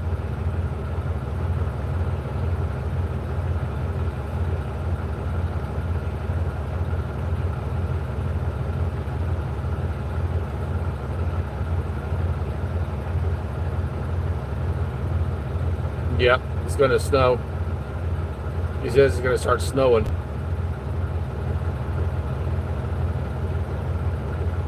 Nope. No, basically I put in the address right, but basically the GPS screwed up and took me the wrong fucking address. And this time I didn't fucking double check it like I normally do. Yeah, I'm pissed.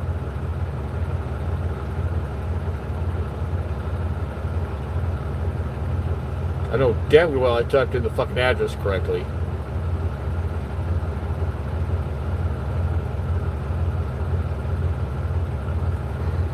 Yeah, I'm typing it again. Yes.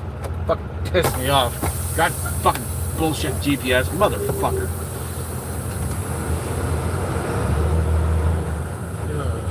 Son of a...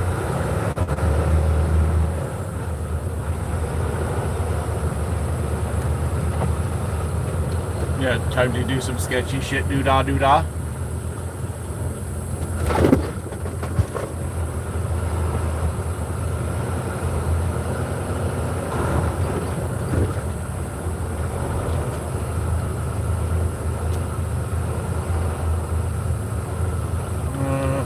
Now I just have to turn the damn truck around. And the GPS is freaking out. It's like, why the fuck are you in the middle of a field?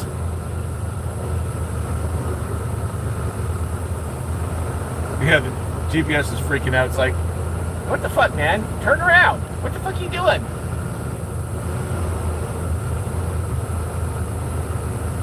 So, I see an area right here where I can basically spin this bitch on a jackknife.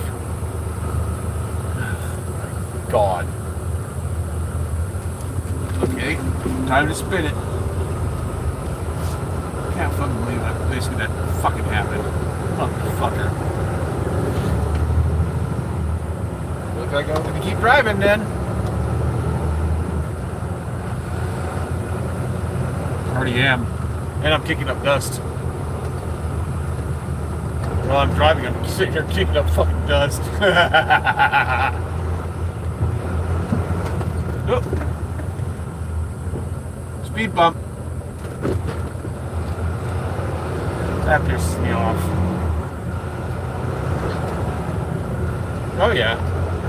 I seriously thought I was at the right location, but no. GPS just had to go fuck up.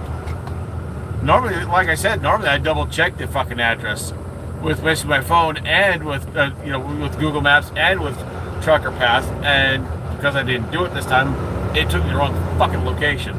God bless it. Not the first time that I've fucking done that.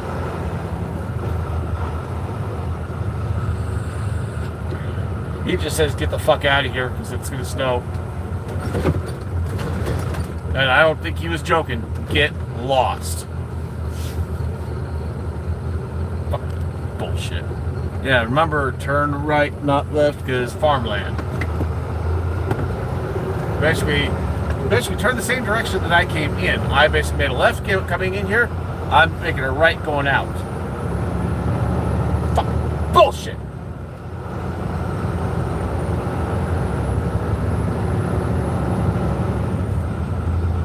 It says it'll take me 2 hours, 17 minutes to get there, and I've got an hour something on my clock. No, fuck the fidgeting. I'm just just use PC and use like what the fuck is it called? I can't remember. Not personal conveyance, but safe haven. That's the word I was looking for. I mean, I don't do that too often, so I mean, it's not like DOT's gonna freak out about it. I do only use PC only when it's absolute fucking necessary. Fucking bless it. That shit pisses me off every fucking time. I just gotta remember from now on. Double check the fucking address with 2 different GPSs. Motherfucker.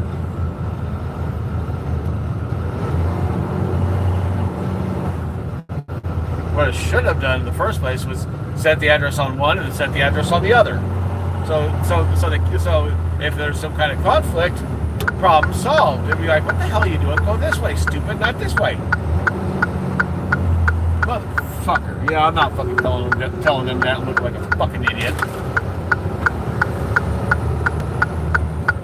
Like I said, I've already done that once with them and fucking pissed me off, and I had to do some sketchy shit.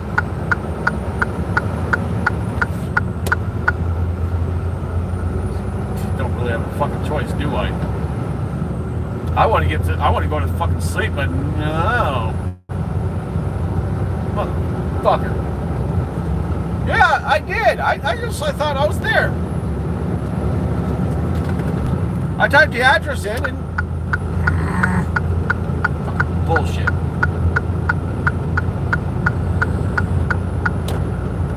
Usually I double check this shit, motherfucker. Don't you dare come over, motherfucker. Not yet. Jackass. A semi-truck literally just cuts right in front of me. Like a fucking idiot. Just turns on his turn signal and doesn't give me the proper distance, and he just comes over right on my bumper. Jackass. When I finally get up to speed, I'm gonna flip him off. I'm not up to speed yet. And just for that shit,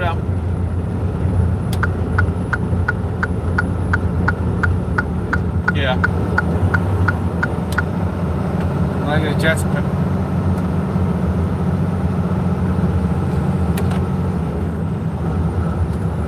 yeah, it's fucking pissed me off. I can't believe this shit.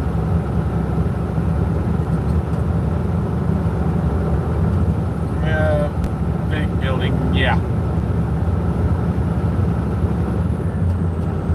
I just told him he's number one. Give him a taste of his own medicine. Give him a taste of his own fucking medicine.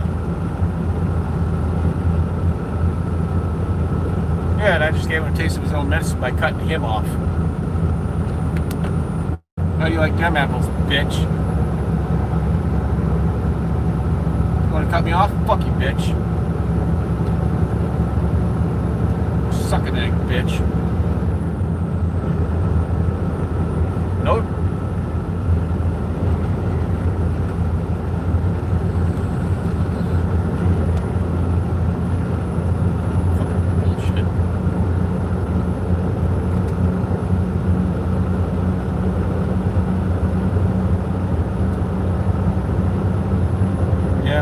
Just gave that dumbass a taste of his own medicine. A dose of reality. You cut me off, I'm gonna cut your ass off. Fuck you, bitch. A dose of reality, bitch. And I even laid on the fucking horn, giving him a warning. Hey, don't do that.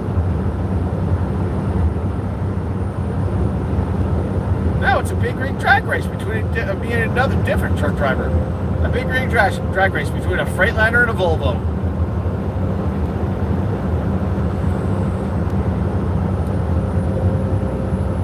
I have got the Freightliner.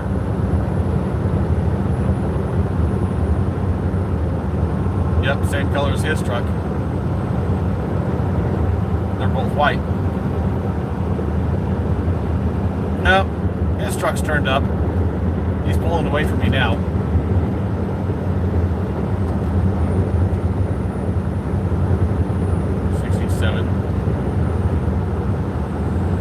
Lame. I want to turn it up to 75 or 70. No. Good for you.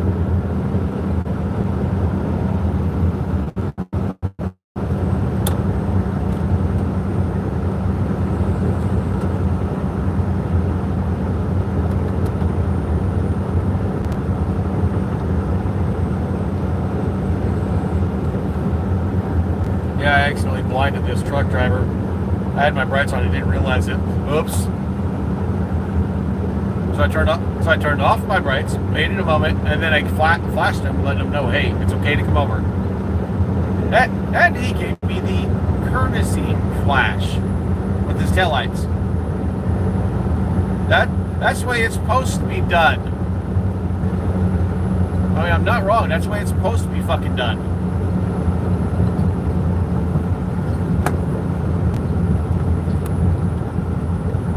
I got an hour 11.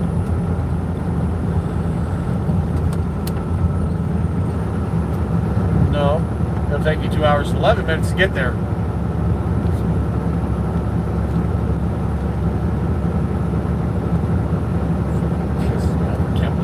Fucking did that. God bless it.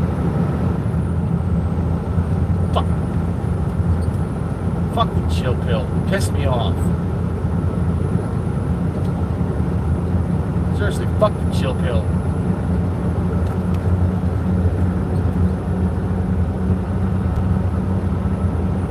Who did?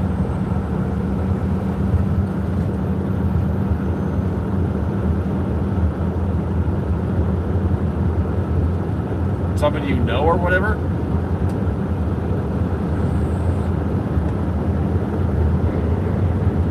Yeah. Yeah, I was about to actually, I don't say the Lord's name in vain. You know I won't do that.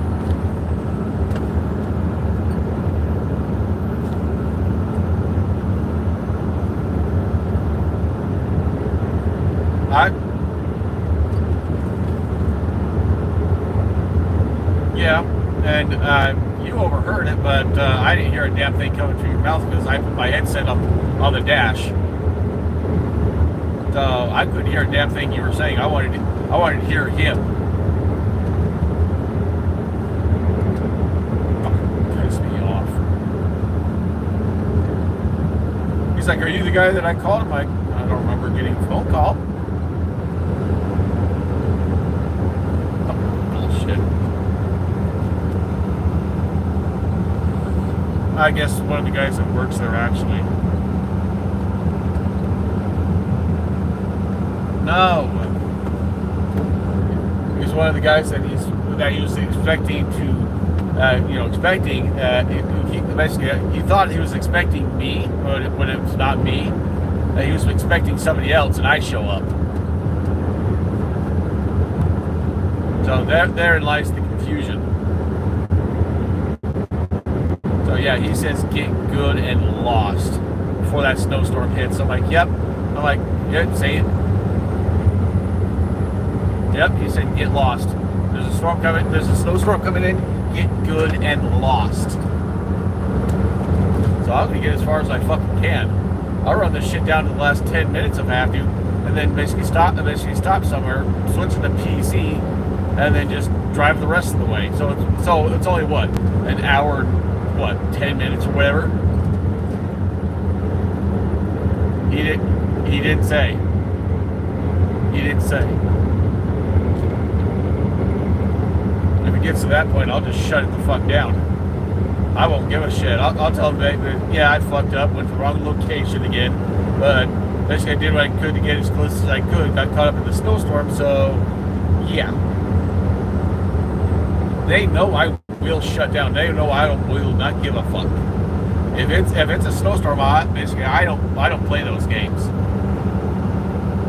They know that because I've shut down basically because I was scared shitless. I mean, I was driving to one of my destinations because it was snow real bad. The truck barely fucking made it. And I mean the truck, not me. The truck barely made it because I was trying to climb a hill, and the truck slowed down and stopped. I get my foot fully on the throttle, and it slowly crept up to the top of that hill. And by the time I got there, I was shaking like a dog. Scared the fucking shit out of me. And then Octavia and Brandon are like, we need you to go pick up that load. I'm like, not happening today. Not with the way the roads are looking. You kiss my ass. I actually said that to him. I'm like, kiss my ass. No. And then I took a picture of my surroundings and I sent that to them. I'm like, with this truck being light like it is, I barely got any traction at all. What makes you think I'm gonna fucking drive anywhere with no weight on the truck? I don't think so. He's like, all right. I'm like, yeah, I'm not playing that fucking game. I'm not gonna take a chance that I wreck your fucking truck because you want me to go pick up a load when it's fucking snowing real bad. Not happening. So I just said flat out no. Come the next morning, most of the snow was melted. I'm like, okay, I can get going now. The roads were cleared. I'm like, okay, I'm good. Oh, shit. Quiet. Trying not to get this load to come through the cab. Fucking light just changed. And I'm trying not to stop on the brakes. Now I'm actually at a crawl, so I'm safe. But I hate it when I have to haul coils and have to deal with that shit. I'm afraid if I stop on the brakes too hard, it'll come through the cab, and you know it could. You know.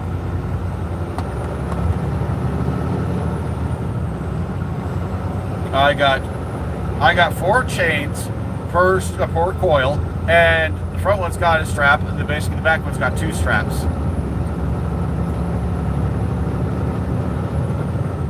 I said I have 4 chains per coil. I still don't want to take a chance by the fact that I have to stop on the brakes because it also takes 1 chain to snap and then it comes through the cab. Or maybe 2 chains snap and it comes through the cab. I'd rather not stop on the brakes, not with something like this behind me. And I know you don't blame me one fucking bit for that either.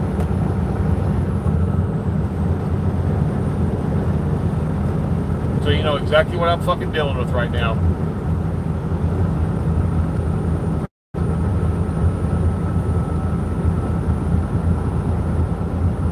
Of course, you saw the picture.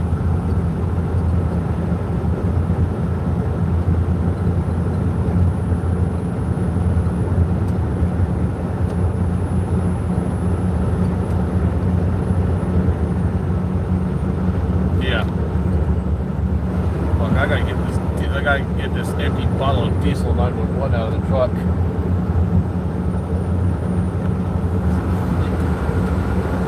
You know what diesel 911 smells like, right? It smells like absolute dog shit. And it gives me a fucking headache.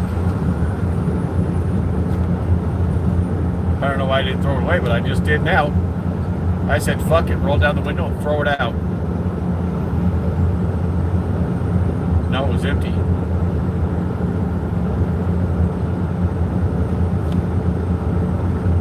Yeah, I don't know where this snowstorm's coming from, but I hope it's not in the direction I'm going.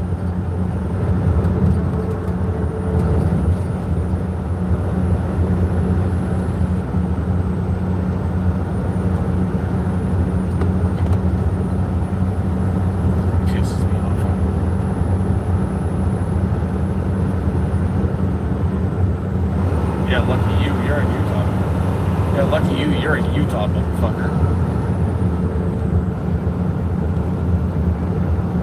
I have to drive through this shit on a regular basis during winter.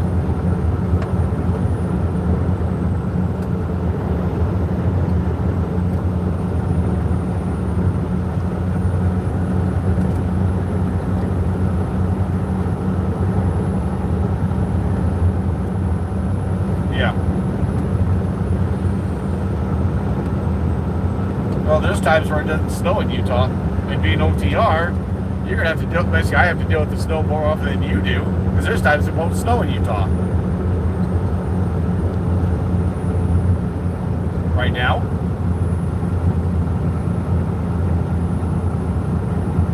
No, Raymond said there was no snow. He lied. He lied.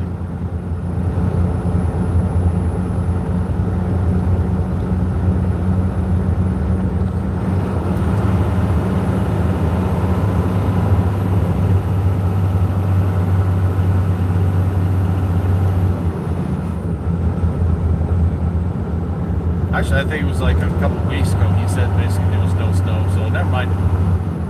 Never mind.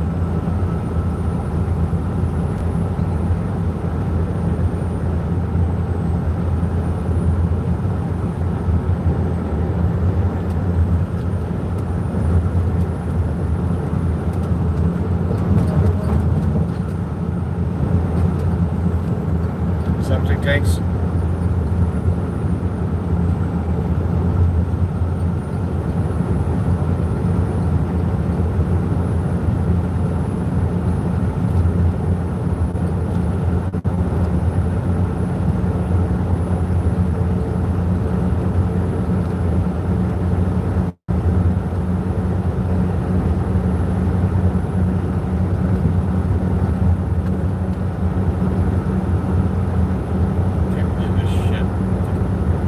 Yeah, I'm pissed.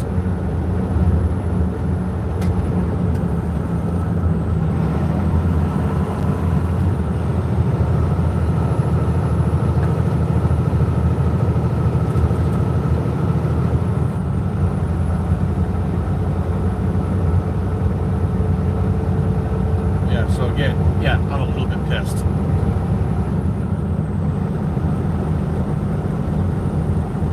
Yeah, I slipped and I didn't double check. Normally I do.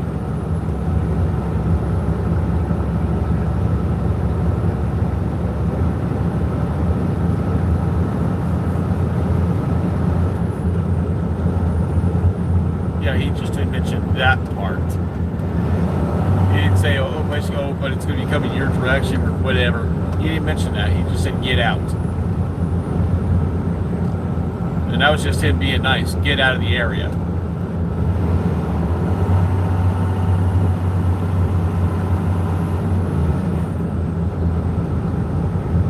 No.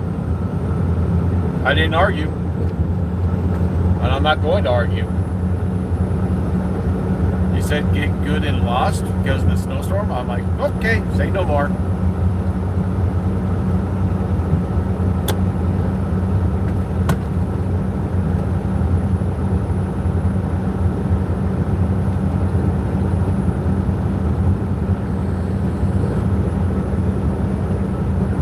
Sherlock, what was your first fucking clue? Ha ha, Cybertruck's getting towed. Ha ha, ha ha. No, I just passed a tow truck with a Cybertruck on it.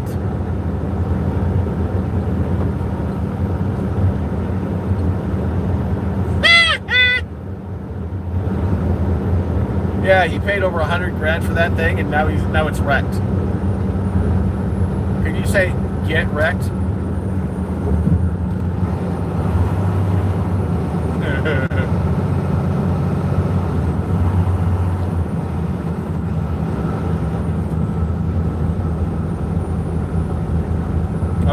I got one. I got one for you. Freaking. This is when I was working for Waddell. Right? Friggin'. At that time, basically, I went and got one of those 54-inch LED light bars, right? Mounted it to the fucking truck because I had to take a 30-minute break, so I'm like, fuck it, I'm putting this light bar on. I got it properly mounted and everything, and then all of a sudden, Waddell called me. He's like, hey, basically, where are you at? I'm like, I'm at this location. He's like, oh, really? I'm coming up on you. I'm like, really? So freaking just basically, at this point, I'm back on the road driving. So I'm like, hey, Waddell, let me know when we're close enough. He's like, why? I'm like, I got a nice little surprise for you. So we basically, he's like, all right, I think I see you. I flipped on that freaking 54-inch LED light bar and blinded his ass.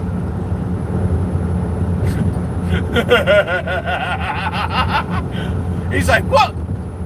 Oh, he's like, what the fuck? He's like, dude, you just fucking blinded me. Was that you? I'm like, just that guilty laugh. He's like, you motherfucker. He's like, how the hell did you do that? I'm like, 54-inch LED light bar. He's like, you motherfucker.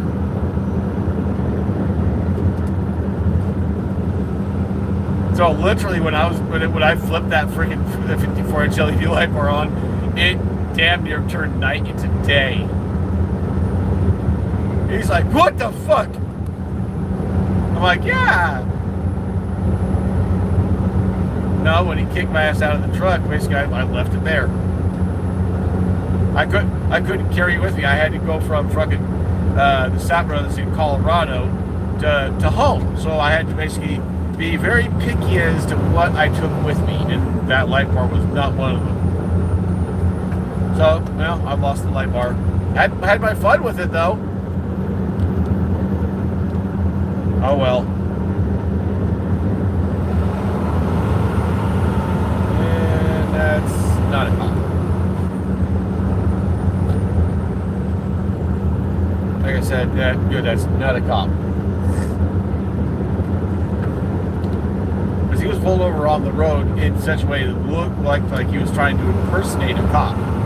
I get up next to him, nope, no markings for a cop car, and it wasn't even a liking of a cop car. It was a completely different vehicle. So it was a small 2-door sedan. So I'm like, nope, not a cop.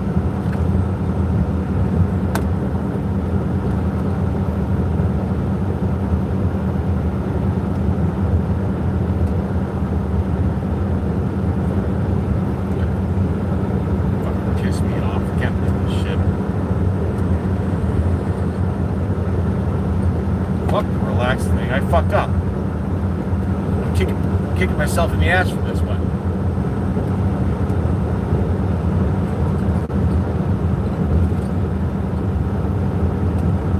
Oh, and basically, Brandon's like, I'm gonna be right here on the phone. I'm gonna be right here by the phone. So, let me know what's going on. I'm like, fuck this. I'm eating this one.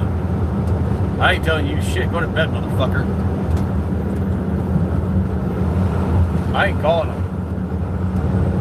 I'll leave him hanging and be like, what happened? I'll be like, man, at that point, they'll be like, this is the embarrassing part. He's like, you went to the wrong location. And I'll be like, yeah, I did. Going too far was like 130 something miles, so not too bad.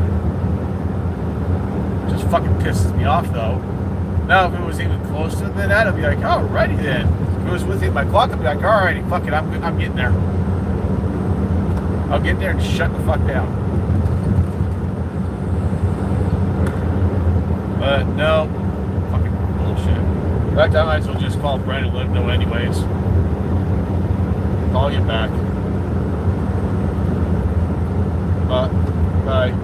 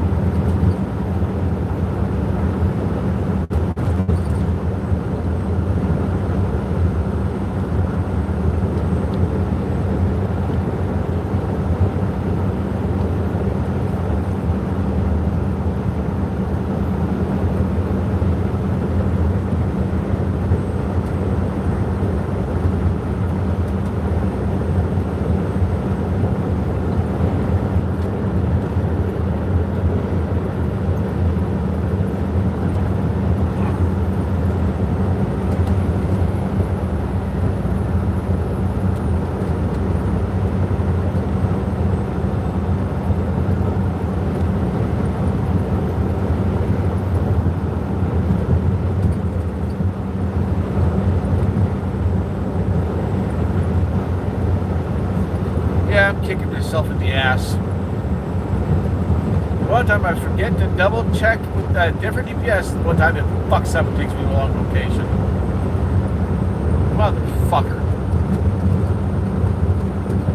Yeah, damn GPS took me to Ohio instead of West Virginia. Yeah, I'm pissed. Dude, the one time I did not double check the address with a different GPS is the one time it fucks up and takes me to the wrong fucking location.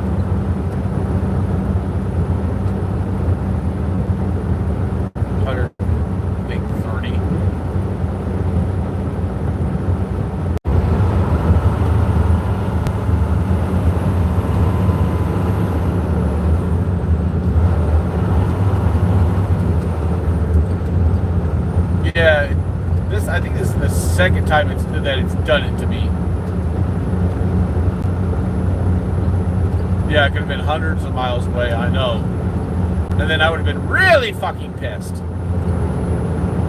And I got 48 minutes on my clock, and I'm still fucking going. And honestly, I've been up since freaking like 3:50 in the morning, and I'm still fucking going. Yeah, it's fucking bullshit. Yeah, freaking. I was sitting there talking to Galen earlier. He's like, just use PC. Just go the rest of the way. Not a good fucking day. And dude, get this, the whole fucking day, I haven't had a damn thing to fucking eat all day.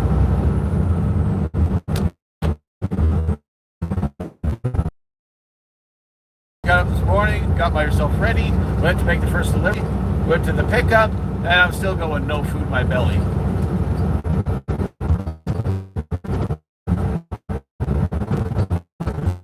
Get someplace and get something in my belly. I'm going to get as far as I can, and even if I have to use an off-ramp for parking, that's what I do. At this point, I got to do what I fucking got to do. So I don't know if you guys authorize basically this PC or not, but like I said, I've been up since 3 in the morning. I basically woke up this morning. My alarm clock didn't wake me up, but I woke myself up this morning. Couldn't get back to sleep. I'm like, fuck it, I'm going.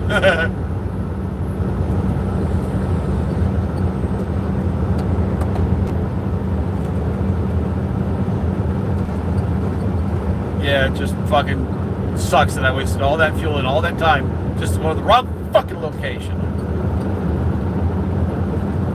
Fucking wasting my damn time. That from here on out, I'm double checking and triple checking. Fucking bullshit. Okay.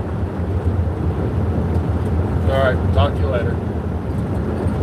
Bye-bye.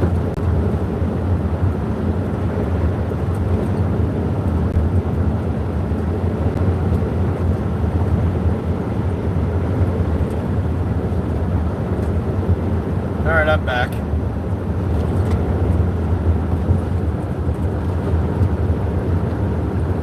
Yeah, and he's disappointed, but he's like, yeah, shit happens. I'm like, yeah, but usually I'm on top of it. Usually I double check this shit. I'm like, dude, I told him, dude, I'm fucking pissed. And I wasted all that fucking time thinking I'm going to the right fucking location. Turns out I wasn't.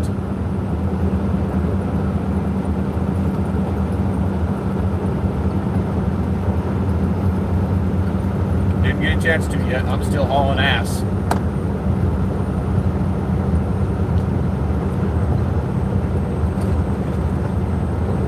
Well, hold on, let's see something. The truck will give you some kind of hint. Still says 48 degrees. Well, that gives me a hint, because if the temperature's not dropping, then that means no snow yet. Usually the temperature will start dropping.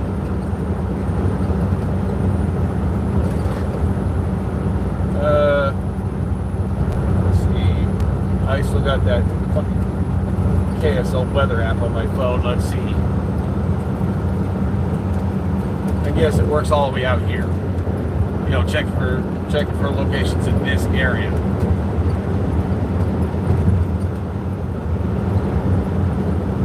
looks like, according to this, I'm heading south. So, looks like I should be clear for a while.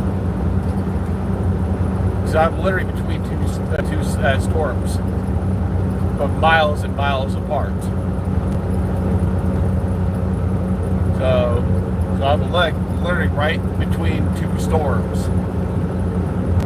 Let's zoom in and see which direction the dot's moving.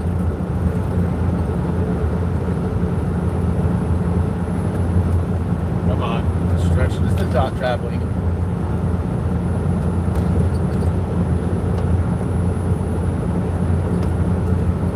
Which direction is the dot traveling? So I know it's going to travel with me.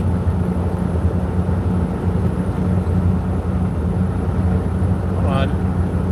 Which direction is the dot moving?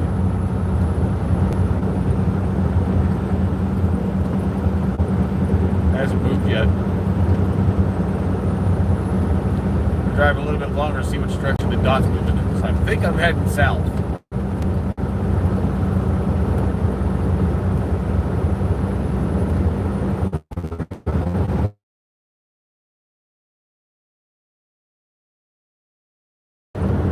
Nope, the dot didn't move. So let's go back. Let's go back to the app. Let's see which direction the dot moves.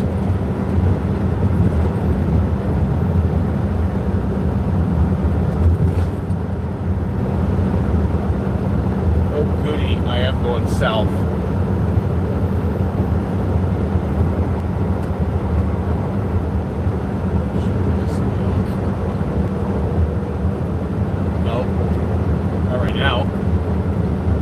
Actually, some earlier, but not right now. Not right now, no. So actually, let's hit this play button.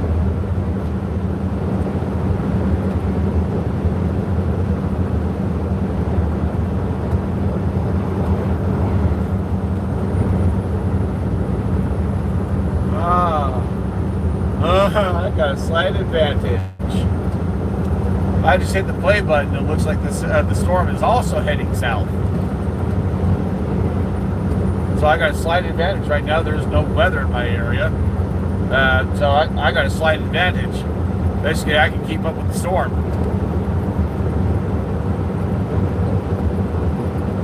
Yeah, I can stay ahead of it. As long as I keep moving, I can stay ahead.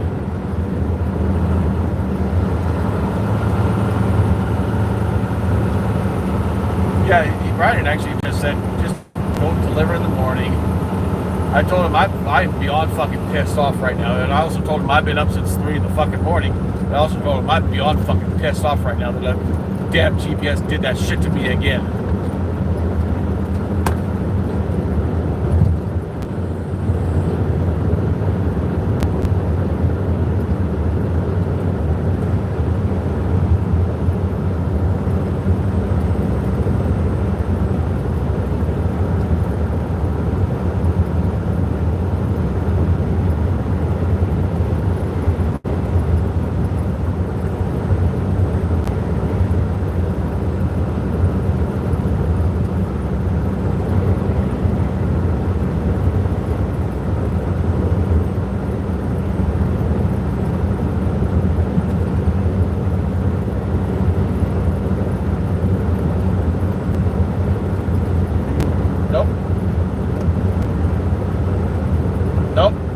Not here, I'm there.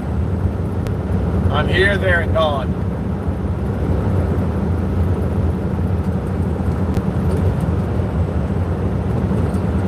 Well, at least Brandon knows what's going on. I mean, I didn't want to tell him, but I also figured he has to know.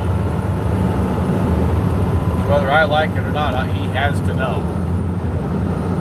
Because I let him know that GPS fucked up again. But that only happens once in a blue moon, because normally I double check the shit. So only twice in the whole time I've been working for the company. That's not bad.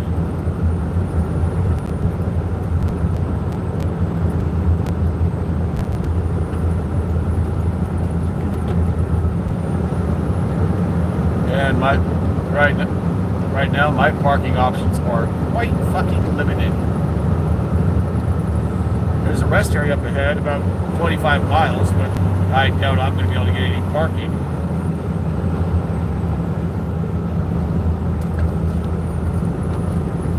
Said do what you can, just get it there in the morning. I'm like, well, okay.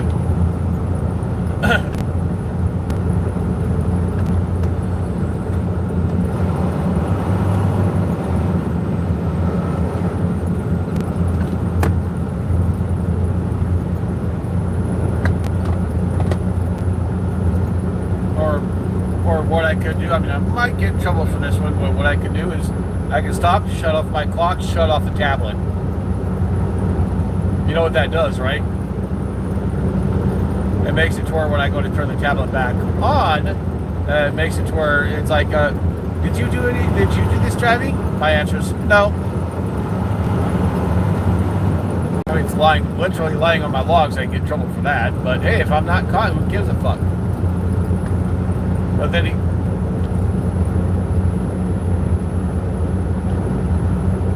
I don't have that option because of the whole e-log mandate bullshit.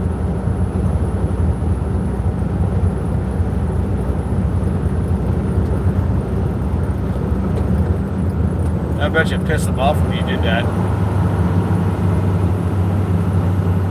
What they're at? Let me guess. Their answer is just get it there.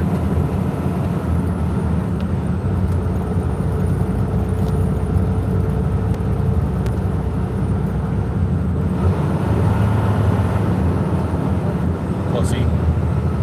Let me guess. You drive for a couple of hours, and then he was done.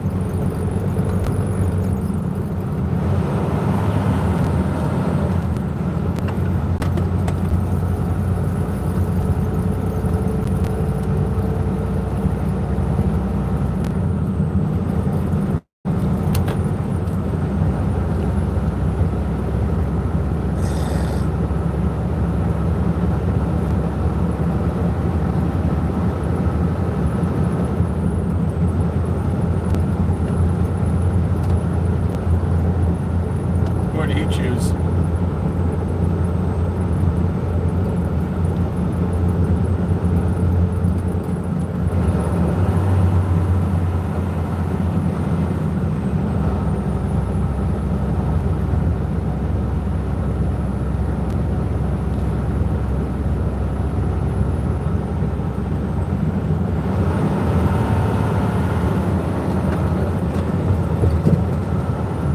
Yeah.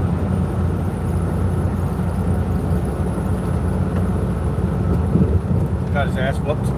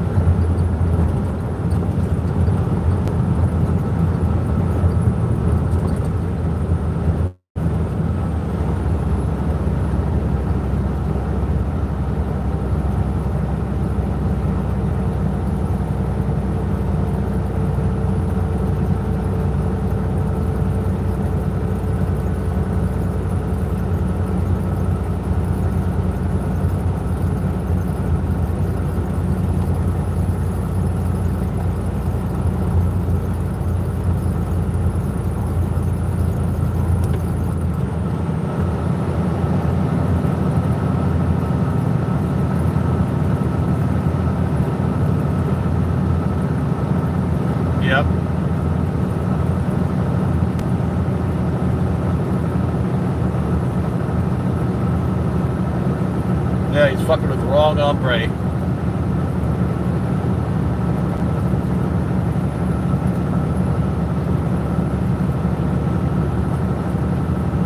Even if he was low on hours, he didn't care.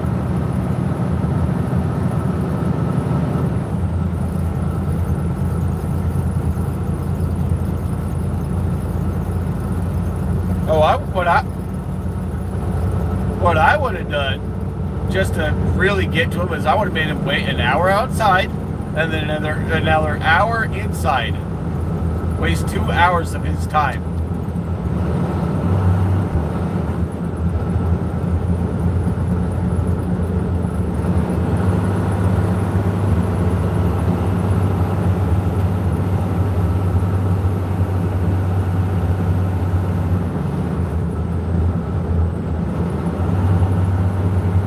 Just to fucking piss him off.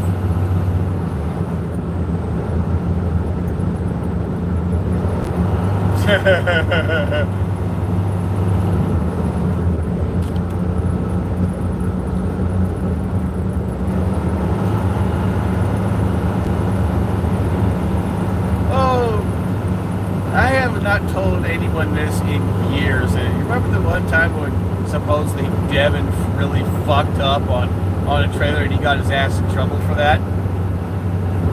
That was me.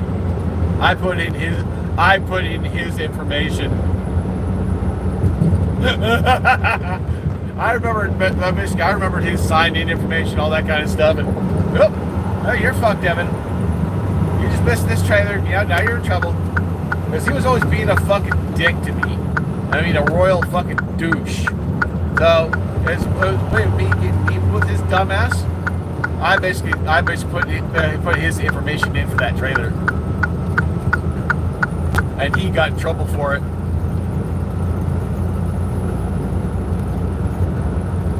Yeah.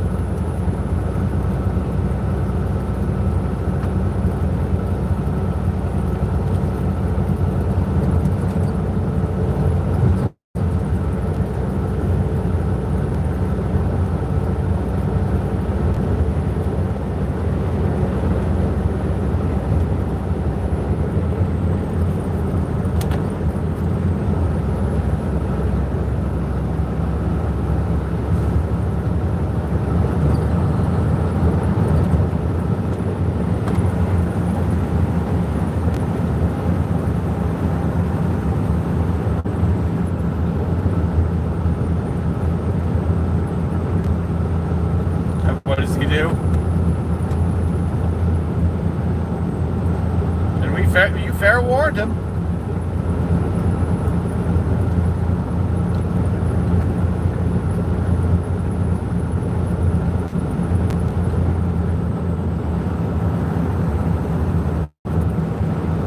Backfired.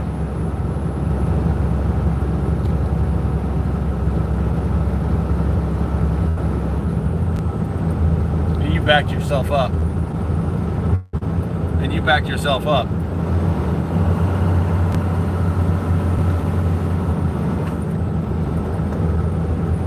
Yeah.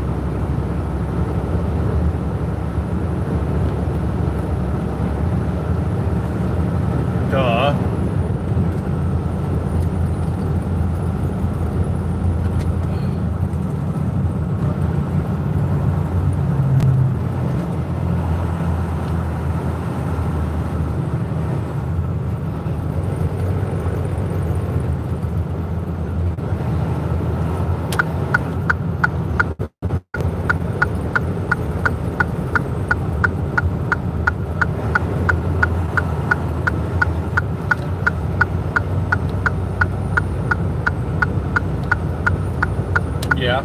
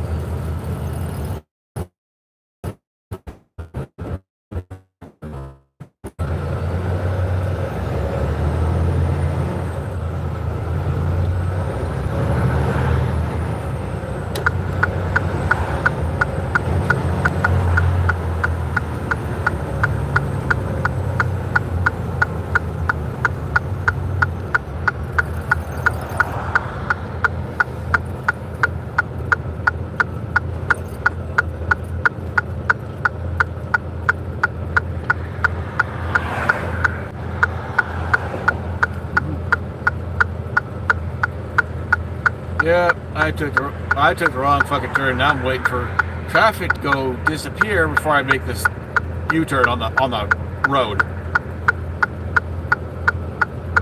I don't want to see somebody. I don't want somebody seeing what I'm doing.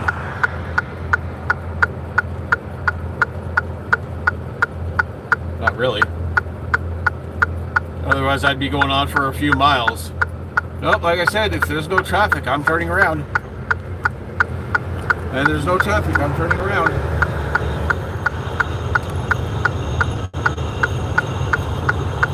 Hold on, jackknife.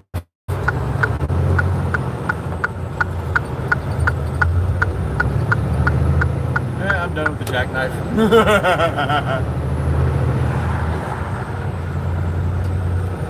Only one person saw it. I don't think they care.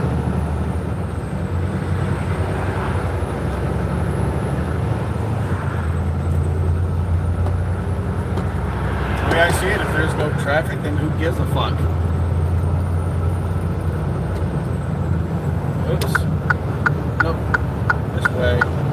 Not that way, this way. Yeah, this area is a little confusing.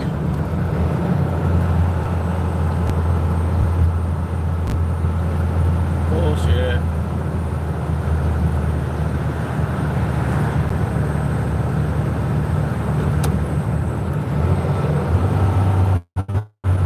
His fault, not yours.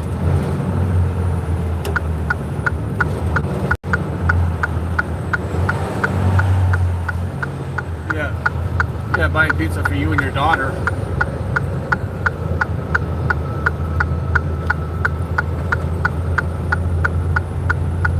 You offered.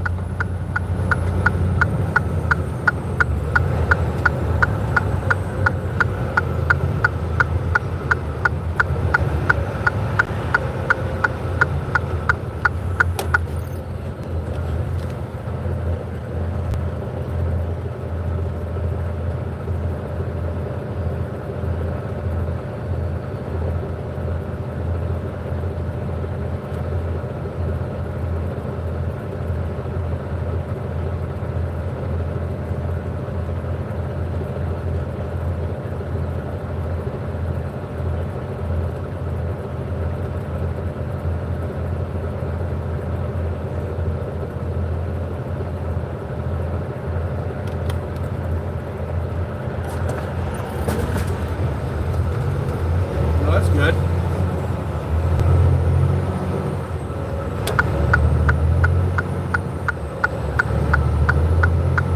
Well, I just saw a shoulder, so I took it and easy.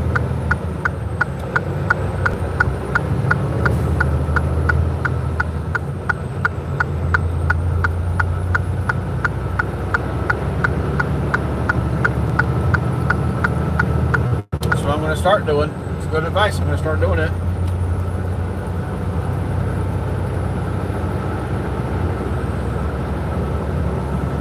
Yep.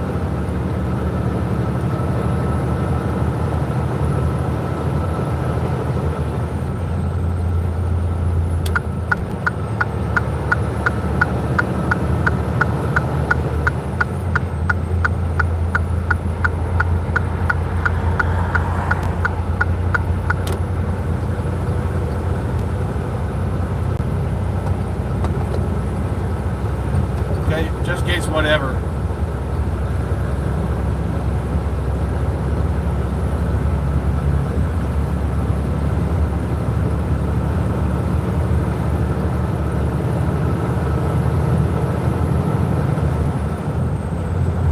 Yeah. Yeah, what I can do is get myself another little one of those like metal briefcase you can get from the fucking truck stop and just stash the money in there.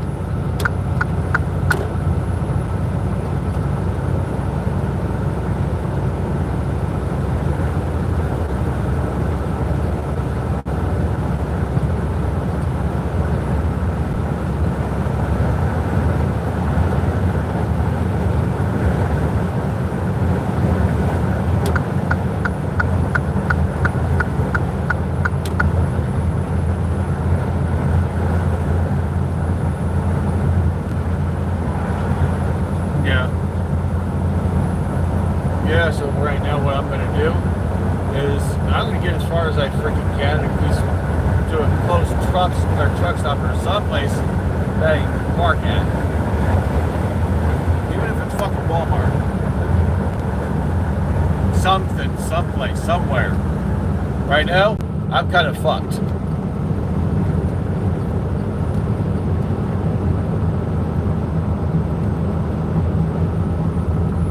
I had 26 minutes left.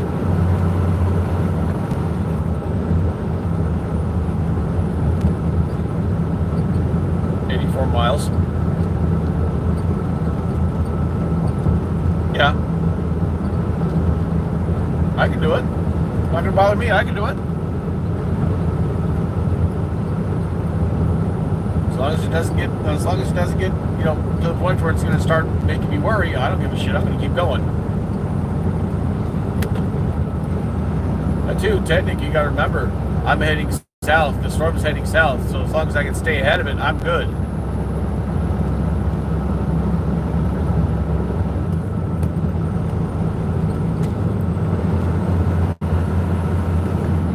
Oh, I'm definitely going over my fucking logs. Except I'm using PC. Basically, Brandon said just get it there in the morning. I'm like, okay.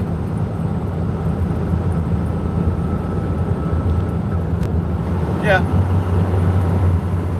I'll just chalk it up to another one of my dumbass mistakes. And yet, I'm still fucking... Basically, I've been up since fucking... What? 3:55, something shit like that, whatever. And fucking, I'm still going. Nothing.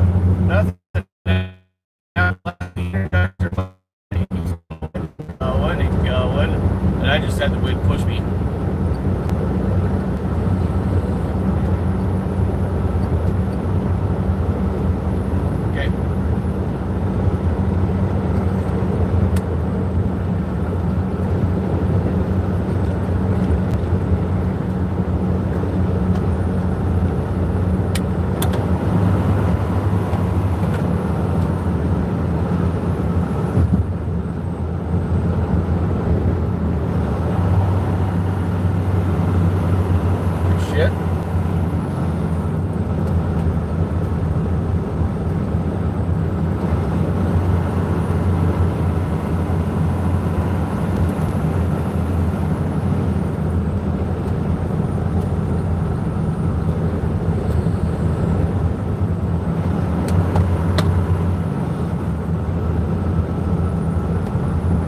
Nothing?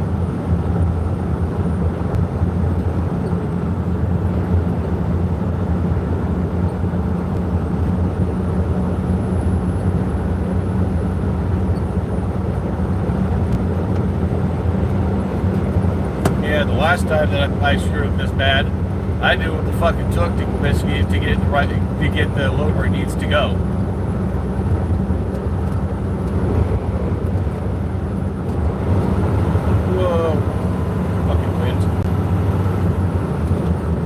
Didn't have it, the mirrors did.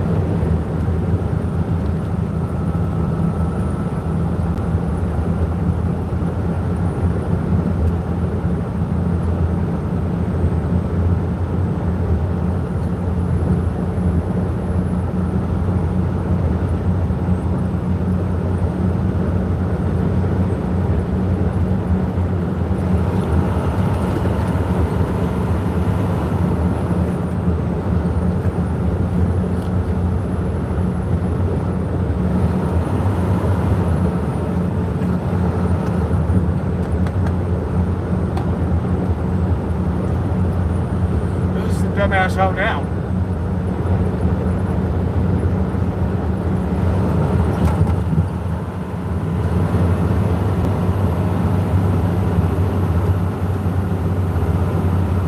So who's the... Yeah.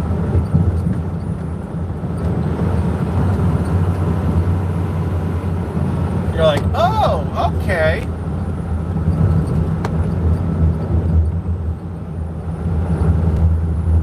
Yeah. Stupid wind just keeps pushing me.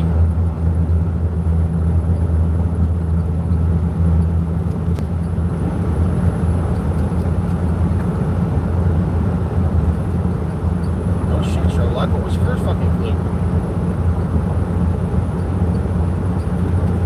I know, it's a saying. I used to hear that all the time as a kid.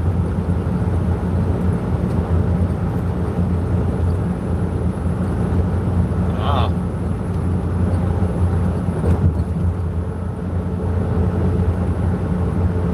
Yeah.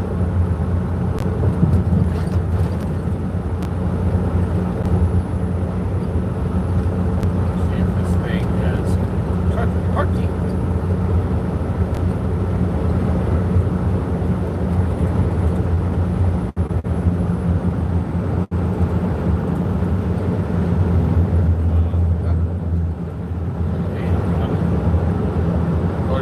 That location does not have parking. Truck parking, that is.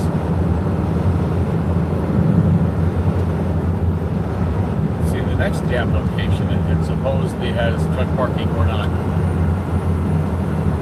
That's on the opposite side of the road.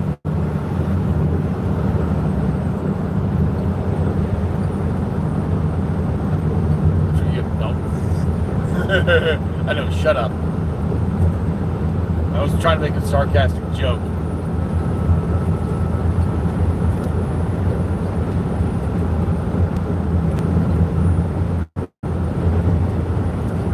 Apparently they think I'm Superman right now with what I'm doing. Yeah, no. My only option right now is that fucking rest area up ahead. There's nothing else. Find out when I get to that rest area. If not, I'll make one. As soon as I get my clock back.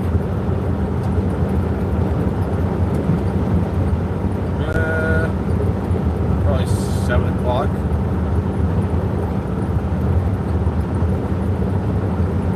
Okay.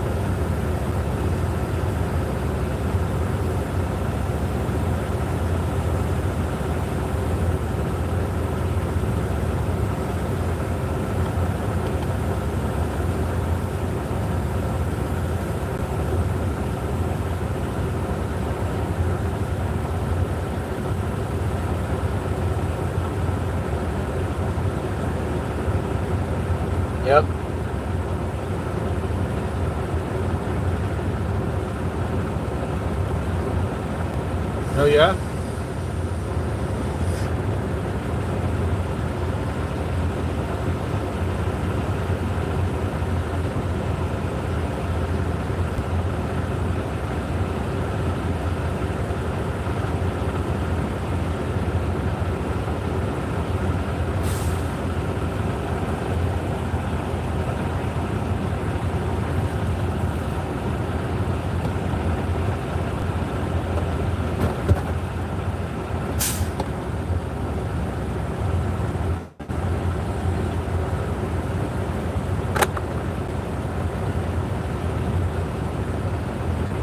I don't know.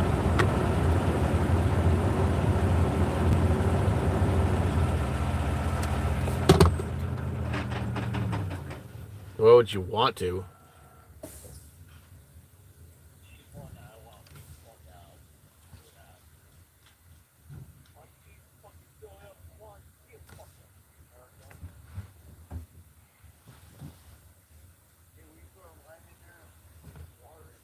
Put a lime in the coconut and drink it all up.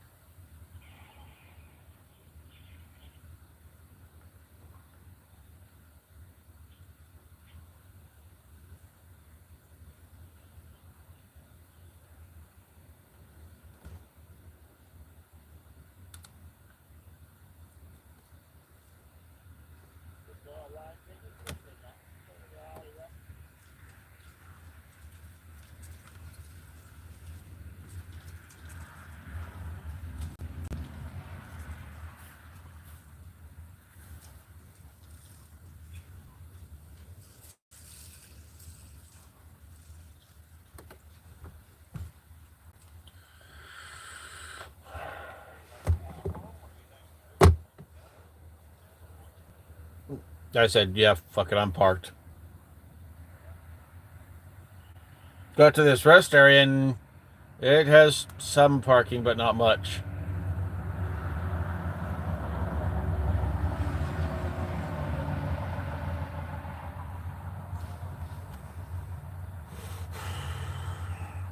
And I'm 73 miles away. So I'm not too far away. Now I'm gonna double check it on my phone, make sure I didn't fuck up again. That'd be really fucked up if I did.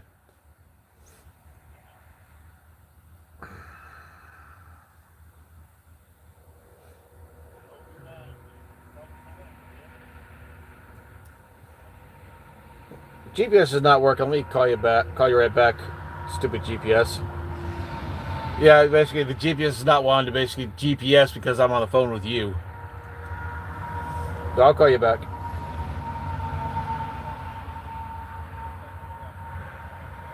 All right, bye. All right, bye.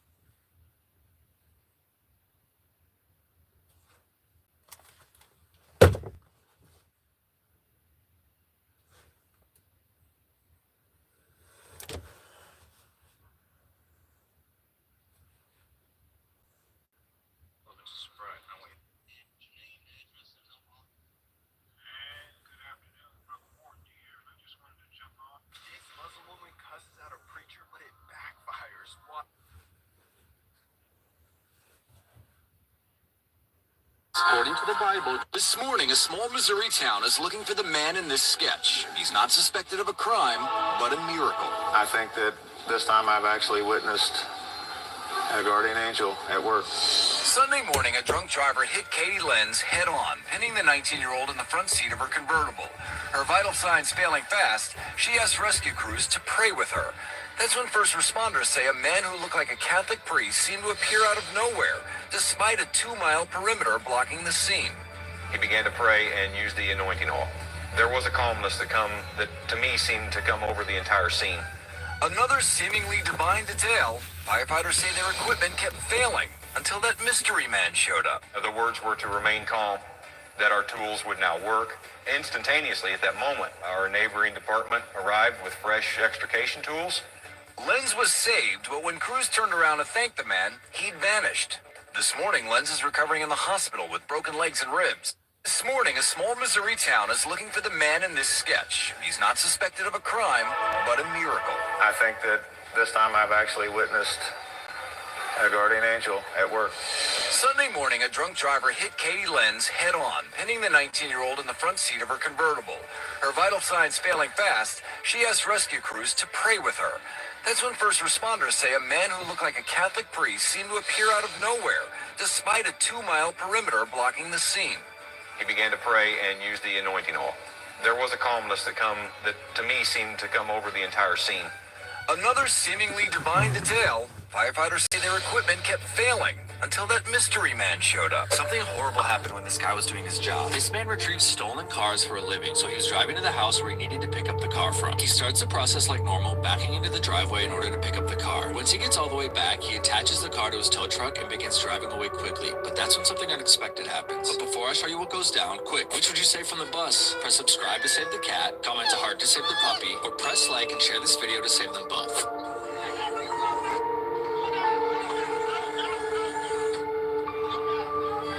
Something horrible happened when this guy was doing his job. This man retrieves stolen cars for a living, so he was driving to the house where he needed to pick up the car from. He starts the process like normal, backing into the driveway in order to pick up the car. Once he gets all the way back, he attaches the car to his tow truck and begins driving away quickly. But that's when something unexpected happens. But before I show you what goes down, quick, which would you save from the bus? Press subscribe. Father in heaven, in this moment I come before you with a heart yearning for your strength and guidance. Lord, fill me with courage to face today's challenges and faith to trust your plan. Help me grow in wisdom, kindness, and love. When I feel weak, remind me of your power within me, and when I doubt, anchor me in your promises.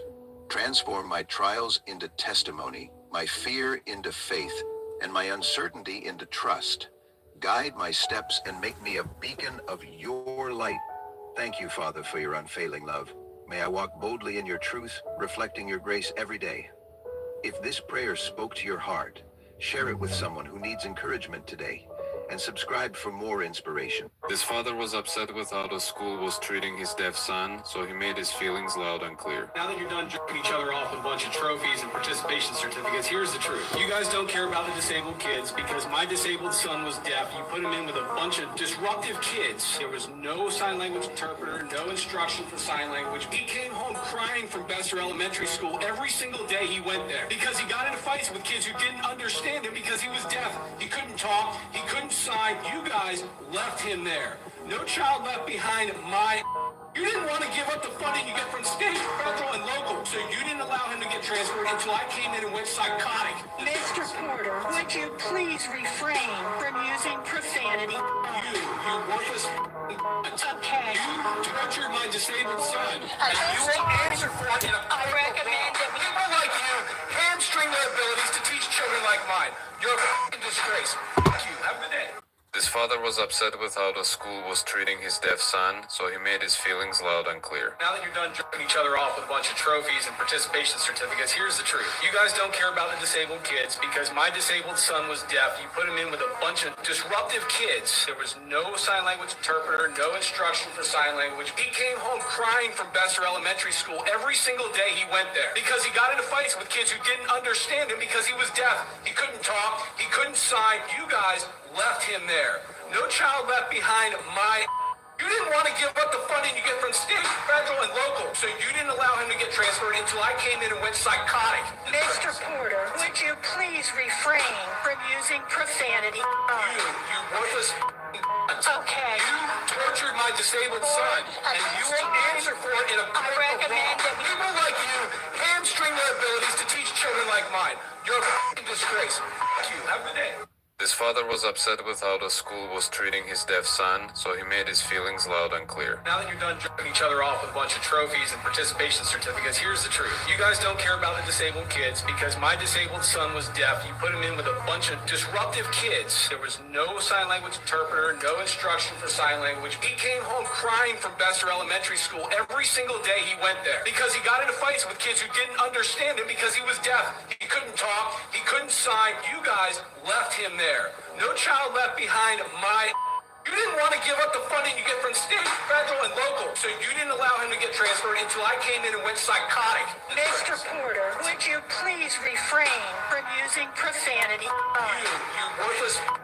Okay. You tortured my disabled son, and you will answer for it in a court of law. recommend that you- People like you hamstring their abilities to teach children like mine. You're a f***ing disgrace. F*** you. Have a good day. His father was upset with how the school was treating his deaf son, so he made his feelings loud and clear. Now that you're done jerking each other off with a bunch of trophies and participation certificates, here's the truth. You guys don't care about the disabled kids because my disabled son was deaf. You put him in with a bunch of disruptive kids. There was no sign language interpreter, no instruction for sign language. He came home crying from Besser Elementary School every single day he went there because he got into fights with kids who didn't understand him because he was deaf. He couldn't talk. He couldn't sign. You guys left him there. No child left behind. You didn't want to give up the funding you get from state, federal, and local, so you didn't allow him to get transferred until I came in and went psychotic. Mr. Porter, would you please refrain from using profanity? You worthless.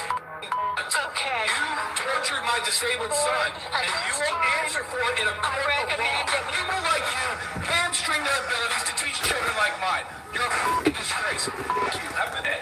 His father was upset with how the school was treating his deaf son, so he made his feelings loud and clear. Now that you're done jerking each other off with a bunch of trophies and participation certificates, here's the truth. You guys don't care about the disabled kids because my disabled son was deaf. You put him in with a bunch of disruptive kids. There was no sign language interpreter, no instruction for sign language. He came home crying from Besser Elementary School every single day he went there because he got into fights with kids who didn't understand him because he was deaf. He couldn't talk. He couldn't sign. You guys left him there. No child left behind.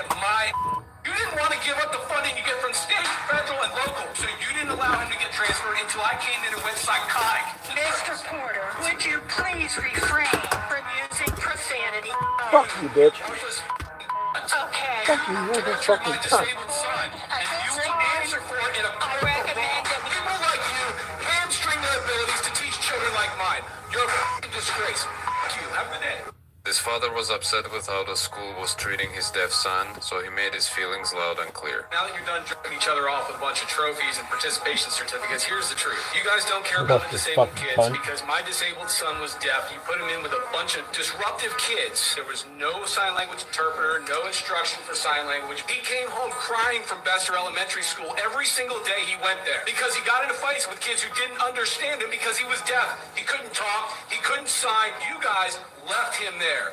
No child left behind. You didn't want to give up the funding you get from state, federal, and local, so you didn't allow him to get transferred until I came in and went psychotic. Mr. Porter, would you please refrain from using profanity? You worthless. Okay. You tortured my disabled son, and you will answer for it in a court of recommend law. that you- People like you hamstring their abilities to teach children like mine. You're a f***ing disgrace. F*** you. Have a good day. His father was upset with how the school was treating his deaf son, so he made his feelings loud and clear. Now that you're done jerking. So, His father was upset with how the school was treating his deaf son, so he made it.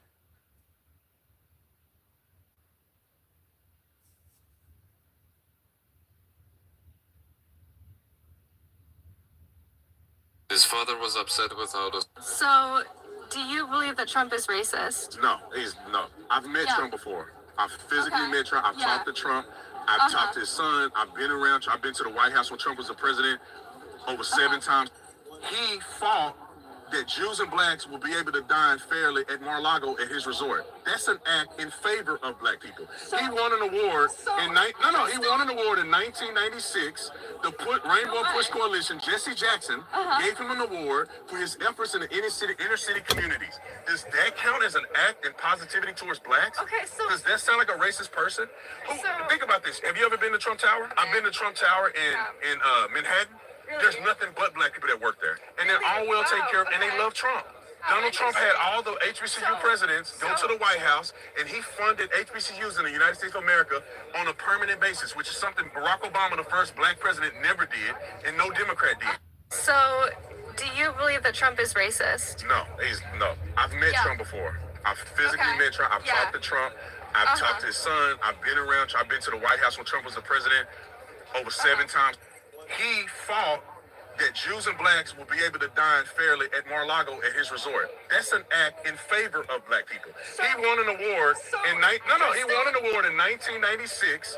The Rainbow Push Coalition, Jesse Jackson, gave him an award for his efforts in the inner city communities. Does that count as an act in positivity towards blacks? Okay, so does that sound like a racist person? Think about this. Have you ever been to Trump Tower? I've been to Trump Tower in Manhattan. Really? There's nothing but black people that work there. And they're all well taken care of, and they love Trump. Donald Trump had all the HBCU presidents go to the White House, and he funded HBCUs in the United States of America on a permanent basis, which is something Barack Obama, the first black president, never did, and no Democrat did. So, do you believe that Trump is racist? No.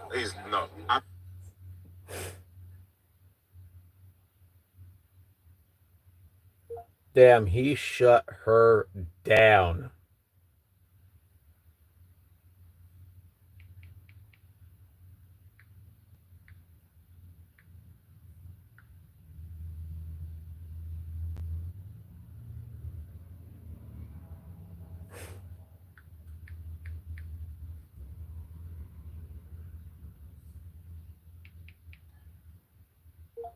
In the best way possible.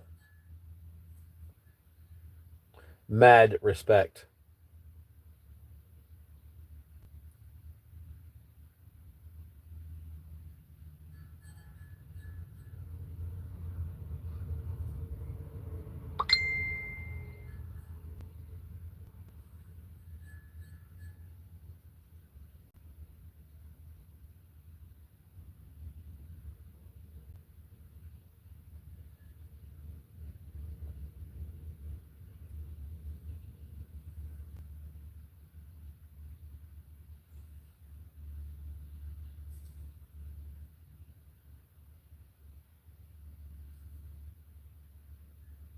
At first glance, it looks like a steam train rolling down the highway, but that's no steam. It's thick exhaust from a runaway diesel engine burning its own oil. The situation is critical, and the driver knows there's only one chance to stop it. Shifting into the highest gear, they release the clutch, and the truck leaps into the air. The engine stalls, mission accomplished. But at what cost? This might be the last ride for both the engine and the transmission. At first glance, it looks like a steam train rolling down the highway, shut down. but that's no steam. It's thick exhaust from a runaway diesel engine burning its own oil. The situation is critical, and the driver knows there's only one chance to stop it. Shifting into the highest gear, they release the clutch, and the truck leaps into the air. The engine stalls, mission accomplished. But at what cost? This might be the last ride for both the engine and the transmission. At first glance, it looks like a steam train rolling down the highway, but that's no steam.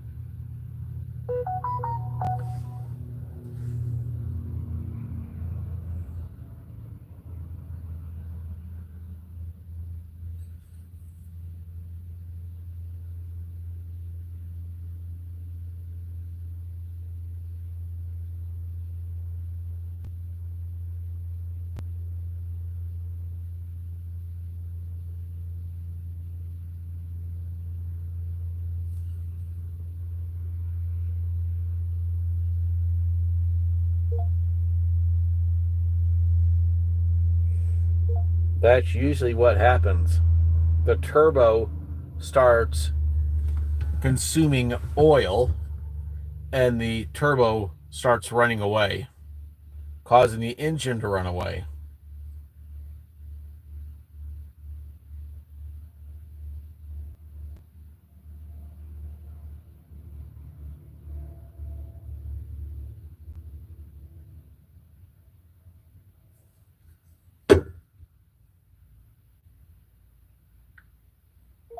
He was smart by shifting to the highest gear to stall the engine.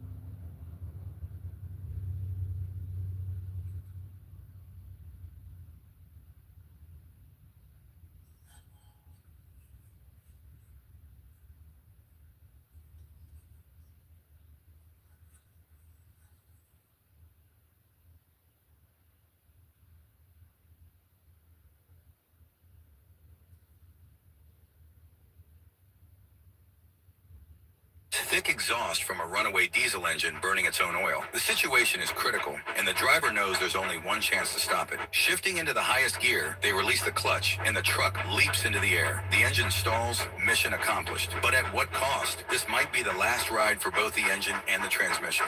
At first glance, it looks like a steam train rolling down the highway, but that's no steam. It's thick exhaust from a runaway diesel engine burning its own oil. The situation is critical, and the driver knows there's only one chance to stop it. Shifting into the high... You're fired. He said, what do you mean? I said, you're fired as a customer. Never call this again. Never contact us again. Never come anywhere near this building again. Stay away from anything that has my name on it. You need to take any money you were going to spend with us and spend it on counseling for your rage. You have serious problems when you call up and chew out a poor little receptionist who's got tears running down her face. You need to get help, and we don't provide that kind of help. Go somewhere else. And he goes, you're kidding. I said, do I sound like I'm kidding? And I hung up. I'm not telling that story because I'm some kind of barbarian or something, although I might be. But you know what happened to the morale inside the company? We protect our people. Well, you're not going to abuse people that work here. The customers are not going to abuse the people that work here. We love them. We want to help them. We want to serve them. But I ask no one at Ramsey to sit and be abused. You're fired. He said, what do you mean? I said, you're fired as a customer. Never. If you were ever confused about gender, this ISIS capturing dog is here to help. Why don't you stay? The gorilla who would communicate with humans had one final message before passing away. Coco was considered the world's smartest gorilla and was part of a wild experiment in the 70s to see if apes and humans could converse. From infancy, Coco was taught sign language and learned about... This one may actually blow some of your minds. This is a brand new house. Like, literally, the only thing left they have to do are the small punch list items in the blue tape walkthrough. Very common for a new construction. If you want to seek a sign to go through the port of entry, do it the legal way. Ladies and gentlemen.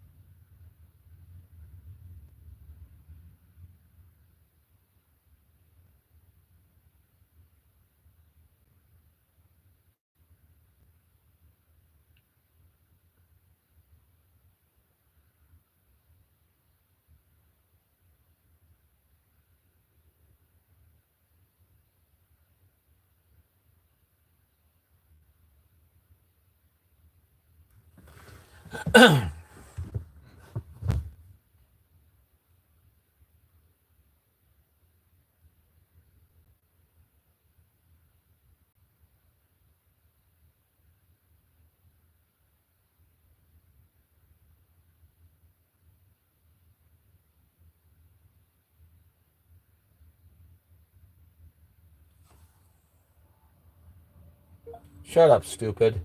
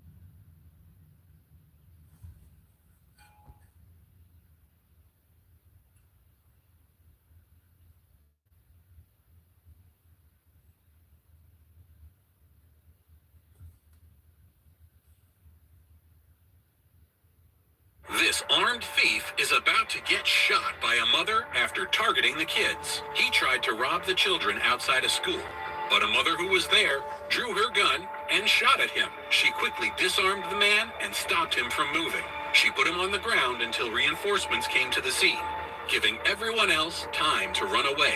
It turned out that this woman was an off-duty police officer. This armed thief, this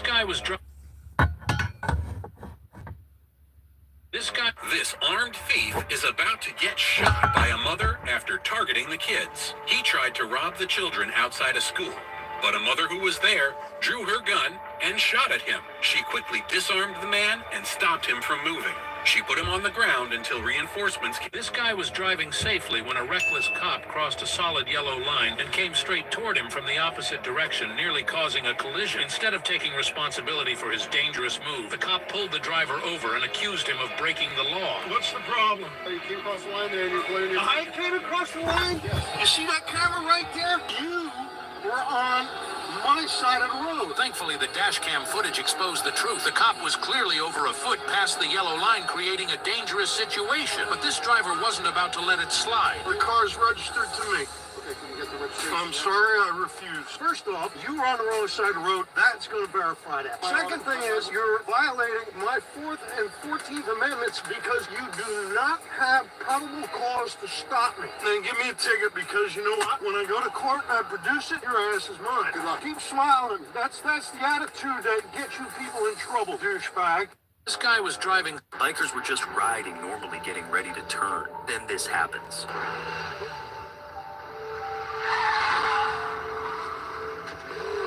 Almost hit both bikers, especially the one in front. This rider is not happy at all. Truck is clearly speeding, trying to get away. Rider is going over 100, trying to catch up this idiot driver. Truck finally slows down. Pull your ass over! I got that shit on film, homie! Pull the fuck over! Now! Pull the fuck over! Now! Truck just decides to leave. After about 15 minutes, truck never stopped. Rider eventually gave up. Bikers were just riding normal. Come on! Yes! Thank you!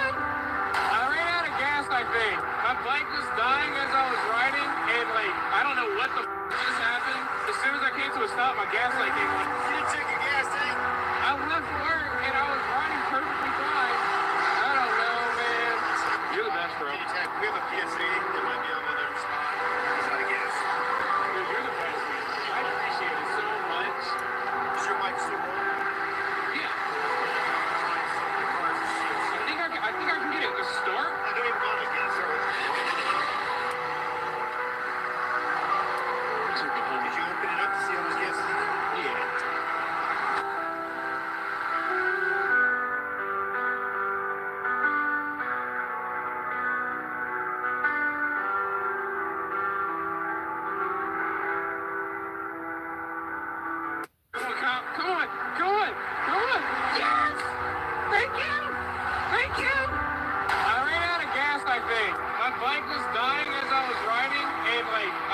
what the just happened? As soon as I came to a stop, my gas light came on. You didn't check your gas, did you? I left work and I was riding curve. This student ran into his math class so late that everyone had already left, so he quickly copied down 2 math problems he saw on the board, thinking they were the weekly homework. But he had no idea they were actually the 2 most famous unsolved math problems in the history of statistics. The day before the homework was due, George quickly started working on the problems, but quickly realized they were way harder than usual. But none of the other students seemed to be having any trouble with it, so he thought he just wasn't as smart as them. But he didn't give up, instead spending all night scribbling equations and filling pages with calculations. Finally, in the morning, he handed in the homework late, thinking he wouldn't get a good mark. But a few weeks later, George was nervous when he got called to the professor's office for what he thought would be a scolding for handing in the homework late. But instead of being angry, the professor was completely shocked, telling George that what he handed in wasn't the homework at all. Because George had instead accidentally but correctly solved the 2 hardest stats problems in history that no other mathematician could solve. This student ran into his math class so late that everyone had already left, so he quickly copied down 2 math problems he saw on the board, thinking they were the weekly homework. But he had no idea they were actually the 2 most famous unsolved math problems in the history of statistics. The day before the homework was due, George quickly started working on the problems, but quickly realized they were way harder than usual. But none of the other students seemed to be having any trouble with it, so he thought he just wasn't as smart as them. But he didn't give up, instead spending all night scribbling equations and filling pages with calculations. Finally, in the morning, he handed in the homework late, thinking he wouldn't get a good mark. But a few weeks later, George was nervous when he got called to the professor's office for what he thought would be a scolding for handing in the homework late. But instead of being angry, the professor was completely shocked, telling George that what he handed in wasn't the homework at all. Because George had instead accidentally but correctly solved the 2 hardest stats problems in history that no other mathematician could solve. This student ran into his math class so late that everyone had already left, so he quickly copied down 2 math problems he saw on the board, thinking they were the weekly homework. But he had no idea they were actually the 2 most famous unsolved math problems in the history of statistics. The day before the homework was due, George quickly started working on the problems, but quickly realized they were way harder than usual. But none of the other students seemed to be having any trouble with it, so he thought he just wasn't as smart as them. But he didn't give up, instead spending all night scribbling equations and filling pages with calculations. Finally, in the morning, he handed in the homework late, thinking he wouldn't get a good mark. But a few weeks later, George was nervous when he got called to the professor's office for what he thought would be a scolding for handing in the homework late. But instead of being angry, the professor was completely shocked, telling George that what he handed in wasn't the homework at all. Because George had instead accidentally but correctly solved the 2 hardest stats problems in history that no other mathematician could solve. This student ran into his math class so late that everyone had already left, so he quickly copied down 2 math problems he saw on the board, thinking they were the weekly homework. But he had no idea they were actually the 2 most famous unsolved math problems in the history of statistics. The day before the homework was due, George quickly started working on the problems, but quickly realized they were way harder than usual. But none of the other students seemed to be having any trouble with it, so he thought he just wasn't as smart as them. But he didn't give up, instead spending all night scribbling equations and filling pages with calculations. Finally, in the morning, he handed in the homework late, thinking he wouldn't get a good mark. But a few weeks later, George was nervous when he got called to the professor's office for what he thought would be a scolding for handing in the homework late. But instead of being angry, the professor was completely shocked, telling George that what he handed in wasn't the homework at all. Because George had instead accidentally but correctly solved the 2 hardest stats problems in history that no other mathematician could solve. This student ran into his math class so late that everyone had already left, so he quickly copied down 2 math problems he saw on the board, thinking they were the weekly homework. But he had no idea they were actually the 2 most famous unsolved math problems in the history of statistics. The day before the homework was due, George quickly started working on the problems, but quickly realized they were way harder than usual. But none of the other students seemed to be having any trouble with it, so he thought he just wasn't as smart as them. But he didn't give up, instead spending all night scribbling equations and filling pages with calculations. Finally, in the morning, he handed in the homework late, thinking he wouldn't get a good mark. But a few weeks later, George was nervous when he got called to the professor's office for what he thought would be a scolding for handing in the homework late. But instead of being angry, the professor was completely shocked, telling George that what he handed in wasn't the homework at all. Because George had instead accidentally but correctly solved the 2 hardest stats problems in history that no other mathematician could solve. This student ran into his math class so late that everyone had already left, so he quickly copied down 2 math. This woman asked the gun country. This student ran into his math class so late that everyone had already left, so he quickly copied down 2 math problems he saw on the board, thinking they were the weekly homework. But he had no idea they were actually the 2 most famous This woman asked the gun control activist one question and ended the entire... It finally happened. I got pulled over going really, really fast on my hyper scooter.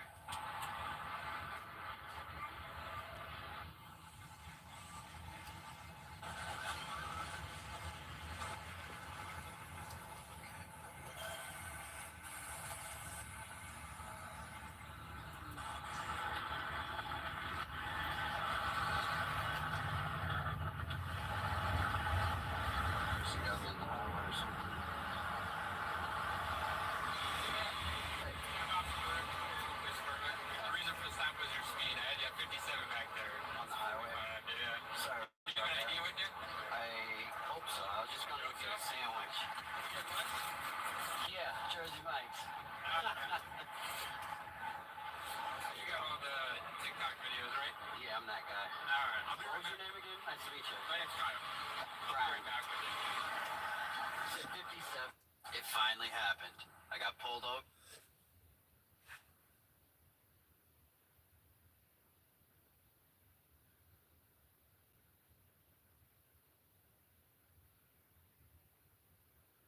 Also this morning, a woman is safe, and it's all thanks to John Bon Jovi. This video shows the legendary rocker approaching a woman on a pedestrian bridge in downtown Nashville, Tennessee. Now, she appeared to be getting ready to jump off of that bridge. Now, after he talked with her for some moments, she's seen climbing back onto the other side of the railing and giving Bon Jovi a hug. The Nashville police chief shared this video commending the musician, saying, quote, "It takes all of us to keep each other safe." Also this morning, a woman is safe, and it's all thanks to John Bon Jovi. This video shows the legendary rocker approaching a woman. I can't until the principal comes out. It'll be 1 second. He'll be there. I've got a parrot standing at the door cursing me. This bus driver is crazy. You're gonna get yourself in more trouble. Got 2 of them fell out window. There's gotta be 3.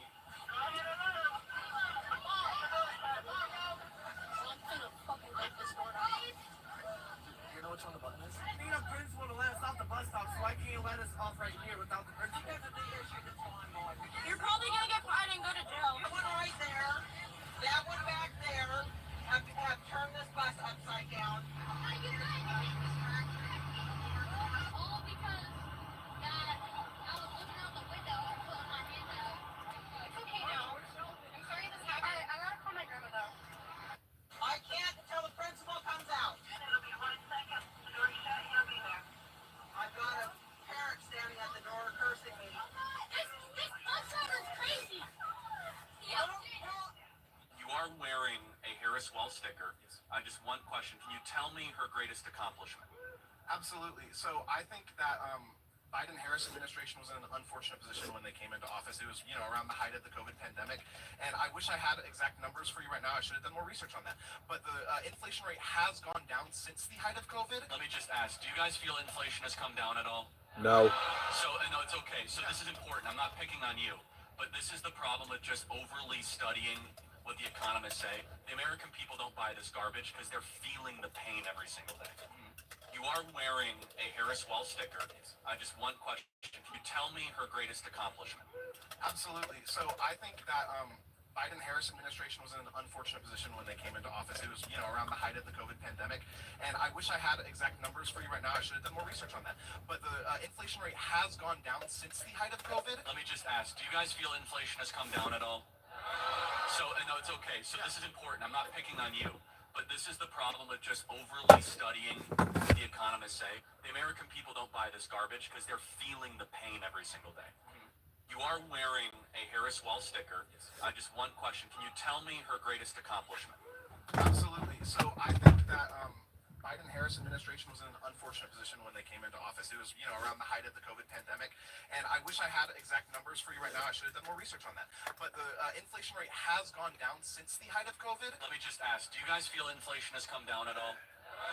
So, no, it's okay. So this is important. I'm not picking on you. But this is the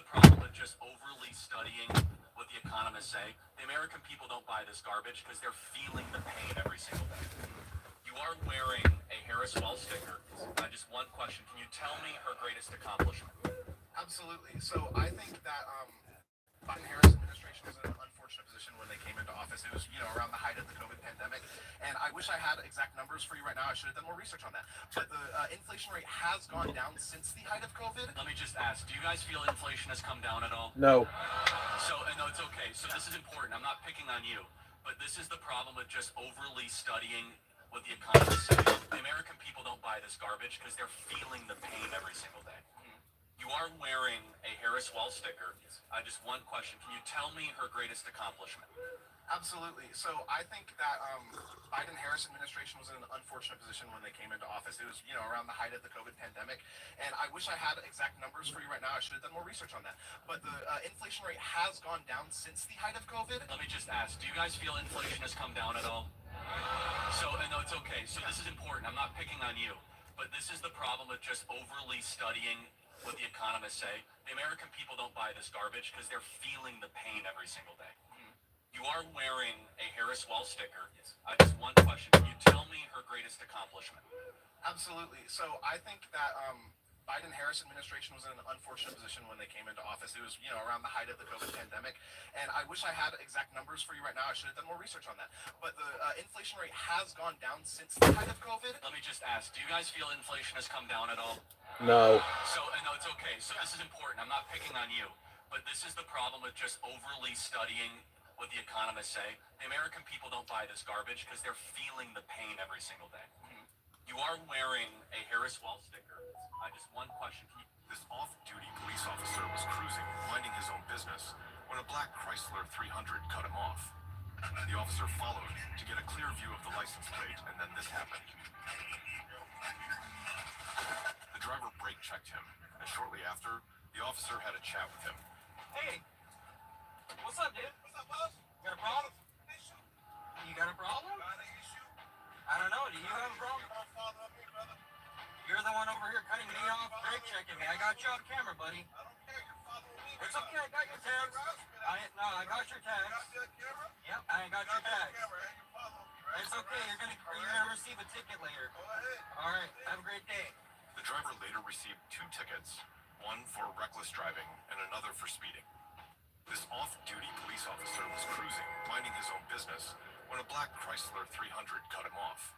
The officer followed to get a clear view of the license plate, and then this happened. The driver brake-checked him, and shortly after, The intense moments when a $200 million cocaine submarine was detected by the U.S. Coast Guard. This video shows one of the officers yelling in Spanish to stop as the submarine is trying to escape. As the Coast Guard boat got closer, one officer jumped onto the moving sub and began banging on the hatch. When one of the smugglers opened it to see what was happening, he was met with some unexpected guests. Intense moments when a $200 million cocaine submarine was detected by the U.S. Coast Guard. This video shows one of the officers yelling in Spanish to stop as the submarine is trying to escape. I would have died. As the Coast Guard boat got closer, one officer jumped onto the moving sub and began banging on the hatch. When one of the smugglers opened it to see what was happening, he was met with some unexpected guests. Intense moments when a $200 million cocaine submarine was detected by the U.S. Coast Guard. This video shows one of the officers yelling in Spanish to stop as the submarine is trying to escape. As the Coast Guard boat got closer, one officer jumped onto the moving sub and began banging on the hatch. When one of the smugglers opened it to see what was happening, he was met with some unexpected guests. Intense moments when a $200 million cocaine... What happens to recruits who make no mistakes? The drill sergeants grew suspicious of a recruit who seemed to excel at everything. But he was hiding one thing. He ran drills with perfect form, nailed every push-up, and completed each march without even looking tired. The drill sergeants were impressed. They kept looking for mistakes, but found none.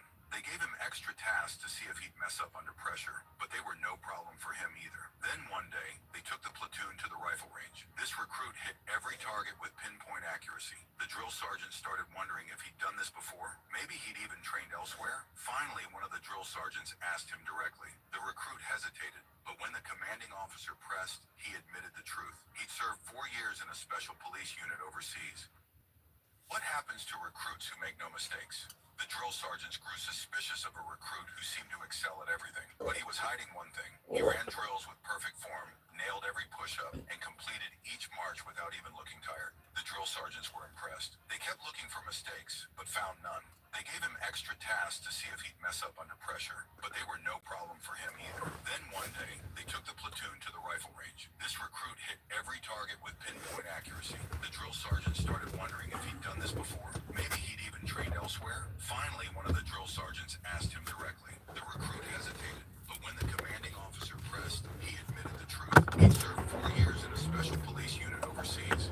What happens to recruits who make no mistakes? The drill sergeants grew suspicious of a recruit who seemed to excel at everything, but he was hiding one thing. He ran drills with perfect form, nailed every push-up, and completed each march without even The drill sergeants were impressed. They kept looking for mistakes, but found none. They gave him extra tasks to see if he'd mess up under pressure, but they were no problem for him either. Then one day, they took the platoon to the rifle range. This recruit hit every target with pinpoint accuracy. The drill sergeant started wondering if he'd done this before. Maybe he'd even trained elsewhere. Finally, one of the drill sergeants asked him directly. The recruit hesitated, but when the commanding officer pressed, he admitted the truth. He'd served 4 years in a special police unit overseas.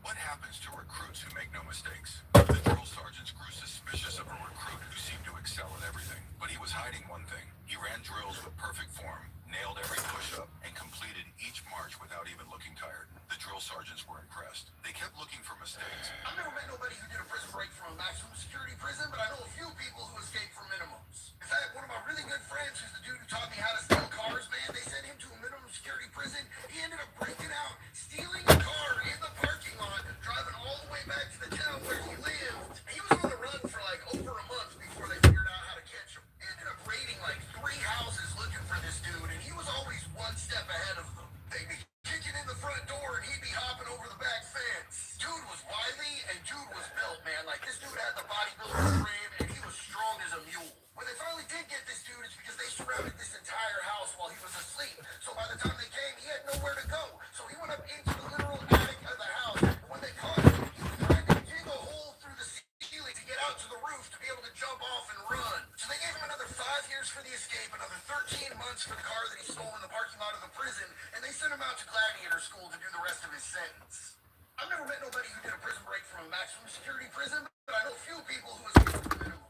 In fact, one of my really good friends, who's the dude who taught me how to steal cars, man, they sent him to a minimum security prison. He ended up breaking out, stealing a car in the parking lot, driving all the way back to the town where he lived. He was on the run for like over a month before they figured out how to catch him. They ended up raiding like 3 houses looking for this dude, and he was always one step ahead of them. They'd be kicking in the front door, and he'd be hopping over the back fence. Dude was wily, and dude was built, man. Like, this dude had the bodybuilder frame, and he was strong as a mule. When they finally did get this dude, it's because they surrounded this entire house while he was asleep. So by the time they came, he had nowhere to go. So he went up into the literal attic of the house, and when they caught him, he was trying to dig a hole through the ceiling to get out to the roof to be able to jump off and run. So they gave him another 5 years for the escape, another 13 months for the car that he stole in the parking lot of the prison, and they sent him out to gladiator school to do the rest of his sentence.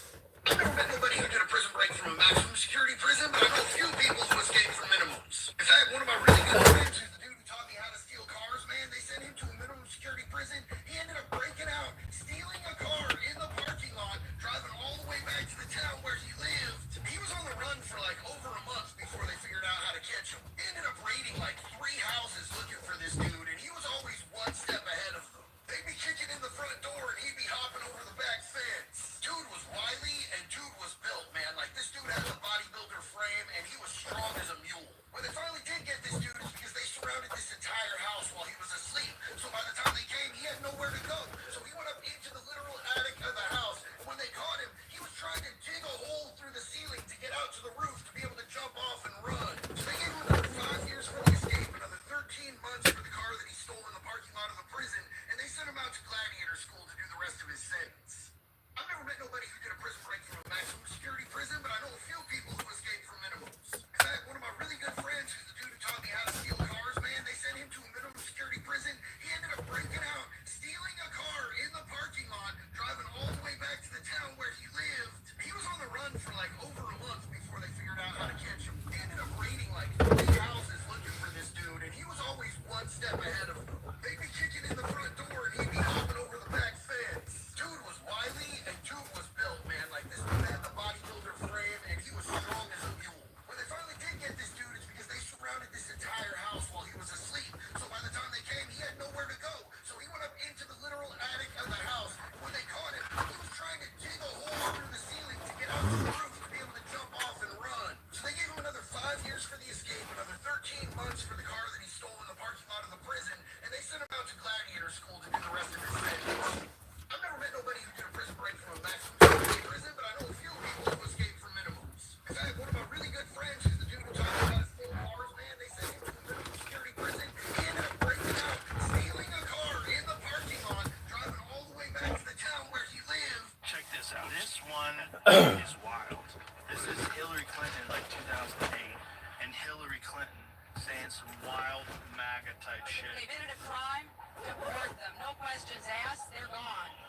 If they've been working and are law-abiding, we should say, here are the conditions for you staying. You have to pay a stiff fine because you came here illegally. You have to pay back taxes, and you have to try to learn English, and you have to wait in line. It's a way to launch. Everybody's MAGA the Trump. And that's all you couldn't believe it. Shit. Check this out. This one is wild.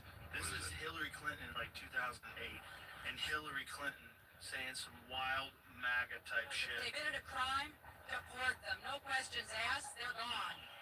If they've been working and are law-abiding, we should say, here are the conditions for you staying. You have to pay a stiff fine because you came here illegally. You have to pay back taxes, and you have to try to learn English, and you have to wait in line. It's a way to launch. Everybody's MAGA the Trump. And that's all you couldn't believe it. Shit. Check this out. This one is wild. This is Hillary Clinton, like 2008, and Hillary Clinton saying some wild MAGA type shit. They committed a crime, deport them. No questions asked, they're gone. If they've been working and are law-abiding, we should say, here are the conditions for you staying. You have to pay a stiff fine because you came here illegally. You have to pay back taxes, and you have to try to learn English, and you have to wait in line. It's a way to launch. Everybody's MAGA the Trump. And that's all you couldn't believe it. Shit. Check this out. This one is wild. This is Hillary Clinton, like 2008, and Hillary Clinton saying some wild MAGA type shit. They committed a crime, deport them. No questions asked, they're gone. If they've been working and are law-abiding, we should say, here are the conditions for you staying. You have to pay a stiff fine because you came here illegally. You have to pay back taxes, and you have to try to learn English, and you have to wait in line. Everybody's MAGA the Trump. And that's all you couldn't believe it. Shit. Check this out. This one is wild. This is Hillary Clinton, like 2008, and Hillary Clinton saying some wild MAGA type shit. They committed a crime, deport them. No questions asked, they're gone. If they've been working and are law-abiding, we should say, here are the conditions for you staying. You have to pay a stiff fine because you came here illegally. You have to pay back taxes, and you have to try to learn English, and you have to wait in line. It's a way to launch. Everybody's MAGA the Trump. And that's all you couldn't believe it. Shit. Check this out. This one is wild. This is Hillary Clinton, like 2008, and Hillary Clinton saying some wild MAGA type shit. They committed a crime, deport them. No questions asked, they're gone. If they've been working and are law-abiding, we should say, here are the conditions for you staying. You have to pay a stiff fine because you came here illegally. You have to pay back taxes, and you have to try to learn English, and you have to wait in line. It's a way to launch. Everybody's MAGA the Trump. And that's all you couldn't believe it. Shit. Check this out. This one is wild. This is Hillary Clinton, like 2008, and Hillary Clinton saying some wild MAGA type shit. They committed a crime, deport them. No questions asked, they're gone. If they've been working and are law-abiding, we should say, here are the conditions for you staying. You have to pay a stiff fine because you came here illegally. You have to pay back taxes, and you have to try to learn English, and you have to wait in line. You have to wait in line. You have to wait in line. More MAGA than Trump. And then It's you couldn't all believe it. illusion. Check this out. This one is wild. This is Hillary Clinton in like 2008, and Hillary Clinton saying some wild MAGA type shit. They committed a crime, deport them. No questions asked, they're gone. If they've been working and are law-abiding, we should say, here are the conditions for you staying. You have to pay a stiff fine because you came here illegally. You have to pay back taxes, and you have to try to learn English, and you have to wait in line. You have to wait in line. You have to wait in line. More MAGA than Trump. And then It's you all couldn't believe it. illusion. Check this out. This one is wild. This is Hillary Clinton in like 2008, and Hillary Clinton saying some wild MAGA type shit. They committed a crime, deport them. He miscalculated his jump, and as he flipped around, he hit his head at 112 kilometers per hour. He slammed into the water, and the crowd gasped, waiting to see if he would return to the surface. To everyone's relief, Greg came floating back up, and he made his way to the edge of the pool. But it was clear that he wasn't okay. Blood was spilling out of a large gash in his head. Greg was dizzy and disorientated. The medical staff quickly stitched up the wound to stop the bleeding. Greg was the favorite to win, but after this moment, he dropped down to 5th place. Everybody was expecting him to withdraw from the competition. However, only 35 minutes later, Greg was seen climbing back up the diving board. The crowd nervously watched as he tried to regain his composure. Then, he leapt out onto the board and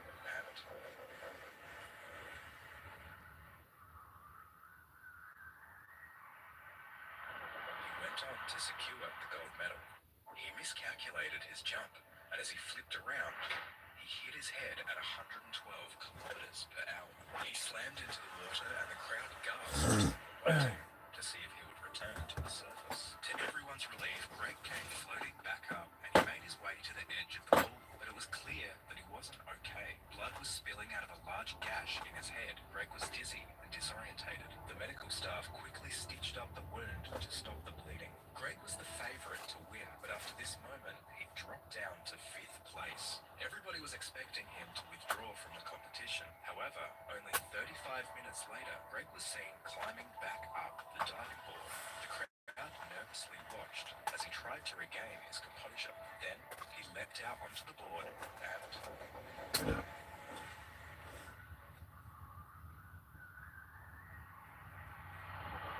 on to secure the gold medal.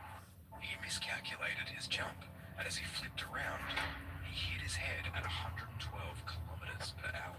He slammed into the water, and the crowd gasped, waiting to see if he would return to the surface. To everyone's relief, Greg came floating back up, and he made his way to the edge of the pool. But it was clear that he wasn't okay. Blood was spilling out of a large gash in his head. Greg was dizzy and disorientated. The medical staff quickly stitched up the wound to stop the bleeding. Greg was the favorite to win, but after this moment, he dropped down to 5th place. Everybody was expecting him to withdraw from the competition. However, only 35 minutes later, Greg was seen climbing back up the diving board.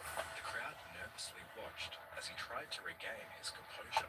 Then, he leapt out onto the board and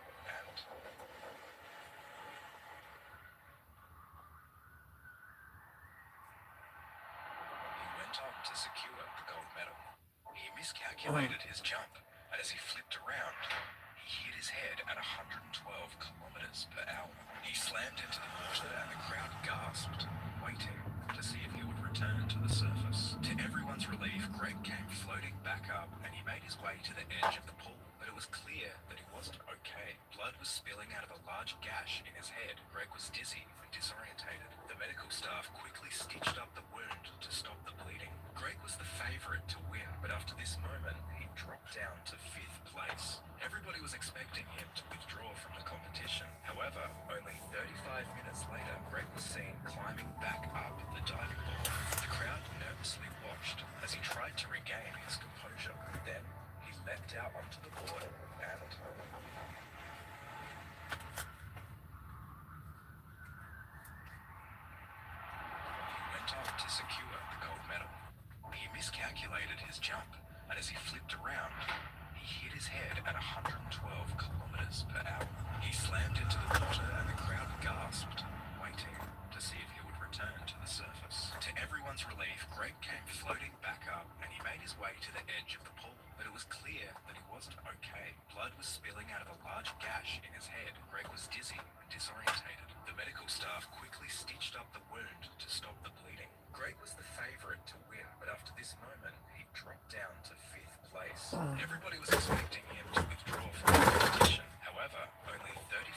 minutes later, Greg was seen climbing back up the diving board.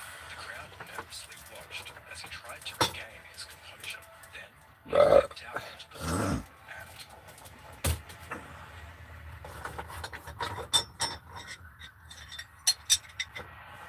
went on to secure the gold medal. He miscalculated his jump, and as he flipped around, he hit his head at 112 kilometers per hour. He slammed into the water and the crowd gasped, waiting to see if he would return to the surface. To everyone's relief, Greg came floating back up and he made his way to the edge of the pool. But it was clear that he wasn't okay. Blood was spilling out of a large gash in his head. Greg was dizzy and disorientated. The medical staff quickly stitched up the wound to stop the bleeding. Greg was the favorite to win, but after this moment, he dropped down to 5th place. Everybody was expecting him to withdraw from the competition. However, only 35 minutes later, Greg was seen climbing back up the diving board. The crowd nervously watched as he tried to regain his composure. Then, he leapt out onto the board and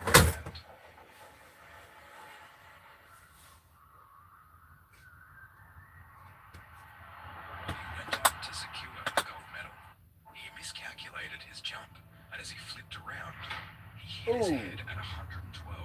This lady decides to block both lanes so she can get the. So this billionaire announced one day that he was going to bury his $1 million car so that he could use it in the afterlife. But although the internet obviously began angrily attacking him, no one ever could have expected what he did next. You see, since Chiquinho Scarpa was one of the richest and most powerful men in Brazil, he'd apparently been inspired by the Egyptian pharaohs. But when Chiquinho began to organize a huge ceremony to bury his favorite car, everyone was just furious. As the story spread online, millions of people around the world began to bash Chiquinho for being evil, stupid, and downright insane. They attacked him for being so wasteful since his car could easily be donated to charity instead. But to everyone's shock, right before Chiquinho's car was about to be buried, he just suddenly yelled, "Stop!" As it turns out, Chiquinho had never actually planned on burying his car after all. You see, he'd actually orchestrated this whole stunt for National Organ Donation Week. In a speech, Chiquinho called people out for being hypocrites, calling them wasteful when they weren't even organ donors like he was. He emphasized how organs are way more valuable than stupid cars. They can save countless lives, yet they're always being buried for nothing. And incredibly, within just 1 month, organ donor registration in Brazil had increased by more than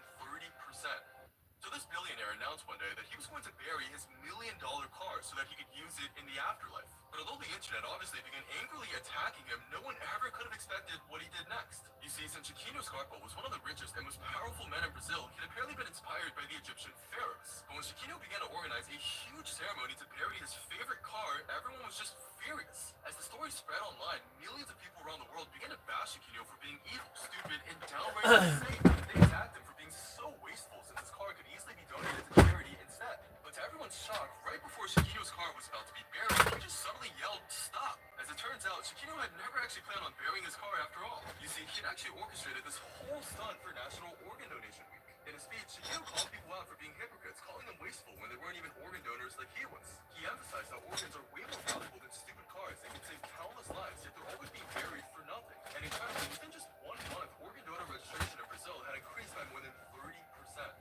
So this billionaire announced one day that he was going to bury his $1 million car so that he could use it in the afterlife. But although the internet obviously began angrily attacking him, no one ever could have expected what he did next. You see, since Chiquinho Scarpa was one of the richest and most powerful men in Brazil, he'd apparently been inspired by the Egyptian pharaohs. But when Chiquinho began to organize a huge ceremony to bury his favorite car, everyone was just furious. As the story spread online, millions of people around the world began to bash Chiquinho for being evil, stupid, and downright insane. They attacked him for being so wasteful since his car could easily be donated to charity instead. But to everyone's shock, right before Chiquinho's car was about to be buried, he just suddenly yelled, "Stop!" As it turns out, Chiquinho had never actually planned on burying his car after all. You see, he'd actually orchestrated this whole stunt for National Organ Donation Week. In a speech, Chiquinho called people out for being hypocrites, calling them wasteful when they weren't organ donors like he was. He emphasized how organs are way more valuable than stupid cars. They can save countless lives, yet they're always being buried for nothing. And incredibly, within just 1 month, organ donor registration in Brazil had increased by more than 30%. So this billionaire announced one day that he was... This woman carrying a child had been trying to sell balloons all day, but barely sold any. Suddenly, a lady stopped by and asked to buy all her balloons on one condition: she must invite her home for a meal. The balloon seller was confused, so the lady clarified that she would buy the ingredients. The woman agreed. She's only 30 years old and her daughter is just 2. They have to climb 10 stories of stairs every day to get home. Her daughter has trouble moving her muscles. It wasn't until her daughter was 8 months old that she realized something was wrong and took her to see a doctor. To care for her daughter, she sleeps only 3 to 4 hours per night. When asked if she had any wish, she only hoped her daughter could be healthy and that she could hear her say, "Mom." She said that if her daughter never gets cured, she would take care of her for life. The dinner was delicious, and the picture turned out amazing. The lady even secretly stuffed some money into a toy before saying goodbye. Like and subscribe if you think she's a good mother. This woman carrying a child had been trying to sell balloons all day, but barely sold any. Suddenly, a lady stopped by and asked to buy all her balloons on one condition. She must invite her home for a meal. The balloon seller was confused, so the lady clarified that she would buy the ingredients. The woman agreed. She is only 30 years old and her daughter is just 2. They have to climb 10 stories of stairs every day to get home. Her daughter has trouble moving her muscles. It wasn't until her daughter was 8 months old that she realized something was wrong and took her to see a doctor. To care for her daughter, she sleeps only 3 to 4 hours per night. When asked if she had any wish, she only hoped her daughter could be healthy and that she could hear her say, "Mom." She said that if her daughter never gets cured, she would take care of her for life. The dinner was delicious, and the picture turned out amazing. The lady even secretly stuffed some money into a toy before saying goodbye. Like and subscribe if you think she's a good mother. This woman carrying a child had been trying to sell balloons all day but barely sold any. Suddenly, a lady stopped by and asked to buy all her balloons on one condition. She must invite her home for a meal. The balloon seller was confused, so the lady clarified that she would buy the ingredients. The woman agreed. She is only 30 years old and her daughter is just 2. They have to climb 10 stories of stairs every day to get home. Her daughter has trouble moving her muscles. It wasn't until her daughter was 8 months old that she realized something was wrong and took her to see a doctor. To care for her daughter, she sleeps only 3 to 4 hours per night. When asked if actions have consequences, and this just proves it. So Karen Klein was a bus monitor who would constantly get bullied by 7th graders every single day. They would say the most hurtful things you could imagine, all to this old lady who's simply just doing her job. They would make fun of her weight, her appearance, and her money situation. Control 7 at 15. Advise status any code 3 events near our location.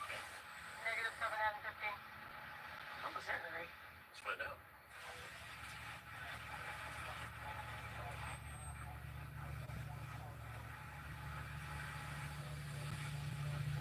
Smitty, go to channel 9. Go for Smitty. Where's your shop? Where's my shop? It's parked right out here.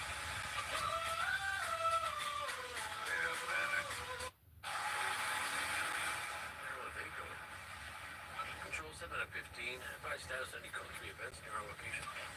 Negative 7 out of 15. Almost there, Larry. Let's find out.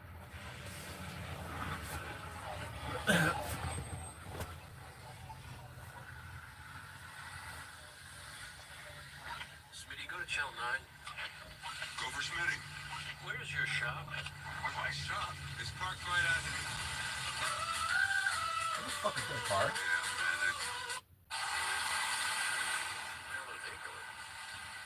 Control 7 at 15. Oh, it's right Advise next to status us. any code 3 events. They're pulling it over. Negative 7 out of 15. Almost there, Larry. Let's find out.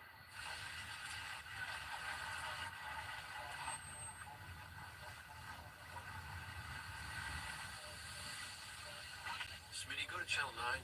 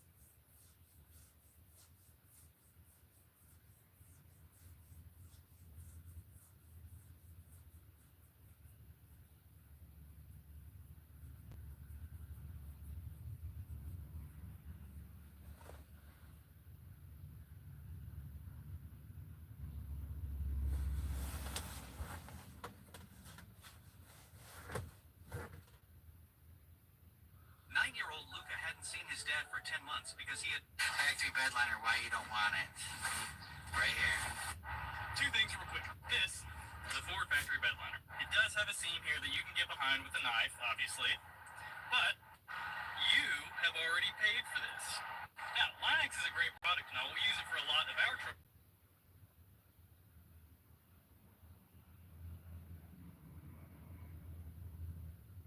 Have already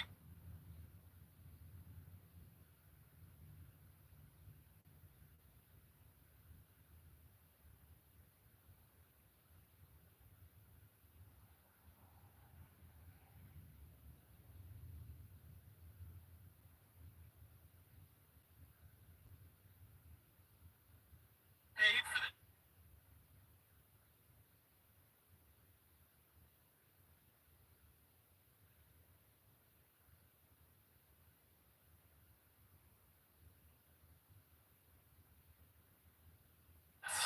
Now, Linux is a great, but you have already paid for this. Now, Linux is a great product, and I will use it for a lot of our trucks here on the lot. But I wouldn't take it in unless you need to replace it. This truck has more usage than we see typically, and it's just fine. Factory bedliner. Why you don't want it? Right here. Two things real quick. This is a Ford factory bedliner. It does have a seam here that you can get behind with a knife, obviously, but you have already paid for this. Now, Linux is a great product, and I will use it for A man parked his motorcycle neatly. I understand, but dude, it was an accident. We're not hurting anything, so just leave us alone. Someone was complaining about somebody throwing maintenance around a house or something. Holy, dude, that's so cool. How do you guys think of like a gas line? You can call them, I don't care. Dude, it was an accident. Not a big deal. That's... What are you doing? You're playing bad thing. No, we're not. We're cleaning the river. As of right now, you guys are harassing us. Leave us alone. Yeah, we're not touching your pipes. No, we didn't. Okay, you don't have the right to open my door, sir. You're violating my constitutional right now. Sir, I don't have to step out the vehicle. Sir, my safety and your safety. I'm going to sit in this vehicle. I'm requesting your supervisor now. You can request the supervisor. All right, let me give you my paperwork for the vehicle. Time is 7. This man spent 7 days trapped in his car under a bridge, unable to be seen after his car went airborne. The man survived by drinking rainwater. Hang on, buddy. You stay there. We got medics coming, okay? Jesus. How long has he been there? They said 6 or 7 days. Oh, my God. I mean, nobody would have seen this thing going. Did he roll off the side or what? He's been there like 6 days. Hey, he said he's been here like 6 days. He's conscious breathing. He's severely dehydrated. Please watch yourself. Understood. Please, no worries. This man spent 7 days trapped in his car under a bridge, unable to be seen after his car went airborne. Romans 8:1. This man spent 7 days trapped in his car under a bridge, unable to be seen after his car went airborne. The man survived by drinking rainwater. Hang on, buddy. You stay there. We got medics coming, okay? Jesus. How long has he been there? They said 6 or 7 days. Oh, my God. I mean, nobody would have seen this thing going. Did he roll off the side or what? He's been there like 6 days. Hey, he said he's been here like 6 days. He's conscious breathing. He's severely dehydrated. Please watch yourself. Understood. Please, no worries. This man spent 7 days trapped in his car under a bridge, unable to be seen after his car went airborne. The man survived by drinking rainwater. Hang on, buddy. You stay there. We got medics coming, okay? Jesus. How long has he been there? They said 6 or 7 days. Oh, my God. I mean, nobody would have seen this thing going. Did he roll off the side or what? He's been there like 6 days. Hey, he said he's been here like 6 days. He's conscious breathing. He's severely dehydrated. Please watch yourself. Understood. Please, no worries. This man spent 7 days trapped in his car under a bridge, unable to be seen after his car went airborne. The man survived by drinking rainwater. Hang on, buddy. You stay there. We got medics coming, okay? Jesus. How long has he been there? They said 6 or 7 days. Oh, my God. I mean, nobody would have seen this thing going. Did he roll off the side or what? He's been there like 6 days. Hey, he said he's been here like 6 days. He's conscious breathing. He's severely dehydrated. Please watch yourself. Understood. Please, no worries. This man spent 7 days trapped in his car under a bridge, unable to be seen after his car went airborne. The man survived by drinking rainwater. Hang on, buddy. You stay there. We got medics coming, okay? Jesus. How long has he been there? They said 6 or 7 days. Oh, my God. I mean, nobody would have seen this thing going. Did he roll? Romans 8:1 says, There is therefore now Trump won as hard as he did because of the Amish in Pennsylvania. The Amish are known for not voting or participating in secular politics. Why did they show up in record numbers to vote in this election? Well, it's because their local Democratic government in Pennsylvania started a war with them and their way of life. They came in and raided one of their farms, gave them fines, and threatened them with prison time. When all of this was happening way back in February, Donald Trump stood up for them. Might not have heard about any of this, but honestly, it was a huge deal, especially in the Amish community. One thing you might not know about the Amish, if you mess with one of them, you mess with all of them. And look, the Amish are just good, hardworking people who want to be left alone, and they want the government up out of their business. They have stayed uninvolved in the outside world and its affairs for hundreds of years. Do you know how bad you have to have screwed up to get them to pull up their horse and buggy in mass numbers and show up to vote? They came and voted for Donald Trump because they felt like their way of life was being threatened, and you can't really blame them for that. No. Trump won as hard as he did because of the Amish in Pennsylvania. The Amish are known for not voting or participating in secular politics. Why did they show up in record numbers to vote in this election? Well, it's because their local Democratic government in Pennsylvania started a war with them and their way of life. They came in and raided one of their farms, gave them fines, and threatened them with prison time. When all of this was happening way back in February, Donald Trump stood up for them. Might not have heard about any of this, but the pros and cons of one of the largest, most absurd American cars in history, the 78 Continental Mark V. The styling. This car is low. It is long. She has a massive hood, functional fender louvers, and a faux tire hump. It is insane. Despite its size, the Mark V has the nerve to only have 2 doors, and backseat space is laughable.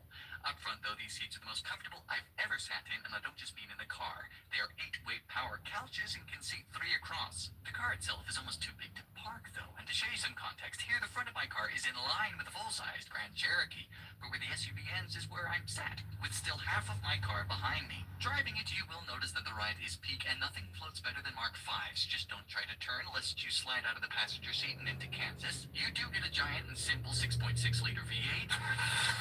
It just makes 150 horsepower and gets 7 miles to the gallon. But hey, you get a Cartier clock and some nice gauges. Just no cup holders at all, if you can live with that. The pros and cons. One day, Cristiano Ronaldo checked into the most luxurious hotel in the world after staying there for Psalms 37:19 says, "In times of disaster they will not wither." The child has better court mannerisms than the adults. There was a pit bull unleashed.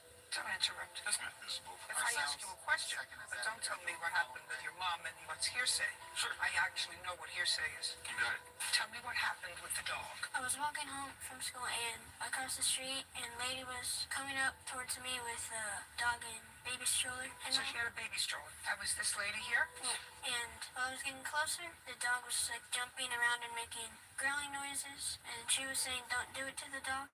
Was she holding onto the leash? Yeah, she had the leash on her hand while she was holding onto the stroller. I'm sorry, Your Honor, that is false. Just a second, don't interrupt. Go ahead. And while I passed her, the dog went around and behind her and bit me on the leg. What did you do? Did you go home? Yes. Did the lady say anything to you? No. Did you say anything to the lady? No. Did you say your dog bit me? No. How did you find her if you hadn't said anything to her? It was my dad. Your dad found her. The child has... Did you guys hear that Joe Biden gave Hunter a very narrowly written pardon regarding some of the tax charges he was facing? I'm just kidding. He actually gave him a pardon for any crime he may have committed within an 11-year period, which seems excessive, but Joe made a good argument. He said, hey, look, let anyone among you who has not spent years enriching themselves using the position of public trust of their father while at the same time shooting hours worth of video of doing coke with Ukrainian hookers, throw the first stone. That is compelling. So this doctor apparently went crazy one day. He intentionally drank some bacteria that had been killing a lot of people. But although the leading doctors were baffled, they had no idea the surprise that they were in for. You see, Dr. Barry Marshall was a little-known doctor in the 80s. However, he believed that he knew something none of the most famous doctors knew. Now, back then, 10% of all adults had excruciating stomach ulcers, and people would often die from them rupturing. The problem was, it was believed at the time that ulcers were caused by stress with no real cure. But from Dr. Marshall's research, he had realized that ulcers were really caused by bacteria, meaning they could easily be cured with antibiotics. But although Dr. Marshall knew that this would save so many lives, all the leading doctors insisted that bacteria could not survive inside stomach acid. And despite him desperately trying for years to prove himself right, right, he couldn't. His animal models weren't working, and he wasn't allowed to experiment on humans. So Dr. Marshall decided to experiment on himself. In a legendary quote, he said, "Everyone was against me, but I knew I was right." He basically took some bacteria from an ulcer patient and drank it. And before long, he had successfully shown that bacteria was living in his stomach, proving that they were causing ulcers. He later went on to receive a Nobel Prize. So this doctor... God's word banishes fear. And